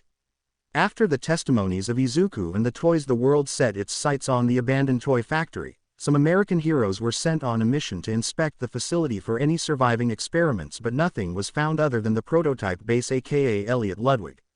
Most of the toys had officially entered society and gone their separate ways. PJ, Dogday, and Craftycorn, along with the mini critters, had gone to a children's center as entertainers. Miss Delight entered the real world of childhood education by teaching at an elementary school, and Bunzo started attending a music school. Slowly Poppy's blue eyes opened wearily and looked straight into the face of the hero in training, making her smile. Poppy. Light yawn. Good morning. Izuku. Smiles at her. Good morning Stella. Immediately after, the girl with red hair brings her face closer to her boyfriend's and kisses him, and he obviously reciprocates. At that moment Mommy also wakes up and looks at the scene, and a slight frown forms on her pink plastic face. Mommy. Hey, I wanted to give him his first kiss in the morning. Poppy. With a little smile. Well, you should have woken up earlier, sleepyhead. The pink spider rolls her eyes in annoyance before kissing her shared boyfriend on the mouth. Izuku. So, what are we doing today? Mommy. Well honey, since today is a day off and you did all your homework last night, we could spend some time with Eri. Poppy. I agree, she's the cutest thing in the entire universe, and speaking of family. Look, Izuku, when are you going to introduce us to your mother? Izuku. Embarrassed. Our girls, I told you I'm going to stay with her during the extended vacation, so you'll meet her during the next extended vacation. Poppy. Did you say she was talking about us? Izuku. Gets out of bed. Yes I did, and after crying for about half an hour on the phone he said he can't wait to meet you in person. Mommy. Great, now let's go have breakfast, I think we're about late. He looks at the clock on the wall and does some calculations in his head. 8 minutes and 23 seconds. Poppy. She ties her hair up. Do you always have to be so precise, Marie? Mommy. PlayStation habits. I always had to calculate everything minute by minute, and believe me, the constant arrival of new children did not help the situation at all. Shortly after, Izuku, Mommy and Poppy reached the main hall of the 2A class dormitory. The three immediately noticed that the entire class plus little Eri were all gathered around a table, looking at a battered cardboard package with thoughtful looks. Izuku. Hey guys, what's going on? Eri. Dad, we found this package in front of the door, no one had knocked. Tenya. Moving like a robot, which is extremely unprofessional for a postman, and then everyone denies having ordered anything.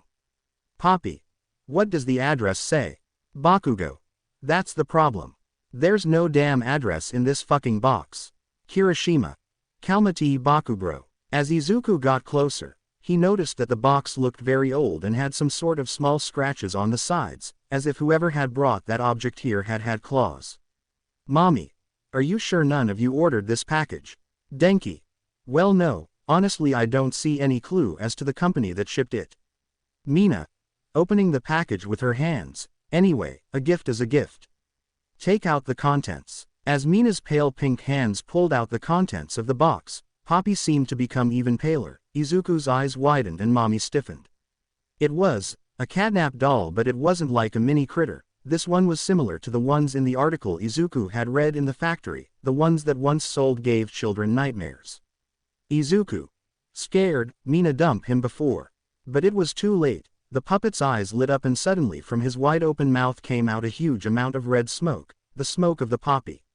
Immediately everyone present started coughing and falling to the ground. Some like Bakugo and Tokoyama tried to activate their quirks, but first they felt too tired to do so.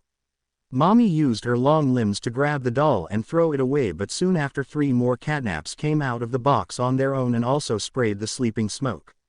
In almost a minute everyone was on the floor unconscious. Before fainting completely, Izuku heard someone breaking down the door of the room, and after some heavy footsteps he felt himself being dragged away and then fainted completely. Izuku slowly woke up with a splitting headache, as if 40 blacksmiths were hammering away at his brain. The UA student tried to remember what had happened, and as soon as he remembered, his eyes widened in horror and he looked around in terror. Izuku. Scared, you were. Marie. Stella. But no one answered him, and looking around he discovered with horror that he was in a sort of reconstruction of an abandoned and run-down classroom. Above one desk there was a screen and on another a large gift package. Meanwhile, Poppy had the same reaction as Izuku, and as soon as she saw her surroundings and the TV her blue eyes widened in horror. Poppy. No, shakes head. No, no, no, not him. Meanwhile, Eri opened her little red eyes in confusion, stood up and looked around with a mix of confusion and fear. Were you? Mom, Dad, he touches his forehead but feels that the horn is no longer there. Meanwhile, Bakugo gritted his teeth in anger and attempted to create explosions with his hands but was shocked to find that his quirk wasn't working. Bakugo. What the hell? With Izuku. Suddenly the screen on the desk lights up showing a large human eye and a male voice with a cold tone can also be heard. Hello my dear germs, I really hope you don't mind playing a game with me. Izuku. Who are you? My identity doesn't matter at the moment, what matters is that you are all scattered in the deepest part of Playtime.co. Meanwhile, we can see Mina Ashido looking at her hands in shock seeing that her skin is no longer pink but normal, as if all the acid in her body has disappeared. As some of you may have noticed, your powers have been timed out by those bracelets on your wrist. Don't even try, they can't be removed by force. Mommy Long Legs was in the corner of her room, which was completely bare except for the television, and in her case, there was no gift package. The stretchy toy looks at the screen with pupils widening in fury, reaches out, grabbing the TV and bringing it close to his face. Mommy. Furious. Get to the damned point. The prototype is dead. What do you want from us? As I said before, I want to make a game. Some of you have already played similar games here at Playtime.co, but you have never played here and with my rules. With Shoto. The scarred boy looks out the door's little window and sees a dilapidated corridor with a splash of dried blood. For a moment he sees something small and colorful retreat into the shadows. The game is simple. All you have to do is gather together and then reach the room with the word goal written above it. Once you've done that, the bracelets will deactivate and you can leave, but obviously it won't be easy. This place is full of obstacles that will do anything to stop you, but don't worry, I've left you all a little gift that might be useful. That said, I wish you all the best of luck, my dear germs. With that all the screens went off at the same time and at that precise moment all the doors clicked and unlocked. Izuku looked at the gift package, picked it up and unwrapped it, already knowing what he would find inside. As the UA student had suspected, he found the object that had accompanied him on his first trip to Playtime, a grab pack equipped with various colored hands. The hero in training sighed and slung the device over his shoulders before opening the door and finding himself in a long corridor. Izuku. Pensando, that voice said we're in an even deeper part of the factory. I thought the park was the deepest part. How far did those lunatics dig? But his thoughts were interrupted by a strange noise behind him. The green-haired boy turned around and his eyes widened in shock and horror when he found himself face to face with a large toy monster in the form of a smiling critter in the shape of a black sheep. Izuku looked at the sheep toy, and the sheep toy looked at Izuku. This was what happened in the hallway for almost a full minute, neither of them seeming to have the courage to make the first move. Izuku. Pensando, damn. Okay, calm down Izuku, you're just back in the damn Playtime.co, maybe the others are here too and now I'm face to face with a toy I've never seen before, how the hell am I supposed to calm down? Meanwhile, the ragdoll monster did nothing but observe the green-haired boy with his small white eyes and his huge toothless smile. The standoff finally broke when the green-haired boy took a slight step back. Suddenly the large toy lurched forward, crawling across the concrete ground while a terrifying, distorted sheep-like bleat came from its mouth. Just as quickly Izuku spun around and ran in the opposite direction. The corridor in front of him was covered with doors similar to those of a mental hospital, but one of them fell to the ground letting out some smiling critters. Luckily, the hero in training managed to jump over the little monsters, which were then overwhelmed by the bigger one, crushing some of them under its paws. The UA student saw in front of him a security door with a blue hand on it, which he shot. After a few seconds the security door opened. He went through it and noticed that there was a button next to the door. He pressed it and the door slammed shut a few moments before the sheep could reach it. From behind the closed door the human could hear the monstrous smiling critter repeatedly hitting the door violently, but after a few seconds he gave up and left. The green-haired boy sighs in relief and looks around. Izuku. Okay, I have to find the others. Eri, Marie, Stella, Kachan, Ochako. I'm coming. He sets off.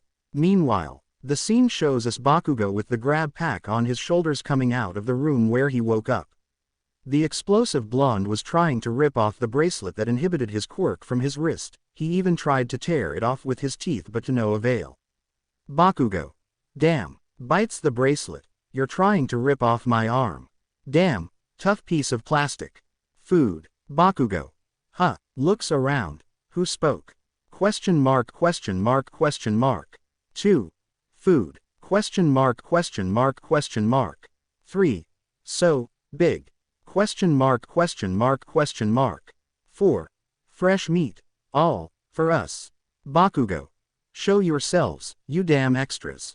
Even without a quirk, I can kick your ass without any problem, come on. As soon as he said it, many bright eyes appeared from the shadow, belonging to a group of smiling critters representing a crocodile, a frog, a dragon, a black sheep, a bat, a mouse, a crow and a shark. Icky licky. Your flesh is so beautiful, praise be to the prototype. Choodle. Long live the put your paws in the air prototype. Bakugo looks at the little monsters with a confused expression, before grinning, then smiling, and then bursting into a hearty laugh. Bakugo. Ah ha ha ha ha ha ha ha ha ha ha ha ha ha ha ha. Are you kidding me? He cracks his hands. I'll tear you extras to pieces without any damn problem.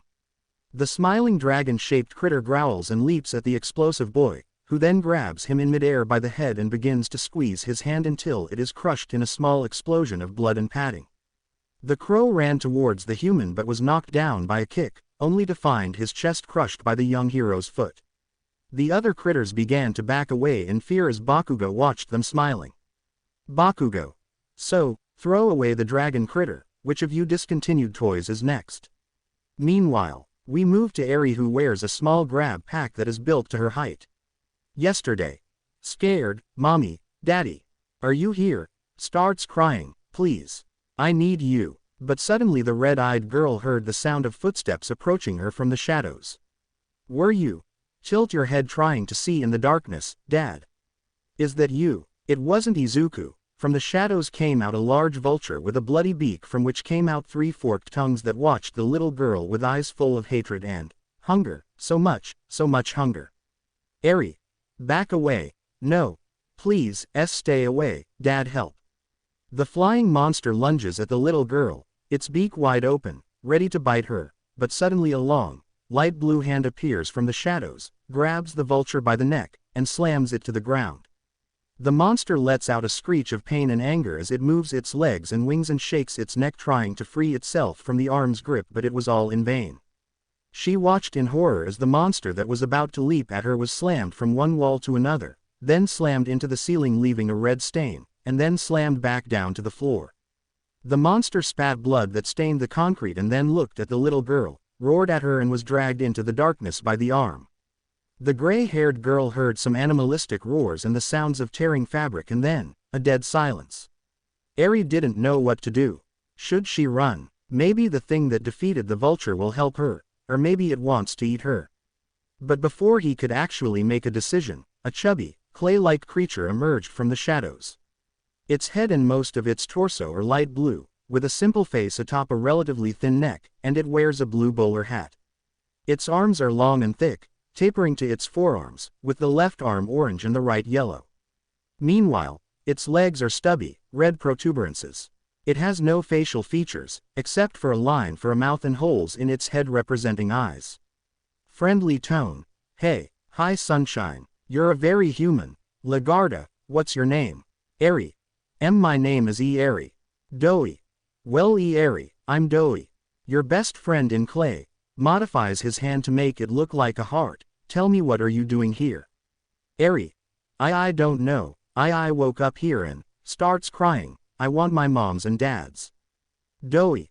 Hey, it's okay. Strokes her head. I'll help you find your parents. What are their names? Eri. My dad's name is Izuku and my mom's names are Marie and Stella, although some call her Poppy. As soon as the name Poppy came out of the little girl's mouth, Doey's eyes widened and her smile became forced. Doey. You said Poppy. Does she happen to have red hair and pale white skin? Eri. Why yes. Looks at him confused. How do you know? Doey. Back to normal. Yes. We can say that she and I are old friends. Anyway, it doesn't matter. We'd better get going. This place isn't very safe. He offers her his hand. After a few reluctant seconds, Eri took the plasticine being's hand and followed him into the darkness. Izuku walked through the corridors of this new section of Playtime Co, walking very slowly, careful not to step on broken glass or anything on the ground that could make even the slightest sound and attract a toy's attention. Izuku. Pensando, where could the others be? A map of this place would be helpful. But the green-haired boy's thoughts were interrupted when he heard the sound of footsteps coming from a half-open door. Izuku got into position, activating his flare hand ready to hit any toy that would come out of the door. But to her surprise and joy, out of the door came Mommy Longlegs, who looked around quickly, and as soon as her eyes fell on her boy, her eyes widened and she ran towards him and hugged him. Mommy. Izuku wraps her arms around his torso. Oh, thank God you're okay. Izuku. Marie, I'm happy to see you too, but you're crushing me. Mommy. Huh. She notices that she's squeezing him too hard and stops wrapping him. Oh, sorry honey, I was just really worried. I mean, she growls in frustration, we're in fucking playtime again. Izuku. Yeah, do you happen to know who that guy on the screen was? Is he a follower of the prototype? I would say more than anything I would say the right arm of the prototype. The pink toy and the UA student quickly turned towards the voice and saw Poppy walking towards them with a serious expression on her face. Izuku. Do you know who she is, Stella? Poppy. Yes, unfortunately, the one we saw was one of the most important members of the group of scientists who conducted the experiments. His name was Harvey Sawyer, but now he goes by Mommy. Finish the sentence, the doctor. Izuku was very surprised by what he was hearing from his two girlfriends. He thought all the damn scientists were dead and buried after the hour of joy. Now he knew one was still alive. Well, now he has another reason to slaughter this guy. The first is for kidnapping him along with his class, his daughter, and his girlfriends. The second reason is for being one of the people responsible for the horrors that occurred in this damn toy factory. Poppy. I thought he was dead, but apparently he's still alive and wants to finish what the prototype started. We need to find the others, stop the doctor, and get out of here. Izuku. I agree. Do you have any idea where we are? Mommy. I'm not sure. Playtime has areas I don't even know exactly, but I'd bet we're in Playcare prison, a top-secret facility where the staff kept the most unstable experiments locked up. I've only heard about it, but I've never been there myself. Izuku. What should we expect from this place? I've already seen a big smiling critter black sheep. Poppy. That was probably Baba Chops. He's one of the nightmare critters, and where there's one, there are the others too. We have to get out of here. Izuku and Mommy nodded in agreement, and so the three began walking in a random direction in the hopes of finding someone else who didn't have murderous intentions towards them. However, they did not notice that a camera still turned on and attached to a wall in the corridor was carefully observing them. The scene changes to show us a control room with a chair on which there is a television, and in front of it there are a lot of screens showing various parts of the prison, more specifically each place where one of the participants of the game was located.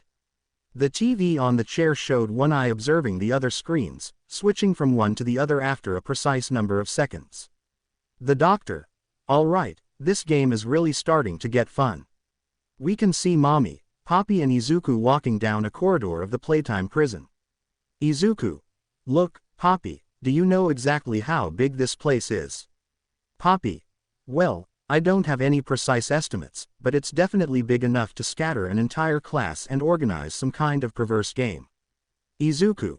I still wonder where all the money came from to build all these facilities. Mommy. I'm afraid everyone who knows the answer to this question is pretty much dead. The three thus reached a room that was bare except for the large glass that connected it to another room and a television positioned in a high corner right next to the glass. Suddenly the TV turns on and the doctor's eye appears on the screen. Doctor. Mocking tone. Well, it looks like we're already having our first germ reunions. How cute. Izuku. Look at TV with a serious look. You must be Harley Sawyer, right? Doctor. Oh, the little green germ is informed. I see. Yes, that used to be my name, but now I'm better known as Doctor. Mommy. As soon as we get to you, you're dead, you filthy piece of ill-formed wreckage. Doctor. Little laugh. Hey, combative as usual, Miss Payne. Some things don't change, I see. Poppy. We already got rid of the Doc prototype, you'll end up the same way. Doctor. I admit, you did a remarkable job with Elliot. But I'm not nearly as impulsive as he is, and I have followers who will be far more productive than his. Would you like me to introduce you to one? At that moment, a large monster lunged at the glass, attempting to break it and reach the other room. This monster resembled a lion, with its mane and much of its fur composed entirely of multicolored yarn. Unlike real lions, it has no tail. Its features extend to an amber-colored muzzle and limbs, with a black line, stitching running vertically along its muzzle, while a touch of light brown embellishes its three-toed paws. Its spherical head contains two large, cartoonish white eyes with dilated black irises and small white pupils. The creature let out a sort of roar and its face split open, revealing a fleshy, toothy circular mouth. Poppy. Oh Christ, it's Yarnaby. Doctor. Hey, have fun. The screen goes off. Yarnaby headbutts the glass and it shatters, allowing the monster to reach the three and begin growling and roaring like a rabid animal. Mommy throws her hand at the creature, but it intercepts it by biting her hand with its face mouth. The pink toy lets out a little scream of pain and then takes advantage of the situation to slam the enemy against a wall, causing him to loosen his grip on his hand due to the pain. The three of them turn and run away while Yarnaby gets back to his feet and starts chasing them. Izuku. Run away, what the hell is that thing? Poppy. That's Yarnaby. Izuku. Looking at her, who? Mommy. A botched experiment using an orphan named Quinn Davinson. Izuku. And why he acts like a wild animal. Poppy. Let's just say that Quinn has never been a completely, psychologically stable person. Yarnaby leaps and almost catches Poppy's hair in his teeth, but Izuku turns towards the monster and shoots a hand from his grab pack at one of the monster's eyes, causing it to growl in pain and stop for a moment to scratch its eye. This action buys the three enough time to reach a door that can be closed using the blue hand of the grab pack. Izuku shoots his blue hand at the screen above the shuttered door and it starts charging up, and in the meantime Yarnaby runs back towards his prey with his facial mouth wide open. Izuku. Come on. Look at the screen, hurry up. The screen fortunately loads fully and the shutter door slams shut just moments before the toy lion reaches Poppy, Izuku and Mommy. The metal of the shutter buckles under the impact and on the other side you can hear Yarnaby's roars and the sound of paws hitting the metal, which fortunately holds. Mommy. He breathes a sigh of relief. Well, we should be safe, for now. Poppy. Marie. Here at Playtime the word safe is just a word with no real meaning. Then the two girls turn to Izuku and notice that their boyfriend's face has an expression of pure worry and fear. Poppy. Izuku. Touches his shoulder. Are you okay? Izuku. Look at his girls. I think so. It's just that. I'm scared for my friends. And for Eri. A tear runs down his face. If something were to happen to them. But the green-haired boy didn't have time to finish before both Poppy and Mommy long legs hugged him tightly. Mommy. It's okay honey, we'll find them, bust the doctor's ass open and go. Izuku. Smiles, thanks girls. I love you. The beautiful moment was however interrupted by a loud bang from Yarnaby, who was trying to break down the iron door. Poppy. I think we should leave, now. So the three leave before Yarnaby can actually break down the door. Meanwhile, we can see Mineta in a panic running away from Baba Chops. The boy with the grapes on his head runs away, visibly and justifiably terrified by his situation. Mineta eventually sees a half-closed door and quickly opens it and enters the room that looked like a classroom, then closes the door behind him and blocks it with a chair. After a few seconds the critter monster starts banging against the door in an attempt to get in, but incredibly the chair holds and blocks the handle. After a while, the nightmare critter gives up and walks away. Mineta heaves a sigh of relief. Oh thank God. I'm safe. But as soon as he said it, a strange noise was heard from behind the teacher's desk behind him, the noise of a children's piano. The aspiring hero's skin turns pale and he turns very slowly towards the lectern, from where a slow melody begins to emerge. The melody continues for a few seconds until it stops, causing the room to fall into pure silence. Mineta takes a few steps closer to the desk but stops when a large figure leaps forward and lands on the desk. It is a terrifying creature with light green plastic skin. It had the appearance of some kind of reptile with small black eyes and a big smile whose teeth are like piano keys. The toy creature watches the human in silence for a few seconds before roaring with a sound halfway between a human scream and a musical note and leaping at the boy.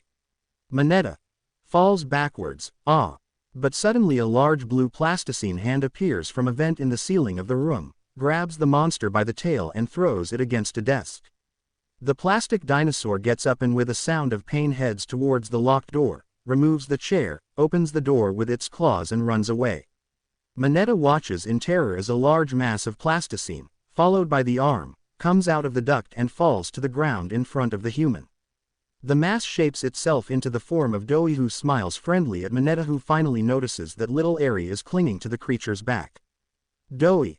Hi, buddy. He offers his hand. Come with me. We can see Poppy, Mommy and Izuku walking through a series of gloomy abandoned rooms. Izuku looks around. Do you hear anything? Poppy. No, which is a good thing. It means that Yarnaby or any of the doctor's servants are still far away. Mommy. Are deadly silent. Poppy. Nah, the only one who's quiet enough is Catnap, and we all know what happened to him. Izuku. Yeah, think that if. Mommy. I'll stop you right now, honey. There was nothing we could have done for Catnap. It was too faithful to the prototype to see the reason. We did what we could. Izuku. I guess that's how it is. Suddenly, however, footsteps were heard coming from the room next to the one where the three were, and these footsteps seemed to be getting ever closer to the door that connected the two rooms. The two toys and the hero in training prepared to face whatever monstrous toy would come out of that door, and suddenly the door swings open, revealing Ochako. Ochako. Deku. Izuku. Ochako. The brown-haired girl immediately ran towards Izuku, grabbing his grab pack in the process and practically jumped on him, hugging him tightly. Poppy and Mommy watched the scene with a slight frown on their faces. Clearly jealous. Izuku breaks the hug. Are you okay? Do you know where the others are? Ochako shakes head, and no, you're the only ones I found. But a little while ago I think I heard Bakugo in the distance. I think it was him because they were screams of anger and violence. Mommy. Already look up. That guy should really learn self-control. Suddenly, however, another sound of footsteps was heard, this one more disordered and faster, coming from the room where Poppy, Izuku and Mommy had previously been. Soon after, the door began to receive violent blows that made it shake. A piece was broken, revealing Yarnaby's roaring face. Poppy. Damn, run. Start running. Mommy. Run, language. Izuku. Run, not now. Ochako. Point to a door, over here. The four ran towards the half-open door and managed to get through just moments before Yarnaby managed to completely break down the door. Izuku closed the door, and Mommy placed a locker against it, making it even harder to break in. The group continued running immediately afterward, not even giving the monster time to start breaking through. But to their horror they find themselves faced with a dead end and next to them a closed shutter without the grab pack hand symbol. Izuku. Open your eyes wide. No. Meanwhile, despite the locker being locked, Yarnaby seems to be managing to break down the door, one well-placed blow at a time. Ochako. Do you think we could beat him? Mommy. I'm the one who could give them the hardest time, but, even so, Yarnaby would be too much even if all of us attacked him together. You won't need it, everyone. Immediately the shutter was starting to be opened by what appeared to be large hands made of plasticine. Poppy. Open your eyes wide. Can't be. Within moments the enormous figure of Doey appears before everyone, holding the shutter high enough to allow passage. Doey. Quick, come on. Before Izuku and Ochako could ask themselves any questions, Poppy and Mommy pushed them through the shutter and immediately Doey let go and the shutter fell with a dull sound. Poppy. Look, Doey. Doey. Doey. Interrupts her. Not now. Follow me, it's not safe here yet. Izuku. Excuse me, but who are you? Doey. Look at him. Oh. Right. My name is Doey. You must be Izuku. Izuku. Confused. How do you know my name? Doey. Your daughter Eri told me. Ochako. Mommy. Poppy. Izuku. Open your eyes and gasp. Were you? Mommy. Do you know where it is? Izuku. Is he safe? Poppy. I swore that if that dried up piece of shit Sawyer did anything to her, all. Doey. Wow, wow, wow. Calm down, he's fine, all your friends are fine, I picked them up and took them to safety, you should be the last ones left. Suddenly the shutter starts to shake. Evidently Yarnaby had broken down the door and was trying to do the same with the shutter, but fortunately this one seemed to hold more, as it was made of metal. Doey. Look at the shutter, come on, I'll take you to them. Meanwhile, we can see the huge monitor room with a chair on which is a screen with the doctor's eye. The eye was focused on the screen showing the group of humans and toys walking away. The doctor. It seems that experiment number 1322 has intruded on our special experiment. I've always hated unexpected events. Right behind him, in a darkened part, a guttural sound is heard and a pair of red eyes light up. Old man's voice. She's mine, bring her. Female voice. Yes, me. The TV's eye droops slightly, appearing almost bored. The pupil shifts slightly to the right. The doctor. Don't worry, old friend, Poppy will be back in your hands as promised. But first, there's no harm in testing how she handles her new body. You go back to your lair, I'll send you a messenger when I'm finished with the experiment. The being in the dark makes another sound, this one halfway between a growl and a sigh, before moving away with noises that sound like spider legs. After this, Sawyer's eye and attention returns to the screens. He notices that there is no movement in any of the cameras. The doctor. Okay, let's continue. I hope you guys enjoyed this video and make sure to like and subscribe to the channel. Now we will see you in the next video.